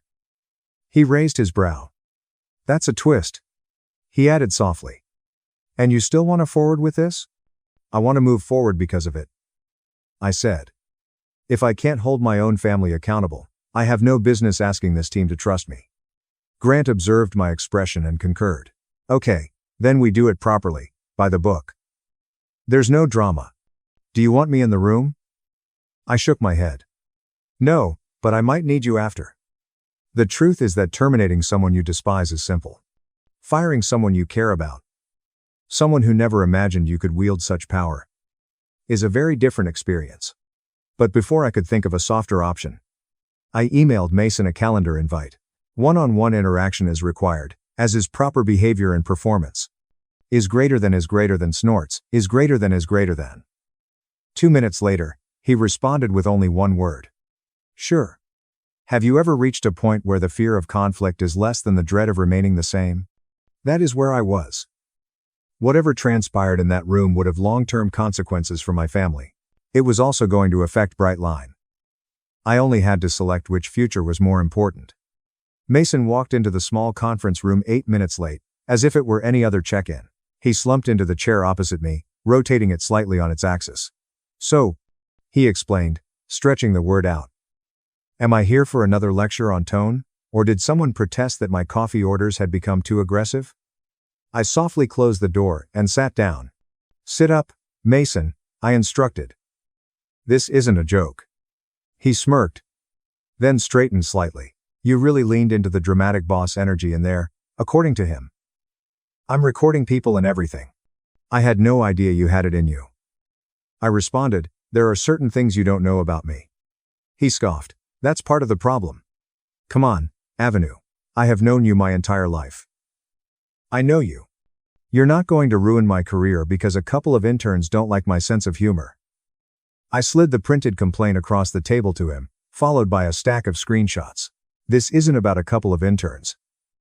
I explained quietly. It's about a pattern. You have undermined junior employees, made discriminatory remarks, misrepresented expenses, and cost us a major client. When people tried to speak with you about it, you mocked them. And then you mocked me in front of those same people. He took a quick glance at the papers. They are overreacting. Everyone is so soft now. And you are making this personal because of one stupid toast. It is personal, I replied. It's personal for everyone you humiliated. It is personal to every employee who witnessed you getting away with it, and wondered if this place was safe for them. And, yes, it is personal to me because you did it on my watch. In my company. He laughed. Clearly amused. What is your company? He repeated. That is cute. You do some scheduling, boss people around on deadlines, and then it's your company. I took a deep breath. This was the moment I had been anticipating for years. Mason. Bright Line is more than just where I work. It's mine. I held his gaze. I founded it. I own it. Grant is the public CEO because that is how we structured it. But the controlling interest belongs to me, the anonymous majority owner everyone talks about. I tapped my chest. That's me. For the first time, he became completely still. The smirk vanished from his face as if someone had turned a switch. You're lying, he said, but not with much conviction. Ask HR, I responded. Ask legal. Ask our accountant. Ask our accountant. Or, better yet, consider every time you've heard someone mention our investor or silent partner, and how strange it is that I attend every leadership meeting for someone who is supposedly only a project manager. I led you to believe I was drifting because it was easier than dealing with your jealousy or our parents' criticism. That is on me. But your behavior here is entirely your responsibility. A flush rose up his neck. So what? He said with a tight voice. You've been letting me work under you like some kind of experiment. Enjoying the show from your little throne. He said with a tight voice. I hired you because Grant believed in your potential.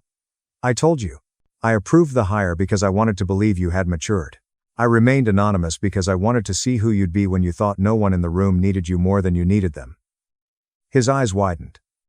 And you decided I failed your little test. You decided that, I said softly, every time you chose to shrink someone so that you could feel bigger, every snort time you exchanged respect for a cheap laugh. Every time you promised to be the most powerful person in the room by convincing yourself that everyone else was replaceable. He leaned forward. His features tense. Do you think you're better than me now? Is this it? Because you have some documents with your name on them. When you were messing around in that co-working space, your parents mortgaged half of their future to help you pursue your dream. I'm the one who stayed at home. Every week, I pay them a visit. Do not talk to me about who is selfish. There it was. He had been holding a family grenade. They did not tell you that part, I said quietly. They offered to help. I said no. I took out loans. I wish I had not maxed my cards. They only gave me doubt. They mistook doubt for love. Are you certain this is realistic? Perhaps you should get something stable first. I built this place despite that, not as part of a secret bailout. He stared at me, looking for a crack. Even if this is true, you are still my sister. He asked, are you really going to fire me? Make me the villain in your small business story. What will you tell Mom? That you annihilated your own brother because a couple of snowflakes couldn't handle a joke. I remembered Claire's voice in my office. The anonymous email writers stated that today had given them hope. Of the clients who trusted us to represent their brands without using their teams as targets. If I don't fire you, I explained slowly. What I'm really telling Mom is that she was correct about me all along. I'm too soft to lead. What I'm saying to everyone here is that their safety is optional when the person who is hurting them is someone I love. His eyes narrowed. You are serious. Mason. I said, my voice breaking slightly around the edges. I love you. I will always want the best for you, but I will not allow you to destroy what I have built simply because no one has ever told you no and meant it. For once in our lives, The consequences will match the choices, not the story you've told people about yourself. He swallowed and looked away. So, that's it? He asked. You're going to take everything away from me in front of my friends, humiliate me, and set an example. I recalled the lounge, the toast, and the laughter that had swept over me like a wave. He appeared to be certain that I would never fight back because I had never done so. I won't humiliate you, I said. I'm going to tell the truth. What people do with that truth is entirely up to them. I then slid the termination documents across the table. Your employment with Brightline is ending immediately. HR will guide you through the logistics. Equipment return, benefits, everything. You will be paid out in accordance with your contract. You are not being publicly dragged. You are being held accountable. He looked at the papers and then at me. Hurt glared with rage in his eyes. He whispered. You are choosing them over me. I replied, I'm choosing me. And the version of me who promised this place would never be the kind of place that broke her. If you ever decide to do the work, to learn, to apologize, or to change, I will be your sister on the other side, but I will no longer be your shield. He didn't sign the papers right away. He stood up, knocked the chair back, and left the room without saying anything else. HR would catch up to him. The legal process would proceed whether he dragged his feet or not. What mattered now was not his signature. It was the final line I had drawn. Here's something that rarely comes up in revenge stories. Sometimes the real vengeance isn't a dramatic takedown. It's the quiet moment when you refuse to continue sacrificing yourself just to keep someone else comfortable. Still, there was one more thing I needed to do. Not just for me, but for everyone who had seen that lounge scene and assumed their boss thought of them in the same way my brother did. I needed to tell them who I truly was and what that meant for their future. In business, word spreads quickly, but nothing spreads faster than a sentence. Have you heard? Mason has been fired. By the next morning, the rumor had evolved from a cautious whisper to an accepted fact. Some people seemed relieved. Others appeared nervous, waiting for the catch. We'd all witnessed flashy crackdowns in other places that turned out to be staged. I did not want this to be one of those. So I did something I had avoided for years. I displayed my real name where everyone could see it. A new all-hands invitation went out. Company updates include ownership and culture. Grant attached a brief note. You will want to be present for this. When the team gathered, the mood was different from the previous meeting. Less defensiveness and more genuine curiosity. A couple of people looked toward the back, expecting Mason to arrive late with a story about everything being overblown. His seat remained empty. Grant opened again, but this time he made it brief. You all know me, he said. You understand what I do here. What you may not realize is who I do it with. Today, we're drawing back the curtain. No more anonymous ownership. No more guesses. He turned to face me. Avery. I walked to the front, my heart pounding and palms damp.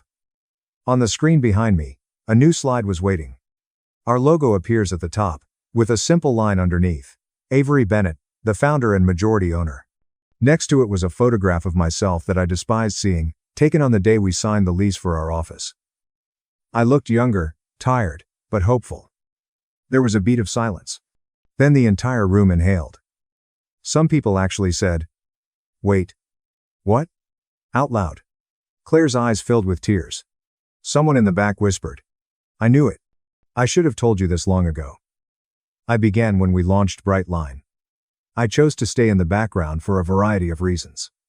Some are strategic, while others are more personal. I was afraid that if my family found out what I was building, they would try to control it, compare it, or tear it down. I was afraid that if any of you knew, you'd judge me differently, treat me differently, and stop being honest with me. So I let the concept of a mysterious owner exist, and I let you believe I was just another cog in the machine. That secrecy protected me in some ways, but it also cost us because it made it difficult for you to believe that leadership would step up when it was needed. I took a breath. Yesterday was one of those occasions. You saw someone in this room wield power and use it to harm others. Some of you were hurt. Some of you laughed along. Some of you remained silent because you were unsure who would choose you over him. I need you to know this. I saw it. I overheard it. And I won't pretend that's who we are. I took a half-second glance at Mason's empty seat.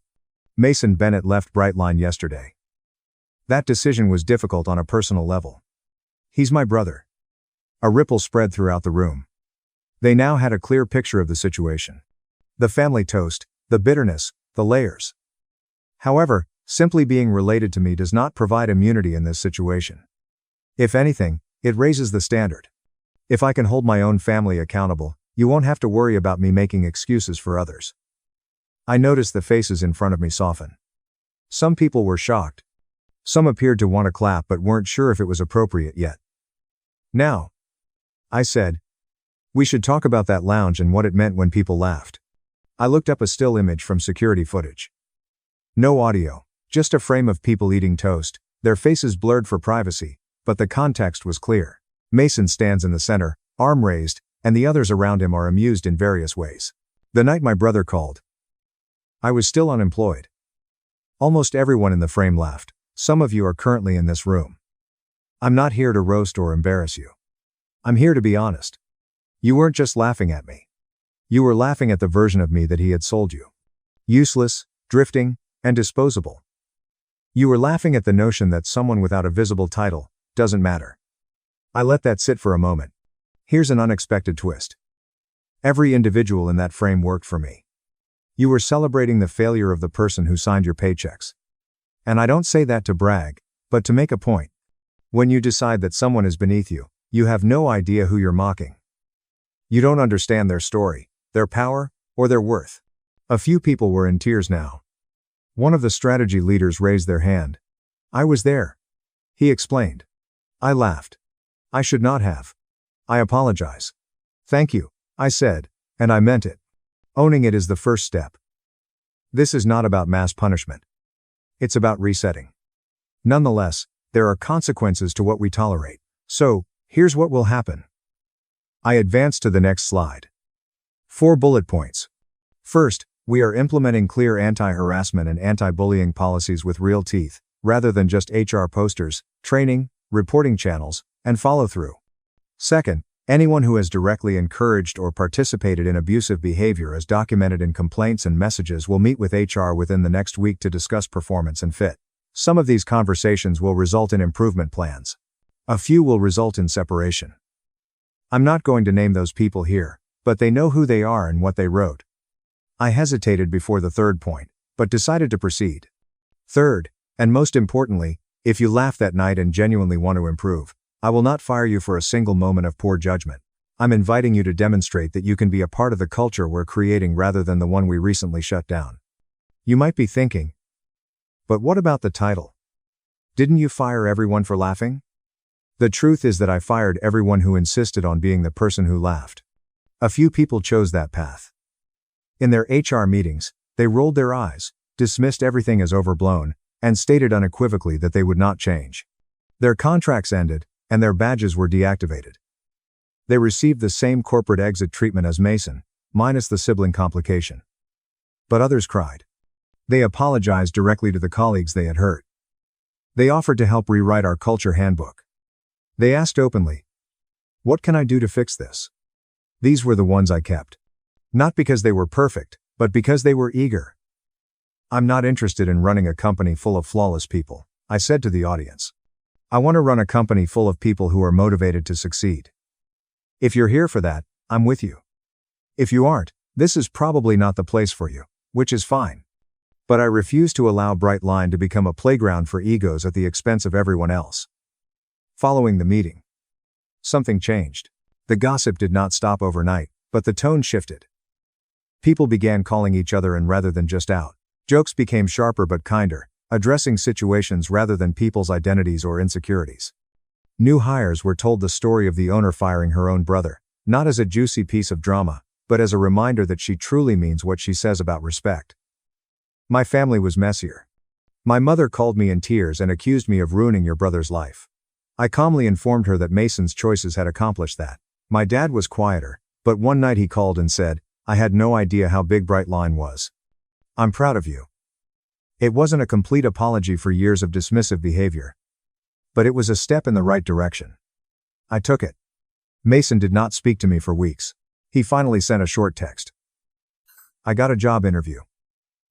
I will figure it out. Do not worry about me. It was not forgiveness.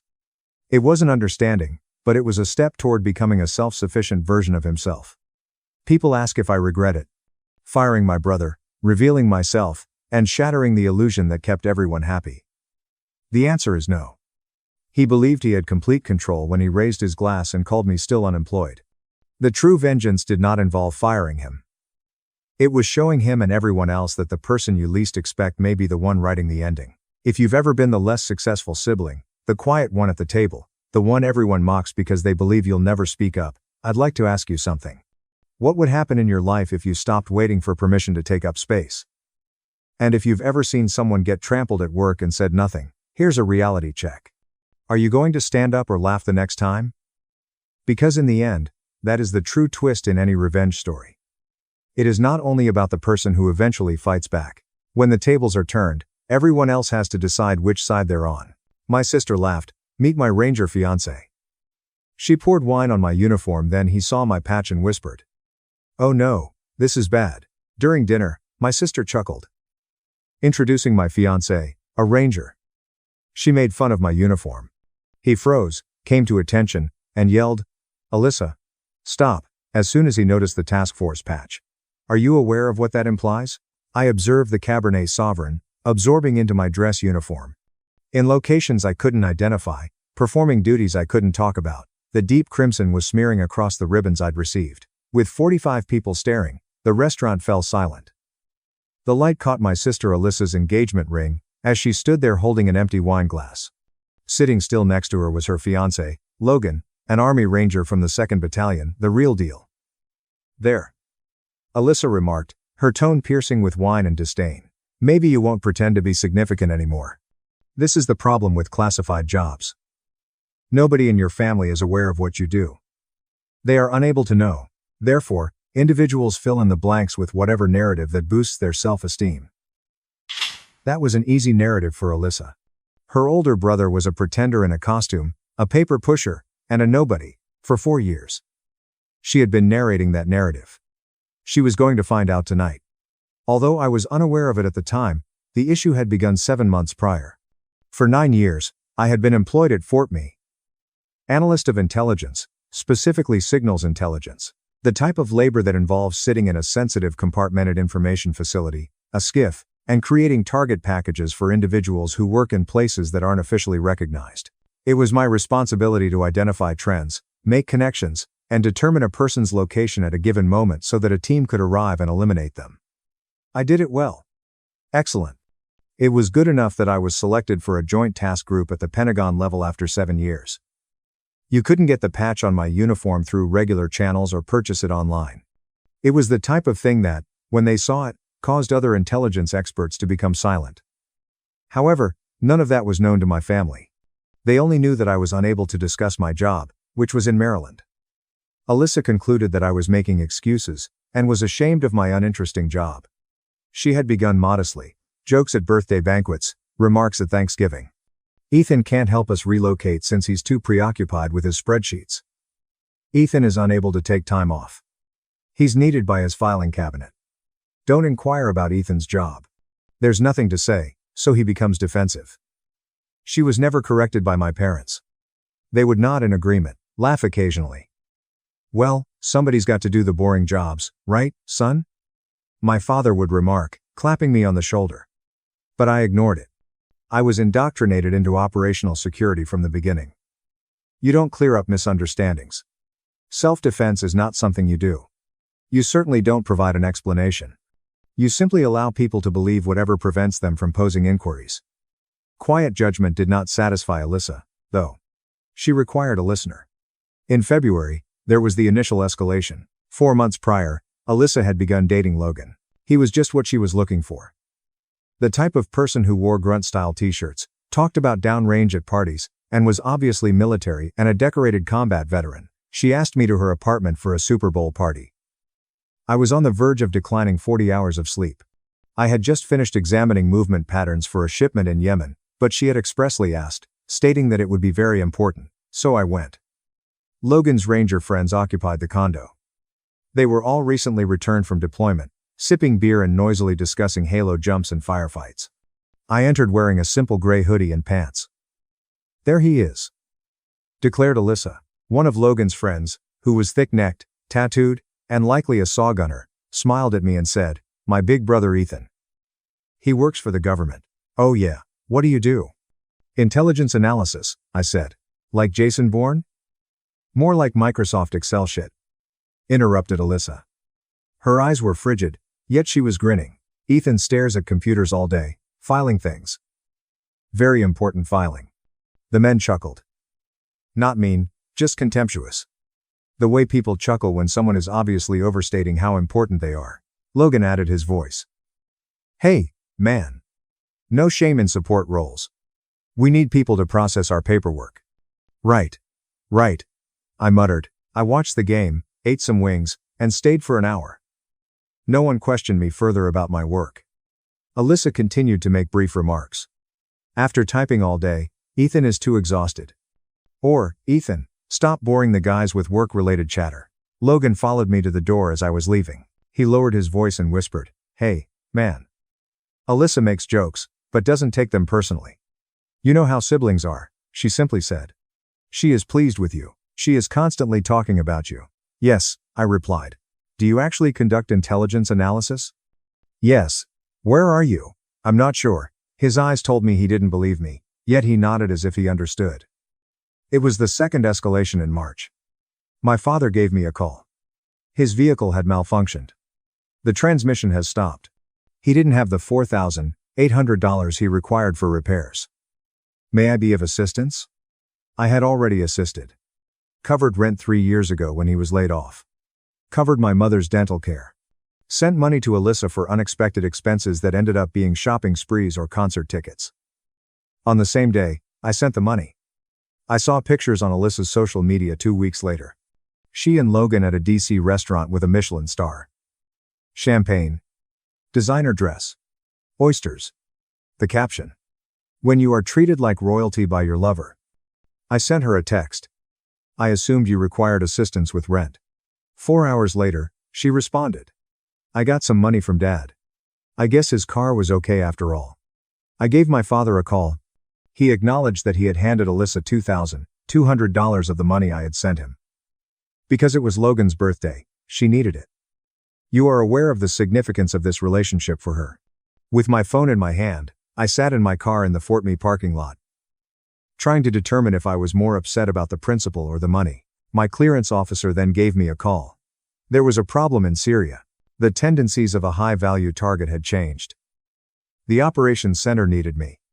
Rather than argue with my family, I went to work. Alyssa made the engagement public in April. At 11 p.m. she gave me a call. On a Tuesday. Halfway through creating a movement analysis for a target who had been avoiding detection for 7 months, I was in the SIF. I was unable to respond. 19 voicemails were left by her. She was upset when I called her back at 3 in the morning. "You were unable to even pick up." "Ethan, I'm engaged. The most significant event in my life is this one." "I was at work." "You work nonstop.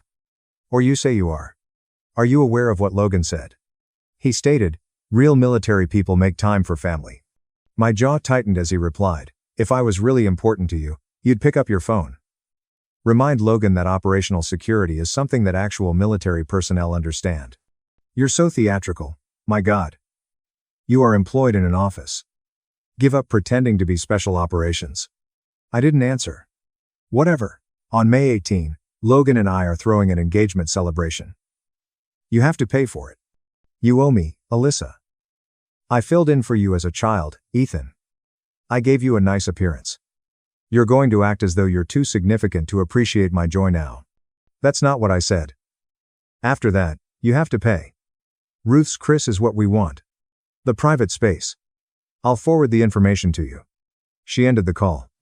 As I watched a target move through an Aleppo marketplace in the blue light of my monitors, I tried to recall the moment my sister ceased to be my sister and transformed into someone I didn't recognize. The date of the engagement celebration was set for May 18. I was called into an emergency briefing on May 13. I had just successfully completed a package that I had created 4 months prior. The high-value target was taken out of play. No casualties among civilians. Tidy operation. Later, I was summoned to Colonel Denise Harrington's office. She was a former DIA analyst with 23 years of experience who had briefed presidents. "Captain Ethan Carter," she said, referring to my title. The majority of people in the building simply called me by my last name, even though I had been promoted to captain 8 months prior. The team lead specifically asked to commend you, saying, "That was excellent work. With that analysis, you saved lives." She reclined in her chair and said, "Thank you, ma'am. You look exhausted." 80-hour shift. I'm fine. When's the last time you took leave? I had to consider it. 20 months prior. 5 days. That is not acceptable. She opened my personnel file. You have 102 days of unused leave. Make use of some of it. This weekend, I have a family event. Celebration of engagement. Then I'll sleep. Her face softened a bit. Your family is aware of your actions. No, ma'am. That must be challenging. It's all right. She looked at me for a long time. Carter, you're among the best targets I've ever worked with. But if they don't set boundaries, this job eats people alive. Make sure you have something valuable to protect outside of this building. I gave a nod and walked away. The 18th of May arrived. Around 6:30 p.m. I arrived at Ruth's Chris.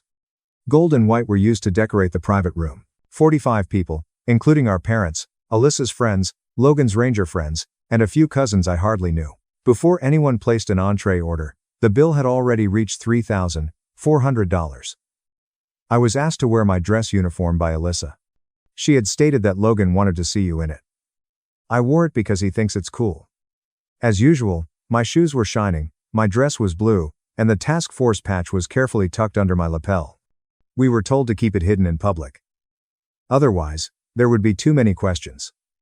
I was worn out when I arrived. 4 hours of sleep over the last week and another 42-hour shift. Too little food and too much coffee made my hands tremble a little. At the door, Alyssa greeted me. Good, I see. You succeeded. We have reserved a spot for you. She indicated the worst seat in the room, which was in the far corner near the waiter station. At the head of the table was Logan. My parents are close by, with Alyssa at his side. The others huddled together, chatting and laughing. I requested water while sitting in the corner. Dinner went slowly. Courses came and went. More wine. More champagne. Steaks. Salads. And appetizers. In an attempt to stay awake, I ate mechanically. From the other side of the room, Alyssa continued to look at me while smiling and whispering to Logan. She got up with her wine glass at about 8:30 p.m. I'd like to toast everyone. The room fell silent. She flashed that flawless social media grin. I appreciate everyone coming to celebrate Logan and myself. I've had the most incredible year ever. I've discovered my warrior, my hero, and my soulmate. She gave Logan a sincere loving glance.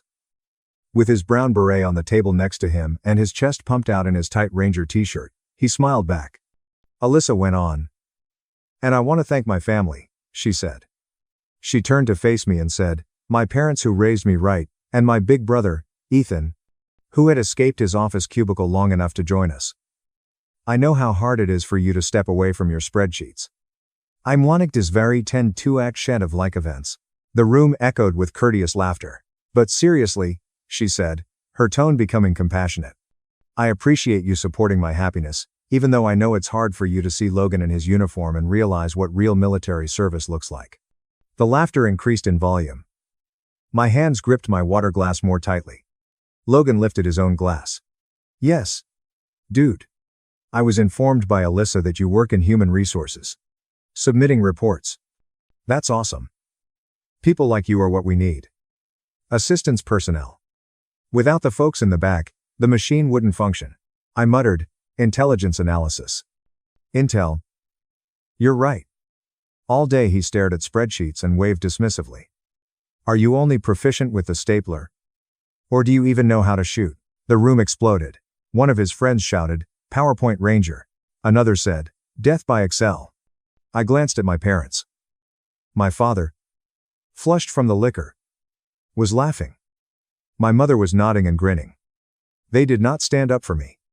They never stood up for me. Encouraged by the drink and laughter, Alyssa leaned forward.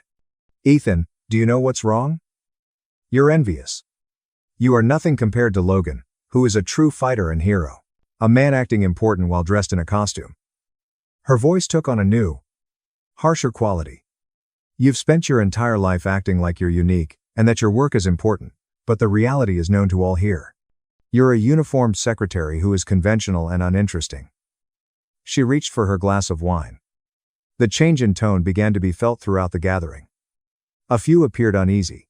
Alyssa stood up and remarked, "You love wearing that uniform so much. I'll make it better for you." She tossed the drink. My chest was splattered with red liquid. Very cold. Startling. It seeped into my jacket and ribbons. The cloth is getting black. Drops landed on my face and trickled to the ground. The whole eatery fell silent. Not only our room. The entire structure. I felt the wine trickle from my chin onto my lap as I sat motionless. My mother let out a gasp. "Go clean yourself up, Ethan, for crying out loud. You're ruining your sister's special evening." My father gave a nod. "Yeah. Son. Maybe just take a breath. Go to the bathroom." I gave them a serious look, and after years of bending under the pressure of their contempt and Alyssa's brutality, something inside of me finally broke. With clarity, not with rage. These individuals didn't even see me, didn't know me, and showed me no respect. I slowly got to my feet. My sneakers were dripping with wine from my jacket. "I'm leaving," I declared. I spoke in a composed tone. "Keep quiet. The silence that follows a decision you've made and nothing will make you change it." My damp jacket tugged tight as I turned to face the door. The material stretched over my chest. The patch that identified my unit and clearance level, the one I always kept hidden, came to light when the lapel flopped open. Logan's gaze was fixed on it, his face turned pale. It was actually white, as if someone had instantly drained the blood from his brain. "Wait," he murmured in a broken voice. He jumped up so quickly that his chair made a loud scraping sound against the floor. That's a task force patch. You're Jaycock. You're with the unit." Once more, the room fell silent, but it was a different type of silence. With a sharp, irritated tone, Alyssa asked, "Logan, what are you talking about?" "It's fake. He probably bought it on Amazon or something." "Shut up," Logan yelled. Actual loudness is the type of command voice you use in combat when someone is about to do something harmful. Alyssa winced. Half the room did as well. Logan's gaze remained fixed on the patch. His hands began to tremble. Whispering. "You're a target," he said. "You build the packages. You're the one who tells us which doors to kick, which compounds to hit, which routes to take." His entire body stiffened. I remained silent. Did not affirm or refute. Simply watched him make the connection while spilling wine. "For what length of time?" Logan inquired. 9 years. 7-month task force. Christ Jesus. He touched his face. "Christ Jesus. I assumed you were the one who permitted us." He looked across at Alyssa. He had a disgusted expression on his face.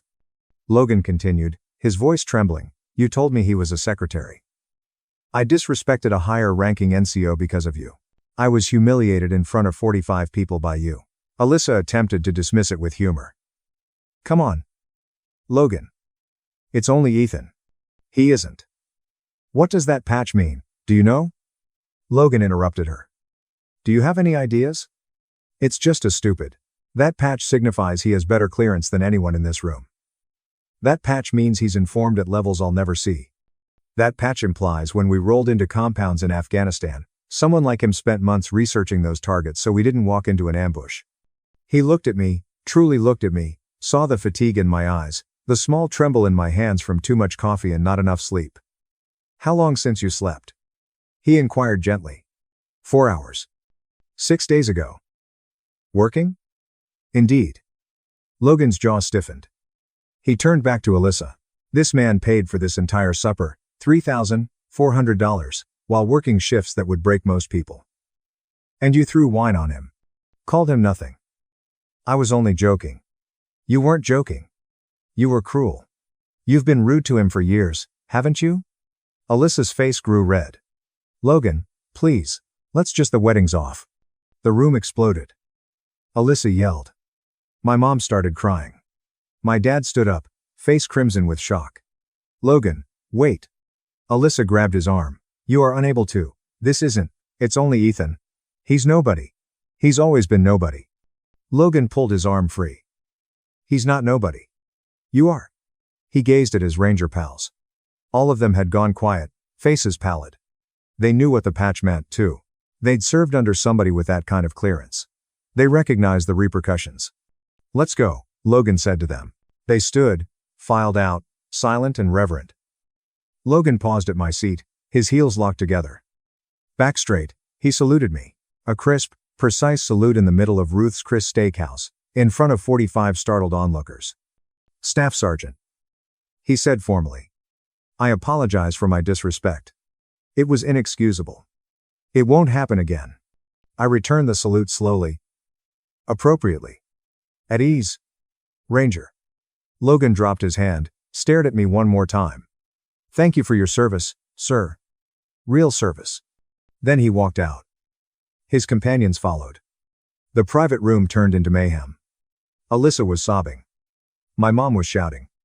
My dad was trying to calm everyone down. I stood there in my wine-stained uniform, watching the wreckage I'd accidentally created just by existing. One of Alyssa's friends, a woman I'd never met, approached me carefully. Is it true? She asked quietly. What he said about your job. I can't discuss my work, I said. She gave a nod. I'm sorry for what she did to you. You didn't deserve that. Thank you. I walked toward the door. My mom intercepted me. Ethan, wait. You can't just leave. We need to fix this. Alyssa's devastated. Her engagement is ruined. She ruined it herself. But you could. She grabbed my arm. You could talk to Logan. Explain that you didn't mean to. I didn't do anything, Mom, but your patch, your job, you could have. I could have what? Hidden better. Lied more. Let her keep humiliating me so her fiancé wouldn't figure out who I actually am. My mom's face crumpled. She's your sister. She threw wine on me, called me nothing in front of 45 people, and you told me to go clean up because I was embarrassing her. I didn't mean. You did, indeed. I pulled my arm free and walked out. The parking lot was quiet. Cool May air, stars barely visible through DC's light pollution. My phone started buzzing immediately. Alyssa, Mom, Dad, Alyssa again. I blocked all 3 numbers. Then I sat in my car, a 2-year-old Honda Accord, paid off, reliable, and let myself feel everything I'd been pushing down for years. The exhaustion, the resentment, the bone-deep loneliness of doing work that mattered while being treated like you didn't. Once more, my phone buzzed. The number is unknown. I answered. Captain Carter, a male voice, calm, professional speaking. This is Logan Pierce. I just left your sister's engagement party. I didn't answer. I wanted to call and apologize properly, he continued. What I said about you, about your work, was disrespectful and wrong. Alyssa told me you were in a support role. Non-combat desk work. I believed her because she's been saying it for so long, I didn't question it. It's all right. It's not okay. I serve in the 2nd Ranger Battalion as a staff sergeant. I have 5 deployments under my belt. I am aware of the duties performed by task force operators. What targets do? I know. You save lives. You avoid ambushes. Guys like me come home because of you. He lowered his voice. You are not worthy of Alyssa. Neither do your parents. I apologize for not seeing it before. Thank you, I said. Could I ask you a question? Yes. How come you never corrected her? Years ago, you could have shut her down. I considered it. Operational security, and I suppose I assumed she would ultimately see me and figure it out on her own. I was mistaken. Yes, Logan answered. You were. He hesitated. In any case, I had a conversation with the guys in the parking lot. Each of us will make a few calls. In the Ranger community, word gets out quickly. Everyone will be aware of Alyssa's actions by tomorrow morning. No one will be interested in dating her. She won't be trusted by anyone. That is not necessary for you to do. I am aware, but she must realize what she ruined. And perhaps it will teach her something. We ended the call. In my wine-stained uniform, I drove home by the Pentagon, past the monuments illuminated by the night sky, and past everyone who didn't know what was going on in the structures they passed every day. I lived in a modest 1-bedroom apartment. I didn't have enough time to decorate. I took the uniform off. The fabric was stained with wine. To salvage it, the dry cleaner would need to perform a miracle. After taking a shower, I let the hot water run till it cooled down. After that, I got into bed and slept for 16 hours nonstop. Waves of repercussions followed. Alyssa phoned from 20 different numbers on the first day. None of them were answered by me. She texted, emailed, and left voicemails. My life was ruined by you. Everyone is discussing me. Rumors are being circulated by Logan's buddies. Your parents are really disappointed with you. I removed them all. Day 3. My father arrived at my apartment. I nearly didn't answer the door. At last I opened it and he said, "Son, we must discuss what transpired." "No, we don't." Alyssa is inconsolable. The wedding has begun. Her pals are deserting her. She is receiving texts accusing her of being unkind and dishonest. This could be fixed by you. How? Inform folks that there was a miscommunication. That you're not who Logan believed you to be. I gazed at him. To make Alyssa look better, do you want me to lie about my work? Help your sister, please. For years, I have assisted my sister. I'm finished. I sent you money for a car, Ethan. For Alyssa's birthday celebration, you gave her half of it. I've covered her credit card bills, rent, and emergencies. She tossed champagne at me after I paid $3,400 for the supper. My father appeared uneasy. She was intoxicated. She didn't intend. Every word she said had meaning. You allowed her to do so. Mom gave her permission. She made fun of me while you two stood there laughing. We were unaware of the significance of your work. You didn't inquire. You didn't inquire. You simply assumed that I was feigning, lying, or exaggerating. He had no answer to that. I told you to get out. Your mom would like to speak with you. I said no, so tell mom. I shut the door. Day 4. I was summoned to Colonel Denise Harrington's office. "Carter, take a seat." I took a seat. She remarked, "I received an intriguing call this morning from Logan Pierce, a staff sergeant from the 2nd Ranger Battalion. He wanted to express regret for treating a member of the Joint Task Force disrespectfully during a family gathering." My stomach fell. "I can explain, ma'am." She raised her hand. "He wanted to praise you. 2. Claimed that you were professional and restrained in handling a difficult circumstance. Claimed that the military would benefit if more operators have your discipline." I was at a loss for words. He said that in front of 45 people, including your parents, your sister called you worthless and splashed alcohol over your dress uniform. "Ma'am, it was a private matter. My work won't be impacted. I'm certain it won't. One of my most dependable operators is you. Carter. Though, you must hear this. If your family doesn't respect you, you don't owe them access to your life. Indeed, ma'am. I mean it. This work is difficult enough without being undermined by those who profess to love you. With immediate effect, you are permitted to take a 3-week leave of absence. It's an order. Ma'am, I don't require. It's not a request. You're worn out. For months, you've been living off of fumes. Take a break. Get some rest. Determine the boundaries you require with your family. Then return prepared to work." With 3 weeks of required vacation and an odd, possibly relieving feeling in my chest, I left her office. The first week off was peaceful. I went to the gym, read books I'd been intending to read for years, switched off my phone, napped, and prepared real meals, rather than relying on junk from the vending machine. Logan sent me an email on the 4th day. Aftermath is the topic. "Ethan wants to give you an update. Have your parents asked me to talk to you or give Alyssa another chance? She has been phoning me constantly. They're all barred by me. My Ranger friends and I fulfilled our commitment." The narrative circulated across the neighborhood as a warning rather than as rumors. Avoid dating someone who treats service members disrespectfully, especially if they are employed at a level higher than their comprehension. Alyssa is receiving a lot of negative feedback on social media. The tale is being posted by her friends. Comments are coming from people she doesn't even know, claiming that her brother was nothing while taking advantage of his wealth and security. She is being accused of stolen valor by proxy. It appears that she was let go from her position. Her employer received the story from someone. The optics didn't appeal to them. It doesn't make me feel good. But it also doesn't make me feel horrible. There are repercussions for actions.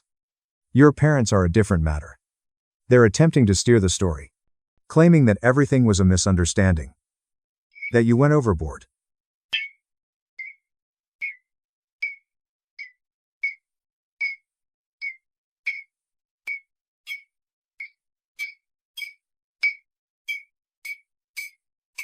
Alyssa was merely kidding. No one is buying it. Brother, look after yourself. Logan, I read it twice. After that, I erased it and began running. The third week, my mother and Alyssa arrived at my flat. They were both standing there when I opened the door. Alyssa had puffy, red eyes. My mother appeared worn out. My mother said, "Please. Simply pay attention." 5 minutes. I let them in against my better judgment. Alyssa immediately began to cry as she sat on my couch. She wailed, "I'm so sorry. I had no idea. I didn't comprehend. I assumed you were I thought you were inventing reasons to be uninteresting. I assumed you were acting." Why would I act uninteresting? I'm not sure. I have no idea why I had that thought. I felt envious. All right. I believed that if I could make you appear small, I would appear larger in comparison because you were always so intelligent and competent. My mother touched Alyssa's shoulder. "Ethan." She was wrong. An awful error. She is your sister. Though. The family is forgiving. Do family members publicly ridicule one another? Silently. I asked. Do family members spill wine on one another? Are members of the family dishonest about stealing money? Alyssa jerked her head up. What? Of the money I sent Dad for auto repairs. He handed you $2,200. You used it for Logan's birthday meal. Her complexion turned pallid. I've paid your rent for 3 years, taken care of your emergencies, and given you financial support at least 15 times. And you told everyone I was useless, as a thank you. That's not how I meant it. That's exactly what you meant. You wanted everyone at the party, including Logan and his friends, to think you were superior to me, more significant, and more valued. It worked. Ethan. Logan recognized you right away. Everyone else did. 2. My mother's tone became abrasive. This is what I am referring to. Now you're being mean. Vindictive. You're not that person. Mom, you have no idea who I am. You have no idea. You've never inquired. Don't you think that's unfair? When Alyssa referred to me as a secretary, you chuckled. She flung alcohol at me, and you told me to clean up. In 4 years of her derision, you never once stood up for me. She didn't answer. I said, I'm not attempting to harm Alyssa. I'm not promoting rumors or warning others to stay away from her, but I'm also not making this better. This is the result for her, you, and your father. That's it. Alyssa's tone faltered. You're just over us. I'm done being your punching bag and ATM. It will be different if you choose to be in a relationship with me. No more cash. You can't cover any more. I will no longer allow you to act as though I don't exist. What happens if I am unable to accomplish that? We won't be in a relationship then. After 25 minutes, they departed. Alyssa never got back to me. Over the following 8 months, my parents exchanged a few emails. Birthday greeting. A card for Christmas. Generic messages that failed to recognize the events that had occurred. I didn't answer. I was promoted to Major 4 months after the meal. I received a recommendation from Colonel Denise Harrington to work at SOCOM headquarters in Tampa. Better compensation, increased responsibility, and the opportunity to collaborate with the world's top special operations teams. I agreed. Logan gave me a final message the day I departed Fort Meade. I've heard about your promotion. Sir. Congratulations. You deserved it. You were correct to leave. For the record, some people aren't worthy of having access to you. Be careful out there. Pierce. SSG. I saved the message because it reminded me that respect is gained by deeds rather than blood, not because I required approval. My family decided to be humiliated. Logan went with honor. And I made my own decision. Epilogue, however. After 18 months. For me, Tampa was good. It was a challenging task. The hours were harsh. However, I was surrounded by people who knew what I did and why it was important. Operators and analysts, who had been where I had been and done what I had done, became my true buddies. Individuals who evaluated you based on your honesty and skill rather than whether you made them feel valued. I began going to therapy. Dr. Hannah Park, a kind civilian who focused on military families. She assisted me in sorting out years of shame and duty. It wasn't your job to control how they felt about you. She once said to me, you were responsible for doing your job and living with integrity. You did that. They failed you. Not the other way around. I received a message on LinkedIn from an unknown person on the anniversary of the dinner. Hello. Ethan. Lieutenant Commander Claire Pierce is my name. Logan's older sister is me. I was informed of the events that transpired at your sister's engagement celebration the previous year. I wanted to let you know. Logan speaks of you as though you were a hero. He shares the tale with each new ranger in his brigade. Uses it as an opportunity to teach humility and respect. He continues, you never bragged, never corrected anyone, just let your work speak for itself, and that's what real warriors do. Claire, I appreciate your example. I read it 3 times. After that, I shut down my laptop and raced down Tampa's shoreline, taking in the orange and gold hues of the setting sun. In my pocket, my phone buzzed. I briefly pondered whether it was my parents or Alyssa. A last-ditch effort at reconciliation. It wasn't. Colonel Denise Harrington was there. How quickly can you reach MacDill? Carter. A situation is emerging for us. I need your eyes on it. Ma'am, 25 minutes. Excellent. I'll see you shortly. I ran back to my apartment after turning around. Families, tourists, and people going about their daily lives, and being with my family made me feel something I hadn't felt in years. Calm. Since I had at last mastered the most difficult lesson. You will never be accepted for who you are by some people. And that's all right. They don't have to. All you have to do is look at yourself. My brother emptied every account in 3 hours. Then my one-year-old said, Mom, don't worry. I handled it. Natalie Parker is my name. I work as a cybersecurity analyst in Raleigh, North Carolina, and I'm 38 years old. And 3 hours ago, I saw all of my cents disappear in real time from my accounts. As I finished a late-night report at the kitchen table, a series of push notifications exploded across my phone. My laptop's blue light bounces off the empty cereal bowls in the sink. I initially believed it to be a glitch. Then I opened my banking app and saw the entire amount of my emergency fund, savings, checking account, and even the small college nest egg I had started years ago. It had been drained and moved out using a device I knew. The same brother I once rescued from eviction is one of my brothers. When he just needed a little assistance getting back on his feet, I trusted him enough to leave him on as an authorized user. He had not simply borrowed money. My life had been cleansed by him. My heart was pounding so loudly that it seemed to be reverberating off the walls as I gazed at the screen. The rent has been paid. The tuition has been paid. Each restless overtime shift. All of my freelance jobs after my daughter's bedtime. Everything. Someone who was aware of how much I relied on that money tapped me several times before leaving. I refrained from crying. I went cold. As if I were auditing someone else's breach rather than experiencing my own, my thoughts immediately shifted to threat models and attack surfaces. Did he figure out what my password was? Have you used an outdated token? It was there when I looked at the device list. I never thought he would use his cheap Android phone against me, so it was still linked. I felt sick to my stomach. Was I the fool who thought that the rules I enforced for everyone else would not apply to family? A chair scraped behind me. My one-year-old daughter rubbed her eyes and patted her socked feet. She glanced at my face for a moment before turning to the screen that was illuminated with red warnings and negative balances. She simply stared for a moment as if she were performing a calculation that only she could comprehend. Then she said, Mom, don't worry, and squared her shoulders with a tiny fierce certainty that did not match her unicorn pajamas. My brain shorted out. I handled it. In the midst of such a financial ambush. What could an one-year-old have managed? Tell me what time it is where you are and where you are watching from before I tell you what she actually did and what my brother yelled on the phone 3 days later. I want to see how far the betrayal of one family can go. I felt my mom brain and my professional brain clash as soon as she finished speaking. When an intern in the SOC at work says, don't worry, I fixed it, my first reaction is to find out what they just broke. All I wanted to do at home, staring at my daughter's little, solemn face, was shield her from the mess her uncle had left behind. You handled it? What do you mean? I asked in the most composed manner possible. Snorts.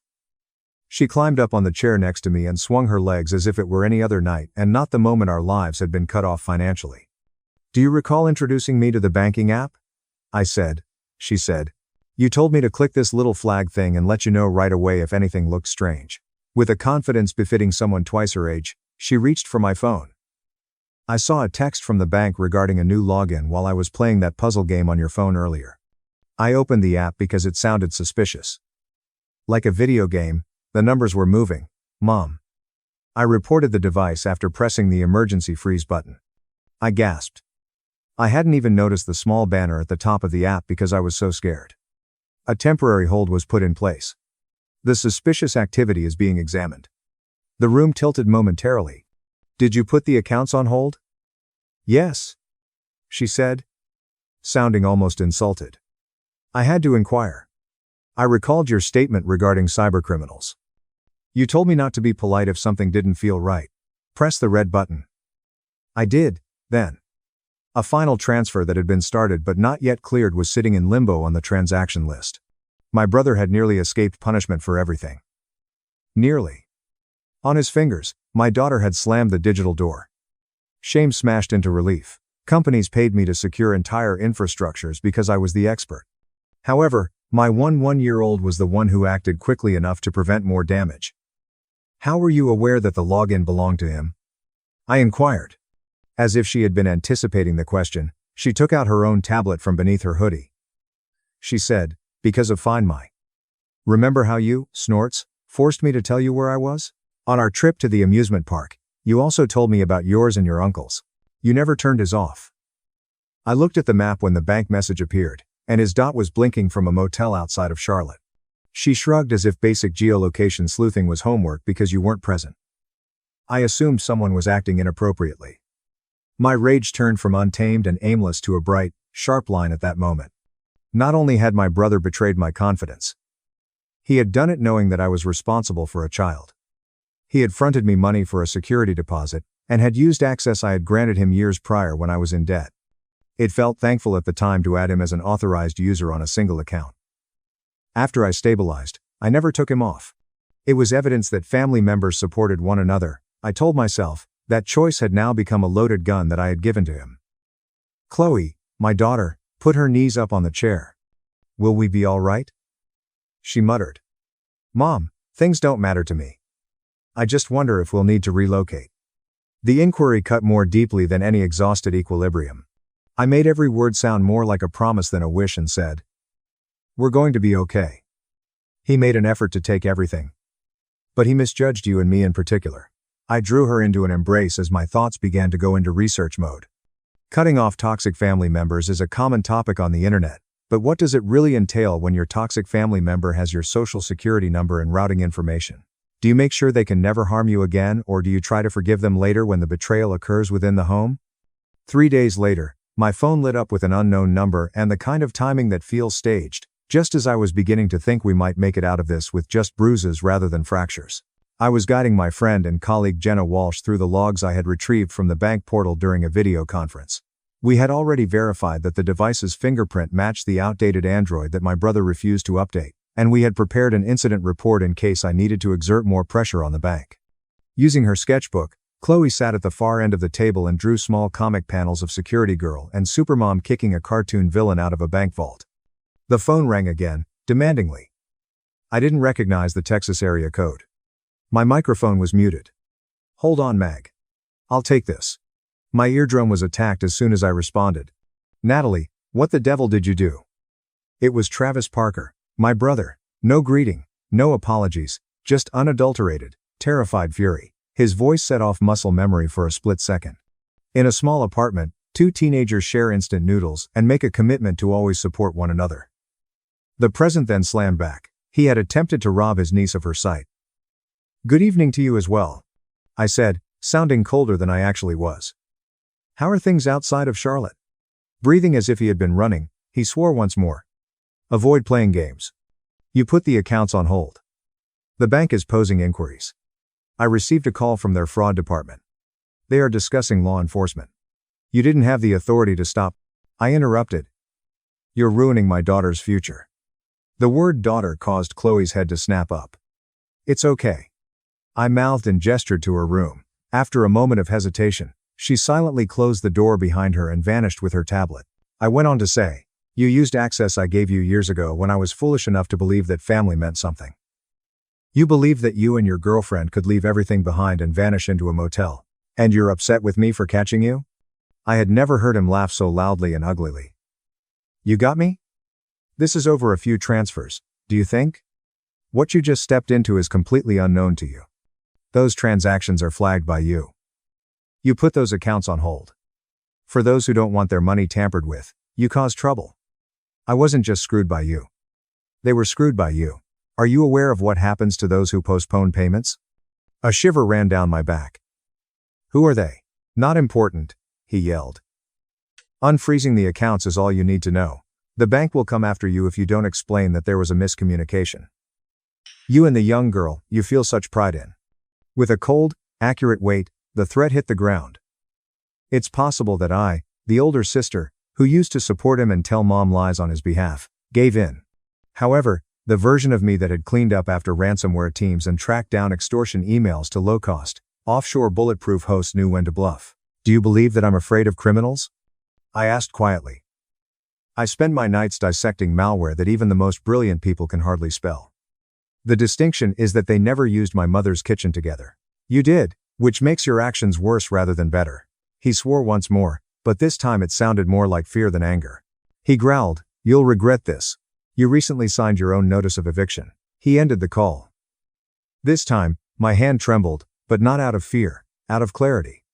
He didn't call to discuss Chloe's tuition or our roof. He called because my one-year-old was being squeezed by his partners after he unintentionally tripped a wire in whatever scheme he had gotten himself into. My laptop was unmuted. The screen was filled with Jenna Walsh's wide-eyed face. She remarked. I caught most of that. I apologize. Don't be, I answered. If we properly record this, he just admitted enough to hang himself. The following hour was devoted to recording everything. The timestamps. The IDs of the devices. I could still clearly recall the exact words of his threat. Jenna then inclined toward her webcam. You see, she said, I also serve as a consultant for that financial crimes task force. They need to know if your brother is using your accounts or identity as part of a larger scam. Are you prepared for this to become a case file instead of a family drama? I turned to see a glimmer of light peeking under the frame of Chloe's closed door. Are you ready? No. However, had we gone beyond the point at which a guilty apology and repayment plan would suffice? Of course. I asked, what does it mean when the blood is poisoning the well if blood is supposed to be thicker than water? Yes, I replied. Connect me with someone you can trust. Would you still consider your brother family if he emptied your accounts, threatened your child, and then accused you of defending yourself? Or would you treat him like all the other criminals you've ever reported? I turned my professional tools on my own life that night after Chloe dozed off while holding her stuffed axolotl. I sat in the light from my two monitors, a mug of cold coffee sweating by my elbow. Detective Amanda Reyes, a contact from the state's Financial Crimes Unit, was brought in by Jenna. Although she was unable to provide me with official advice at this time, she had some excellent preservation recommendations. During a rough video call, Detective Reyes had stated, document everything. Screenshots. Call records. Emails. Don't go up to him directly again unless we can arrange it. And it's not your fault, Natalie. We've frequently observed this pattern. Fraud that begins with them taking money from people they know. Instead of someone stealing their niece's college funds, I would have argued that cybercrime should be defined as impersonal lines of code. Rather, I started dragging my life into a new encrypted vault. I opened Chloe's sketchbook while downloads churned. She'd thrust it at me that afternoon, smiling shyly. She had declared, I made a new comic. 2 timelines were displayed on each page. Bright panels of the former uncle are on the left. She learned how to flip eggs without breaking the yolk from the person who once assisted us in moving into our first secure apartment. The current uncle is shown on the right, eyes shaded, slinking into a bank vault as tiny cartoon alarms go off. She had written in blocky letters underneath. Sometimes people can turn into villains. I had laughed back then, in part to keep myself from crying. The pages now felt like proof I was gathering without realizing it. I also took impulsive pictures of the panels and stored them in the vault. Although they had no legal value, they did recover what had been taken and could not be replaced by compensation. A child's handwriting the tale of my brother's former self. My email was pinging. What Chloe's quick thinking had bought us was confirmed by a message from the bank's fraud department. There was still disagreement over the final transfer. He hadn't received the money yet, but it hadn't returned to my account either. The message said, we're temporarily restricting the recipient account pending investigation. Translation: someone had just choked his side of the pipeline. Another notification flashed 20 minutes later. From an unfamiliar throwaway address. Subject: You ought to cease your digging. No salutations. Not a signature. There is only one sentence in the body. Unless you want everyone's secrets to be revealed, family business is best managed internally. A link is below. I could see Jenna's face floating in my head. The first rule is to never click on unsolicited links, especially when someone is attempting to frighten you. Instead, I examined the URL by hovering over it. It brought me to a well-known public forum where people would exchange get-rich-quick schemes that were actually just barely sanitized scams. I opened it in a sandbox setting, which was against my better judgment. My first name appeared in the title of a thread at the top. Screenshots of my company's website, my LinkedIn profile, and a cropped picture of Chloe and me at a coding fair are all included. The person who had posted them was a man named Derek Vance, whose handle I recognized from old tales my brother used to boast about. He had always maintained that his partner was simply socially adept. My stomach fell. Speculating about the amount of pressure required before the sister caves, users made jokes about using me to unlock frozen funds in the comments. And one particularly endearing person proposed giving her child a little fright. My digits became numb. The floor creaked behind me. Before I could snap the laptop shut, Chloe popped up in the doorway, her hair in a drowsy halo. "Are you still employed?" she whispered. "It's late." I made an effort to grin. "Just wrapping up, bug. Return to your bed. Tomorrow is a big day. Will we still be attending the meeting for the art fundraiser?" she asked, looking a little happier. She had come up with a concept. Perhaps the community could assist if we were unable to promptly return the money. In order to raise money for Chloe's emergency fund, she wanted to plan a digital art sale with her classmates. I had agreed, in part because it gave her a sense of strength. In part because it felt oddly reassuring to consider accepting assistance from someone unrelated to me. "Yes," I replied. "We are. Additionally, we will speak with some adults who are skilled at handling villains." "All right." She gave a nod, then paused. "Mom, does that mean I'm related to a villain if he used to be your brother and is now somewhat of a villain?" In that forum, the question struck more forcefully than any threat. I said cautiously, "You're related to a man who makes terrible choices. It is up to you what you do with that. You have two options: either you learn from his mistakes and construct better walls, or you repeat them. You have begun working on the second one already." After giving this some thought, she nodded decisively and returned to her bed. My phone buzzed with a fresh message from Jenna as her door clicked shut. An image of a profile from the same forum.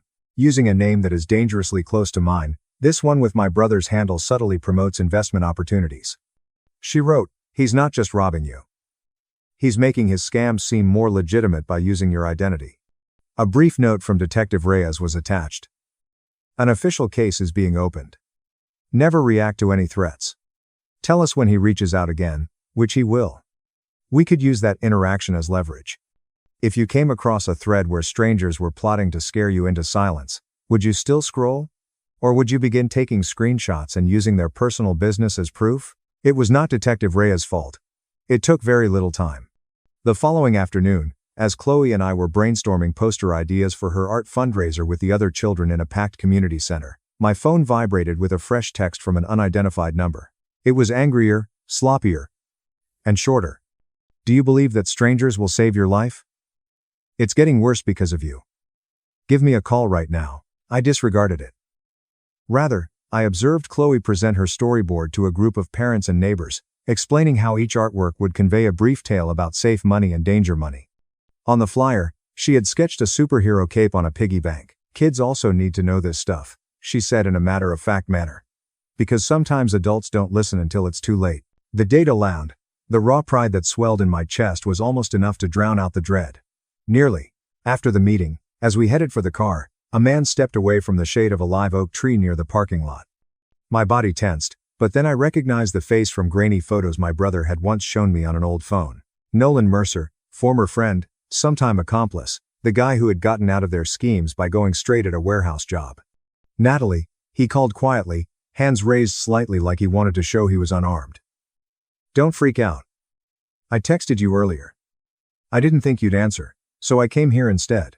Every instinct screamed at me to grab Chloe and run. Instead, I put an arm around her shoulders and said, "Go sit in the car, bug. Lock the doors. I'll be right there." She obeyed without argument. Eyes flicking from Nolan to me, reading my posture like a threat meter. When she shut the door, I turned on him. You have exactly 45 seconds to explain why you're stalking my kid's fundraiser. He flinched. Up close. He looked older than I remembered from those photos. Deeper lines around his eyes. Shoulders that had lost some of their swagger. I'm not here to hurt you, he said. If anything, I'm here because I think they might, and I'm trying to stop that before it gets that far. They? I repeated. You mean my brother and his charming business partner? He glanced around, lowering his voice. You really want to say their names out loud when you know they hang out on those forums, watch your socials, know your routines? That caught me off guard. You've seen the threads. I'm watching, and us. I used to post in some of them, he admitted. Back when I thought it was harmless. Chargeback tricks, fake refunds, stuff nobody gets really hurt by, but then they escalated. Crypto exit scams, romance cons. The whole package. Your brother and his girlfriend, Kendra Blake, they're in deep with a crew that doesn't care who gets hurt as long as the wallets fatten. When you froze those accounts, you cut off more than his little payday. You jammed up a pipeline they were counting on. He swallowed. They're blaming you. They're scared. And scared people do stupid things. For a second, the parking lot sounds faded. The hum of traffic. The squeak of a shopping cart nearby. And all I heard was my brother's earlier hiss in my ear. You didn't just screw me, you screwed them. I crossed my arms. Why tell me this? Why now? His gaze flicked toward the car where Chloe sat watching us. Because there's a kid involved, he said simply. And because I've got a kid on the way. My girl is 4 months pregnant. I told myself I was out of that life, but the truth is I've still been in group chats, still seeing things I don't want my son to grow up around this. He gestured between us.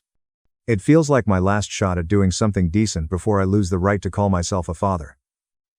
I studied him, weighing the risk. If Detective Reyes was going to build a case, an insider could be gold, or he could be bait. You're willing to talk to law enforcement? I asked on record. He flinched, then nodded.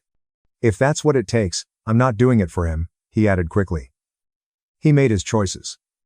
I'm doing it so you don't have to pay for them. That night, we set up a virtual meeting. Me at my kitchen table, Jenna on her dual monitors, Detective Reyes in a small office with file boxes stacked behind her, and Nolan sitting in his dim living room, the glow of his TV casting flickers on the wall. He laid everything out, the Telegram channels, the Discord servers, the way my brother bragged about using his cybersecurity as a silent endorsement for investment marks. He described drop accounts, mule chains, burner phones. I watched Detective Reyes' expression shift from neutral to focused predator. We can work with this, she said when he finished. If you're willing to wear a wire or capture some of these conversations under our direction, we can not only protect Natalie, we can dismantle more than one little hustle. Nolan looked exhausted, but strangely lighter. Tell me where to be, he said. When the call ended, I sat for a long moment, staring at the black reflection of my own face in the blank screen. Chloe wandered in, hair still damp from her shower, hugging her axolotl. Is it over? She asked. Not yet, I said. But we're not alone anymore. We've got a team now. She brightened. Like a squad. Exactly. I smiled. Me, you, Jenna, Detective Reyes, and Nolan, the good kind of crew. Can I be the strategist? She asked eagerly. I already made a list of all the apps Uncle used and all the times he came over and helped with your computer. That's like data points. Right? I stared at her notebook, densely packed with dates and little icons. Somewhere between comics and cartoons, my daughter had quietly started doing her own intelligence gathering. Yeah, I said softly. Those are exactly data points. How far would you go to protect your kid from a criminal who shares your last name? Work with one of his old accomplices, wear a wire, walk into a trap you helped set, or would you cut ties and pray distance was enough? The trap, when it finally took shape, felt less like a movie sting, and more like a meticulously planned panic attack. Detective Reyes' team wanted something clean. My brother, on record, demanding I unfreeze the funds, admitting the money wasn't his, maybe even bragging about the bigger operation he'd plugged into. The problem was, he'd already burned one bridge with that screaming phone call. We needed a reason for him to believe I'd changed my mind. That's where Chloe infuriatingly came in. He thinks you're soft, she said one evening as we sat on the floor assembling canvases for the fundraiser. He thinks if he scares you enough, you'll forgive him like before. So if you call and say you're scared now, he'll believe you. It stung hearing my history of enabling summarized so neatly by an 1-year-old. It also wasn't wrong. With Detective Reyes listening in on a secure line and the call recorder running, I dialed. He answered on the second ring. "What do you want?" he snapped. I injected a tremor into my voice I didn't entirely have to fake.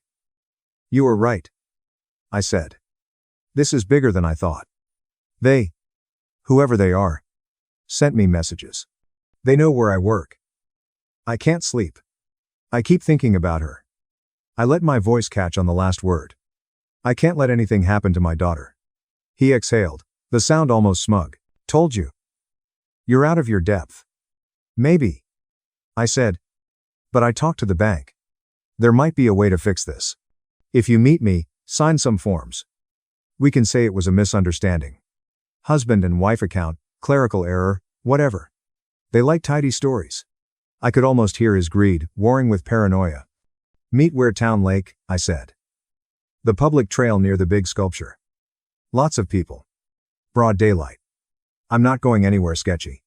Detective Reyes had insisted. Visible, crowded, cameras everywhere. Less risk to me, more data for them. "Fine," he muttered.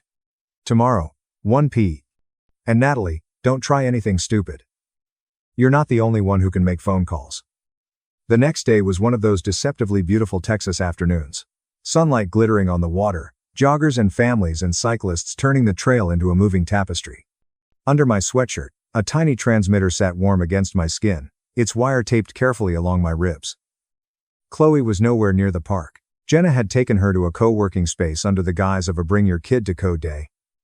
Armed with pizza, educational videos, and strict instructions to keep her away from any live feeds Detective Reyes might be monitoring, I still felt her absence like a missing limb.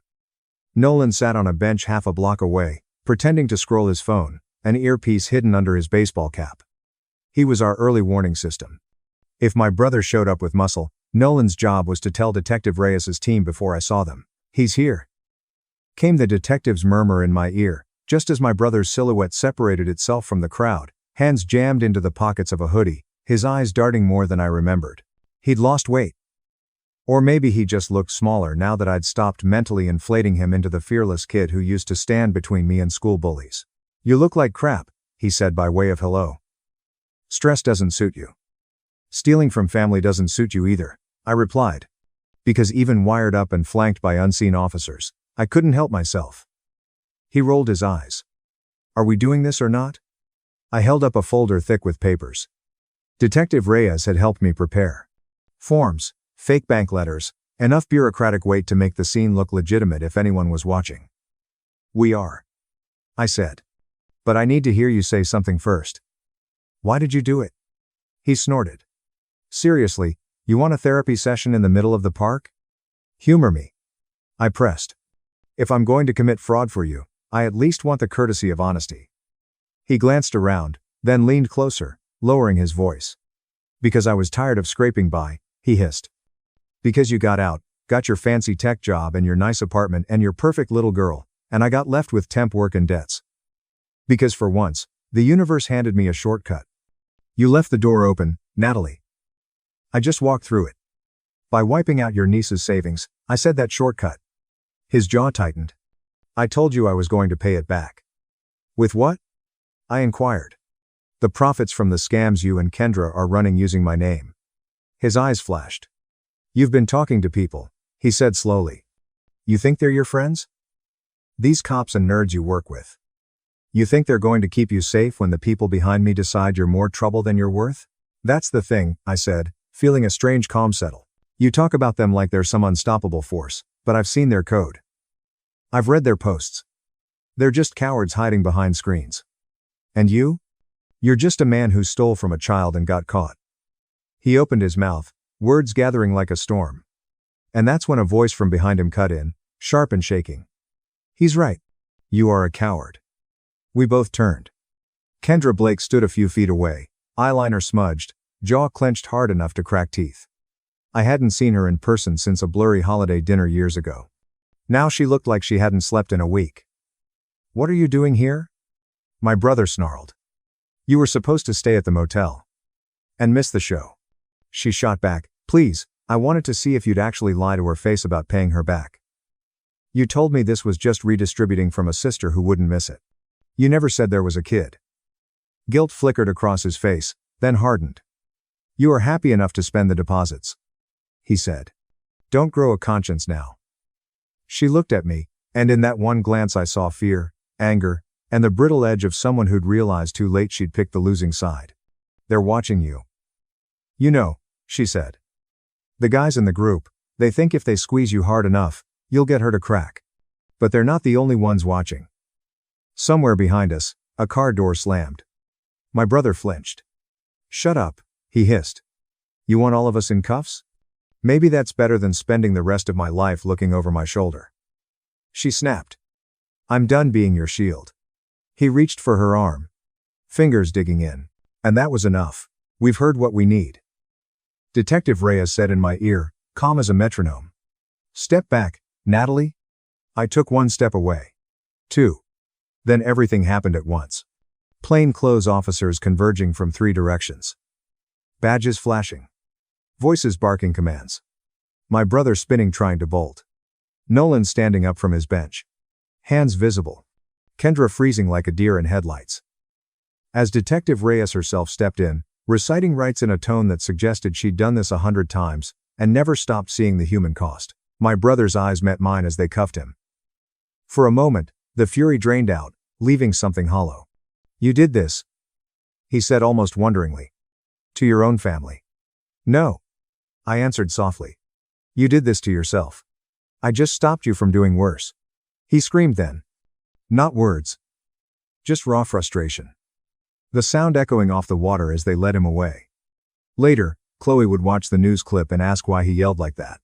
I'd tell her the truth that sometimes when people finally meet consequences they never expected to face, it's not remorse that erupts first. It's disbelief that the rules actually applied to them after all. If you saw your own sibling in handcuffs, would you feel guilt for being the one to call in backup or relief that the cycle you'd been trapped in your whole life might finally be breaking? In the weeks that followed, life didn't magically snap back into place. There were depositions, court dates, paperwork stacks taller than Chloe, and long evenings where I sat at the dining table filling out victim statements while she did math homework on the other end. Detective Reyes's team peeled back layers of the scam like the world's ugliest onion. Not just my drained accounts, but more than 40 of others. Lonely retirees. Single parents. Even a nonprofit that thought they were investing surplus funds for high-yield returns. The more we learned, the harder it became to remember the kid who'd once split his last slice of pizza with me. At the preliminary hearing, I sat behind the bar with Jenna on one side and Nolan and his pregnant girlfriend on the other. Kendra testified, too, voice shaking but steady, describing late-night meetings and instructions barked through encrypted apps by men who never used their real names. My brother avoided my gaze, jaw clenched so tight I wondered if he'd crack a murr before the judge finished reading the charges. Identity theft, wire fraud, conspiracy. When the prosecutor laid out how he'd used my credentials as a trust anchor to lure victims, something inside me finally snapped the rest of the way. Any lingering fantasy about the brother I used to know dissolved. This was who he had chosen to be. Months later, he took a plea deal. 17 years. With restitution obligations that would likely follow him long after parole. No dramatic last-minute apology. No terrory confession. Just a signed agreement and averted eyes. The bank, under pressure from both regulators and bad press, quietly agreed to cover a significant portion of my losses, citing internal access control failures. It didn't erase the sleepless nights, but it meant Chloe and I wouldn't be packing our lives into boxes and moving into some basement. A chunk of the seized funds was allocated to victims, including us. When the letter came, Chloe watched me open it, fingers twisting the hem of her t-shirt. Is it over? She asked. Over turned out to be the wrong word. We're safer, I said. That's a better word. Safety became our new baseline project. I sat her down and walked her through credit freezes, two-factor authentication, why we don't reuse passwords, even for boring sites. She showed me the notebook where she'd logged all the apps my brother had ever touched on my phone, tiny red skulls next to the ones that gave her a bad feeling.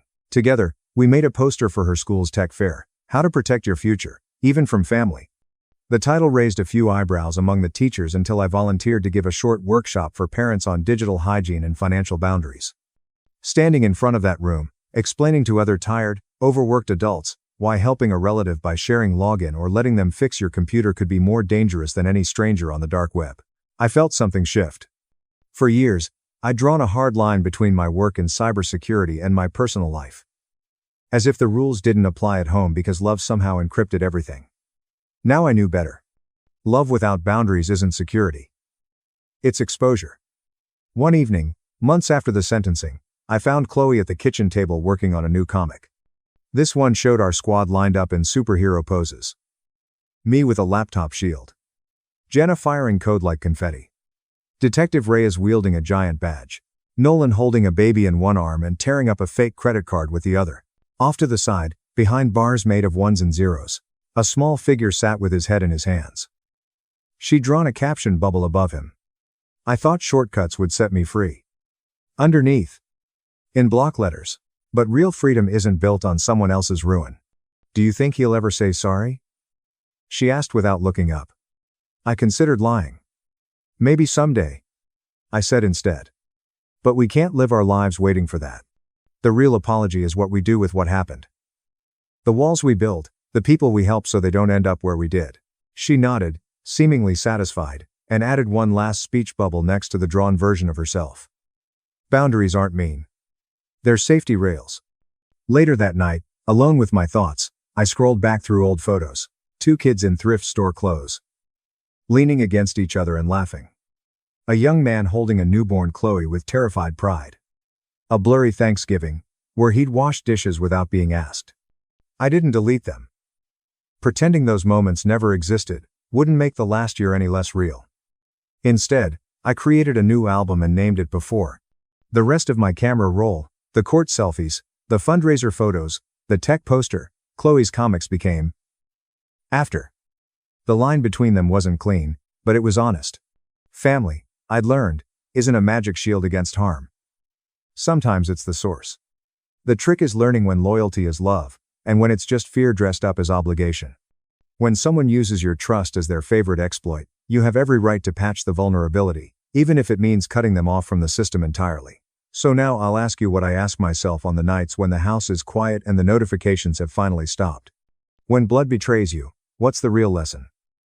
Endless forgiveness, no matter the cost, or the courage to say, this is where my story changes, even if yours doesn't.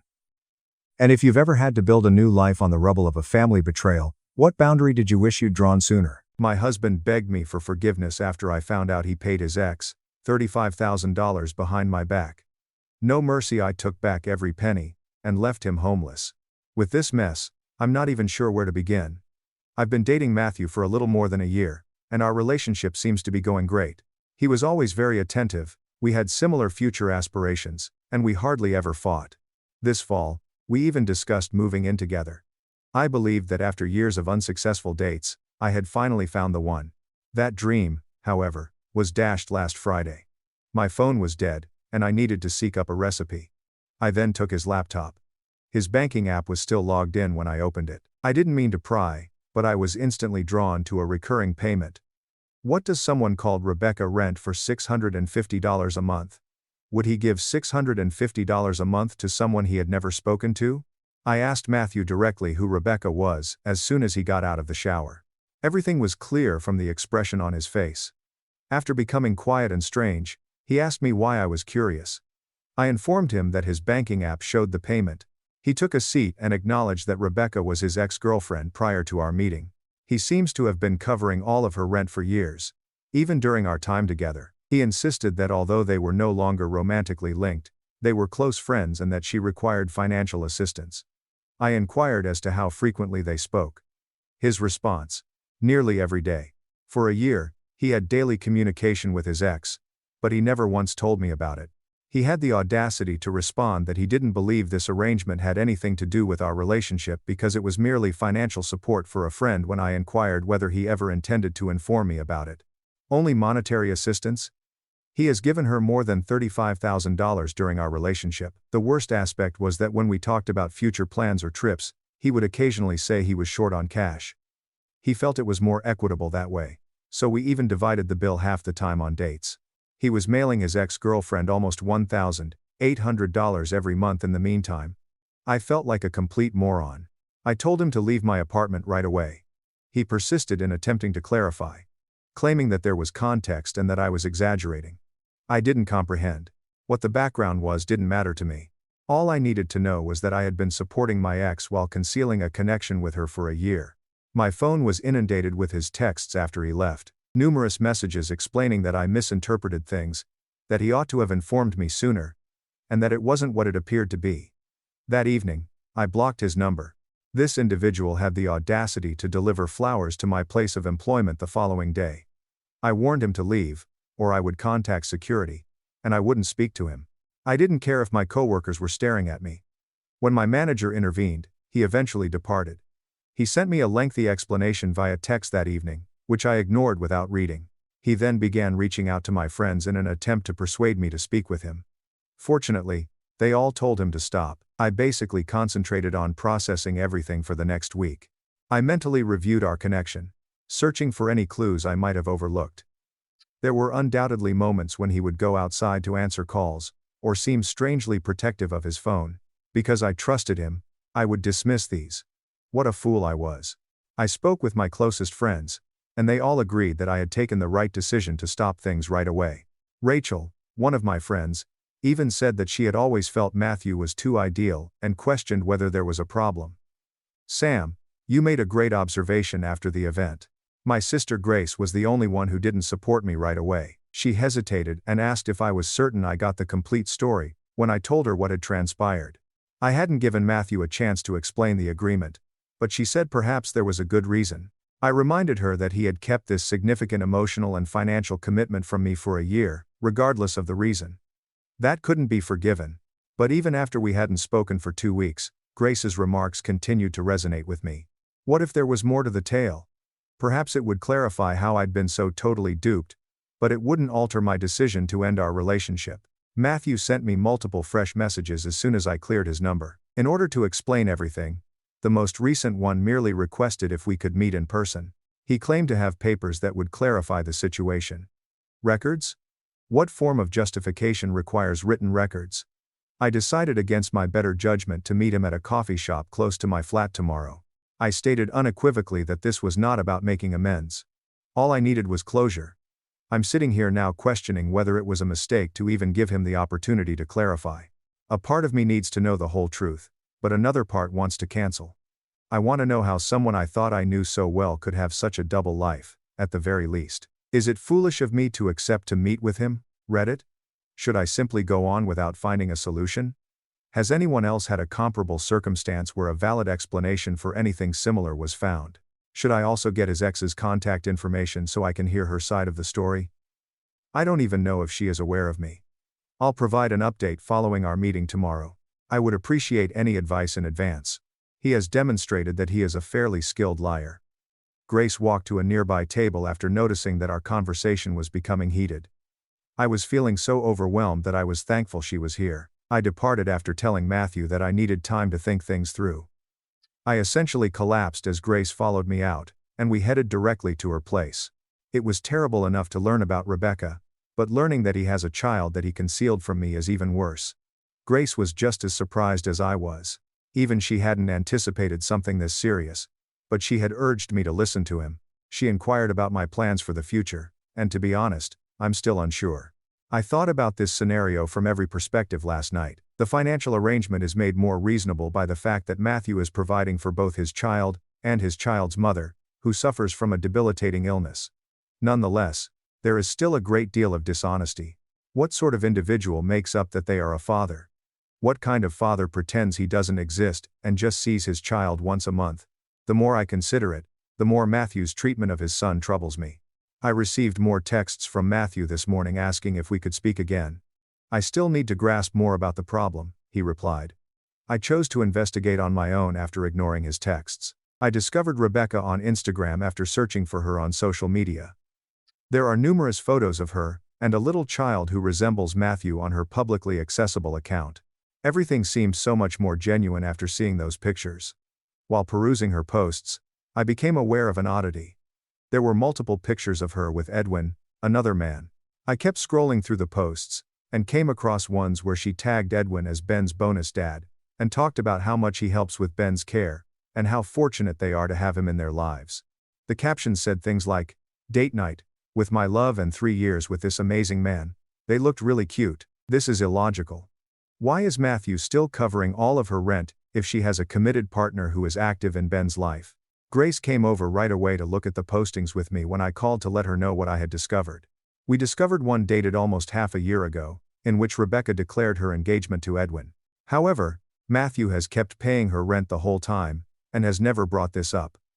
Given Rebecca's medical expenses, Grace speculated that Edwin might not earn enough money to sustain them. However, something doesn't make sense. Why does Matthew continue to provide them with such substantial support if he is only seeing his kid once a month and Rebecca has a fiancé who is actively involved in Ben's life? I'm beginning to question whether Matthew and Rebecca's connection is more complicated than he's revealing.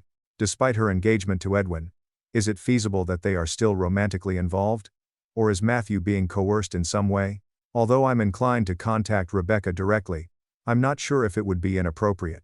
If Matthew has also been lying to her, she may not even recognize me. Grace believes that in order to confront Matthew about what I discovered, and obtain the whole story, we need get together again. Matthew and I decided to meet tomorrow.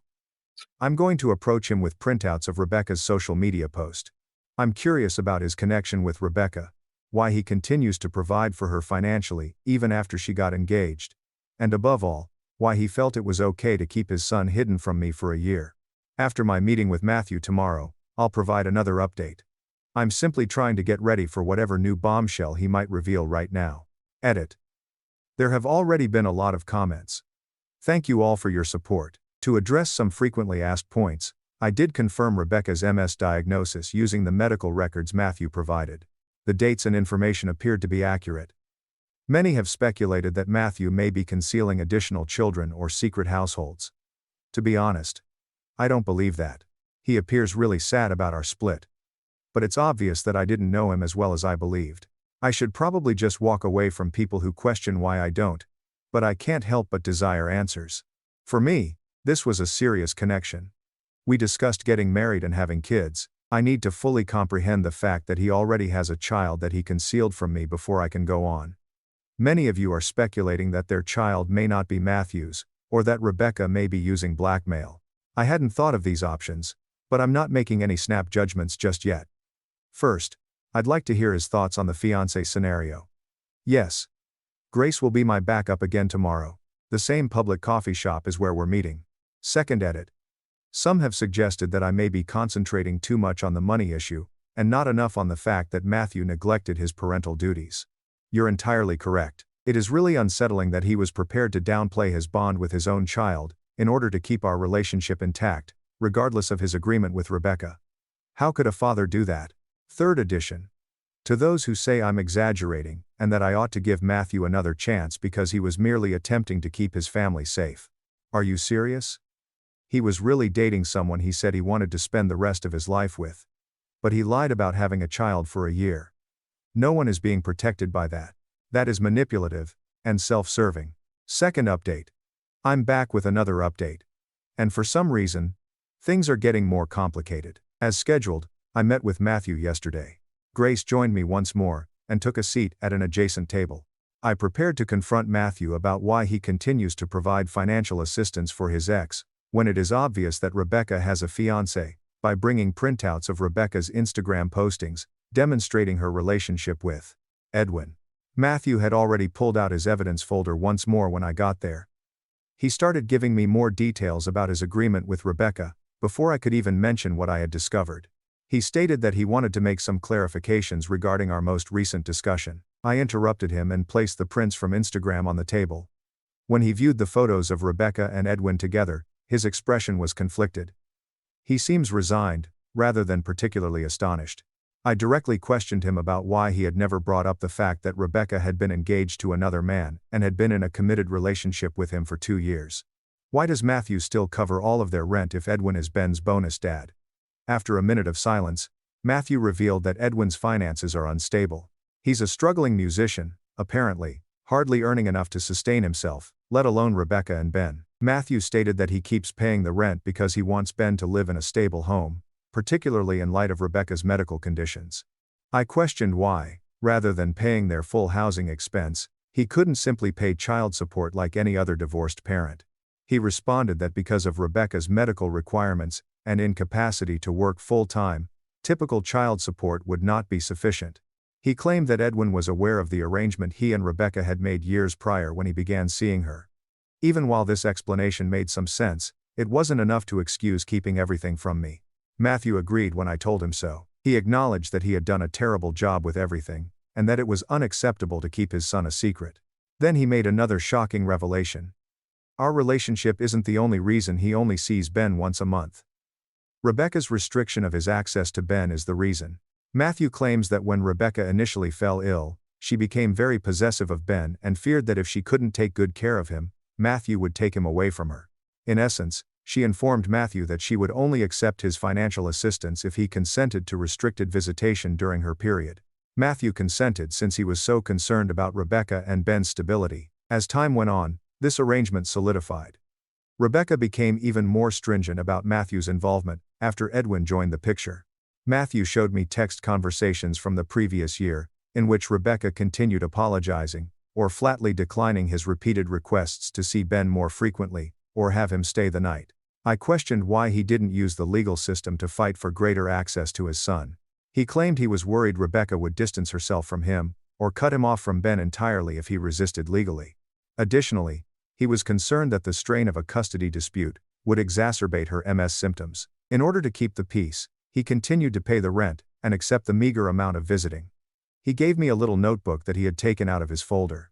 He had been maintaining a journal of all his interactions with Ben since he was born, and it was full with sketches, notes and short stories. There were pictures of them together at different ages next to the entries. I was deeply affected by seeing this. Although Matthew may have kept Ben from me, it is obvious that he loves his son very much. The journal entries, which were filled with things Ben had said or done in their little time together, as well as Matthew's aspirations for their future together, were devastating. Additionally, there were notes about milestones he had missed, phone conversations they had when Rebecca permitted it, and gifts he had given. Matthew showed me this, and I asked him why. He claimed that even though he committed the grave error of keeping Ben hidden from me, he wasn't a father who deserted his child. He was attempting to manage an unachievable circumstance, where it seemed preferable to continue receiving financial support and having restricted contact, rather than taking the chance of no relationship at all. I was quite overwhelmed at this point. I told Matthew I needed to get some fresh air outside. Grace followed me after noticing. I attempted to make sense of it all as we sat on a bench outside the coffee shop. Grace made a point that I hadn't thought of. Could it be that Matthew was being tricked? It sounded like a potentially coercive setup. In essence, Rebecca is holding his child captive in return for money. Although it didn't justify Matthew's deceit, it did provide a fresh perspective on his circumstances.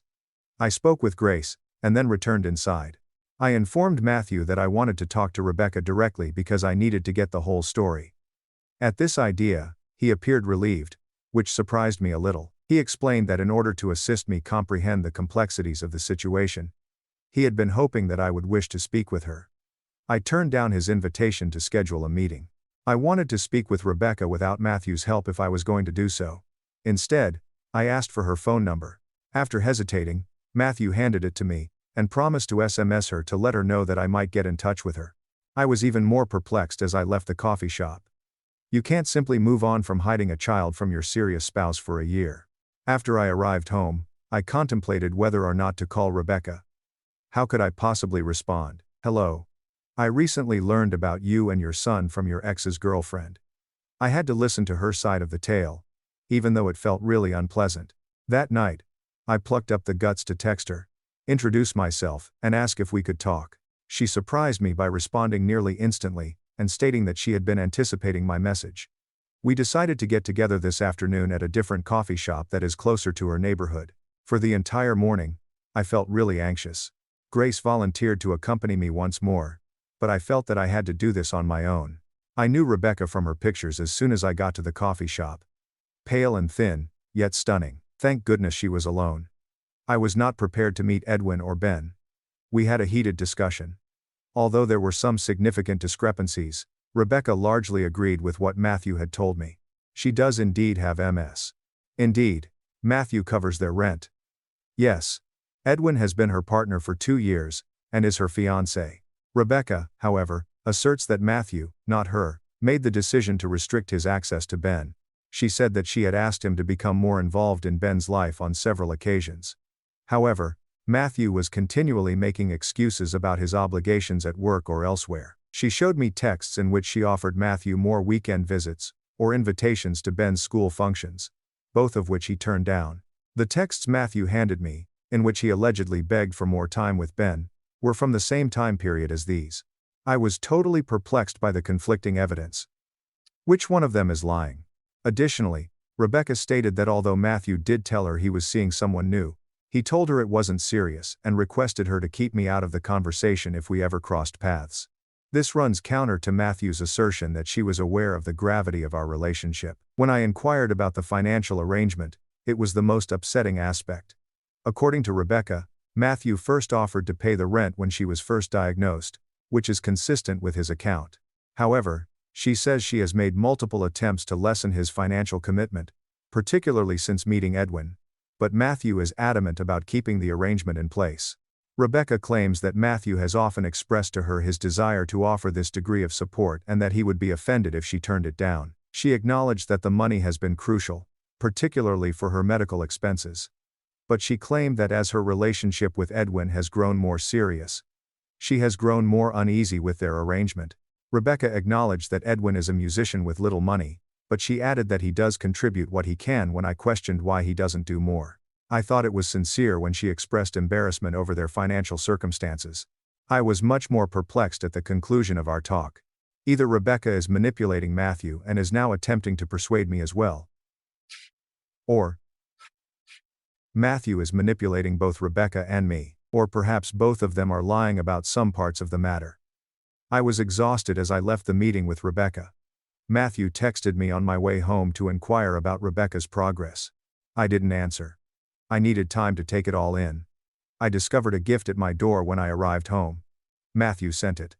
A message stating that there was more evidence on the USB drive that I should examine. Years of text messages between Matthew and Rebecca, further text exchanges, financial information, and even recorded phone conversations, some of which I'm not even sure are legal, were discovered when I plugged it in. I've been looking at these documents all evening, and they provide yet another perspective on the matter. Rebecca does appear to be limiting Matthew's access to Ben in certain conversations. Matthew seems to be the one restricting involvement in others.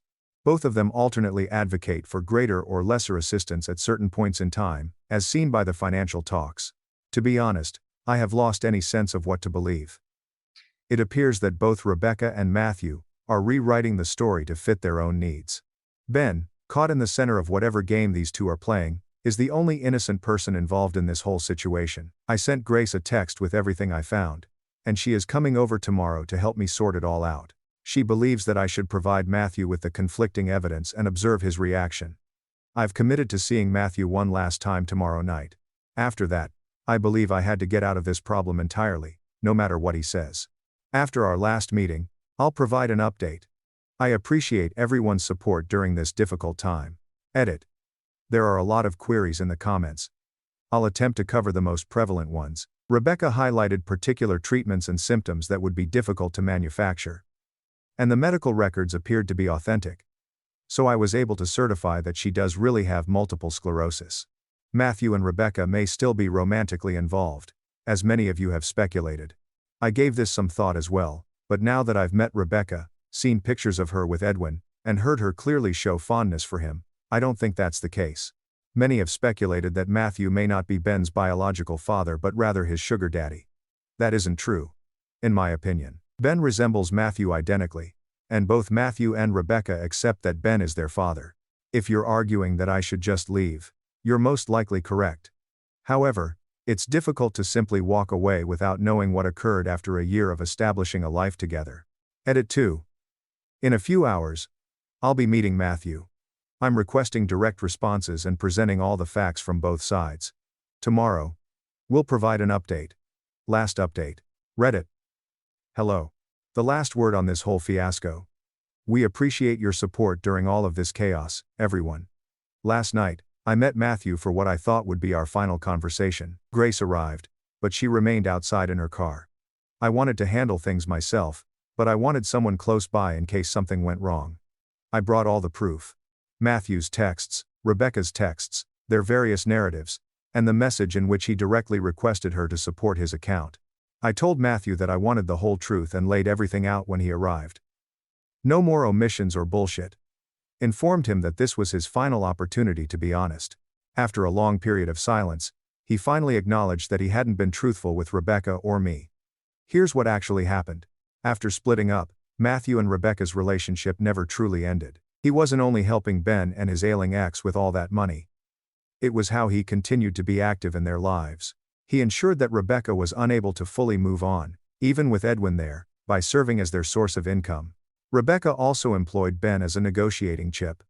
To keep the money pouring in, he occasionally lets Matthew see him, and occasionally doesn't. They have been manipulating one another for years, each utilizing the other's interests to achieve their own goals. About those strange, contradictory texts, Matthew acknowledged that he occasionally, purposefully declined opportunities to meet Ben, in order to subsequently lament his lack of access, and harm Rebecca's reputation.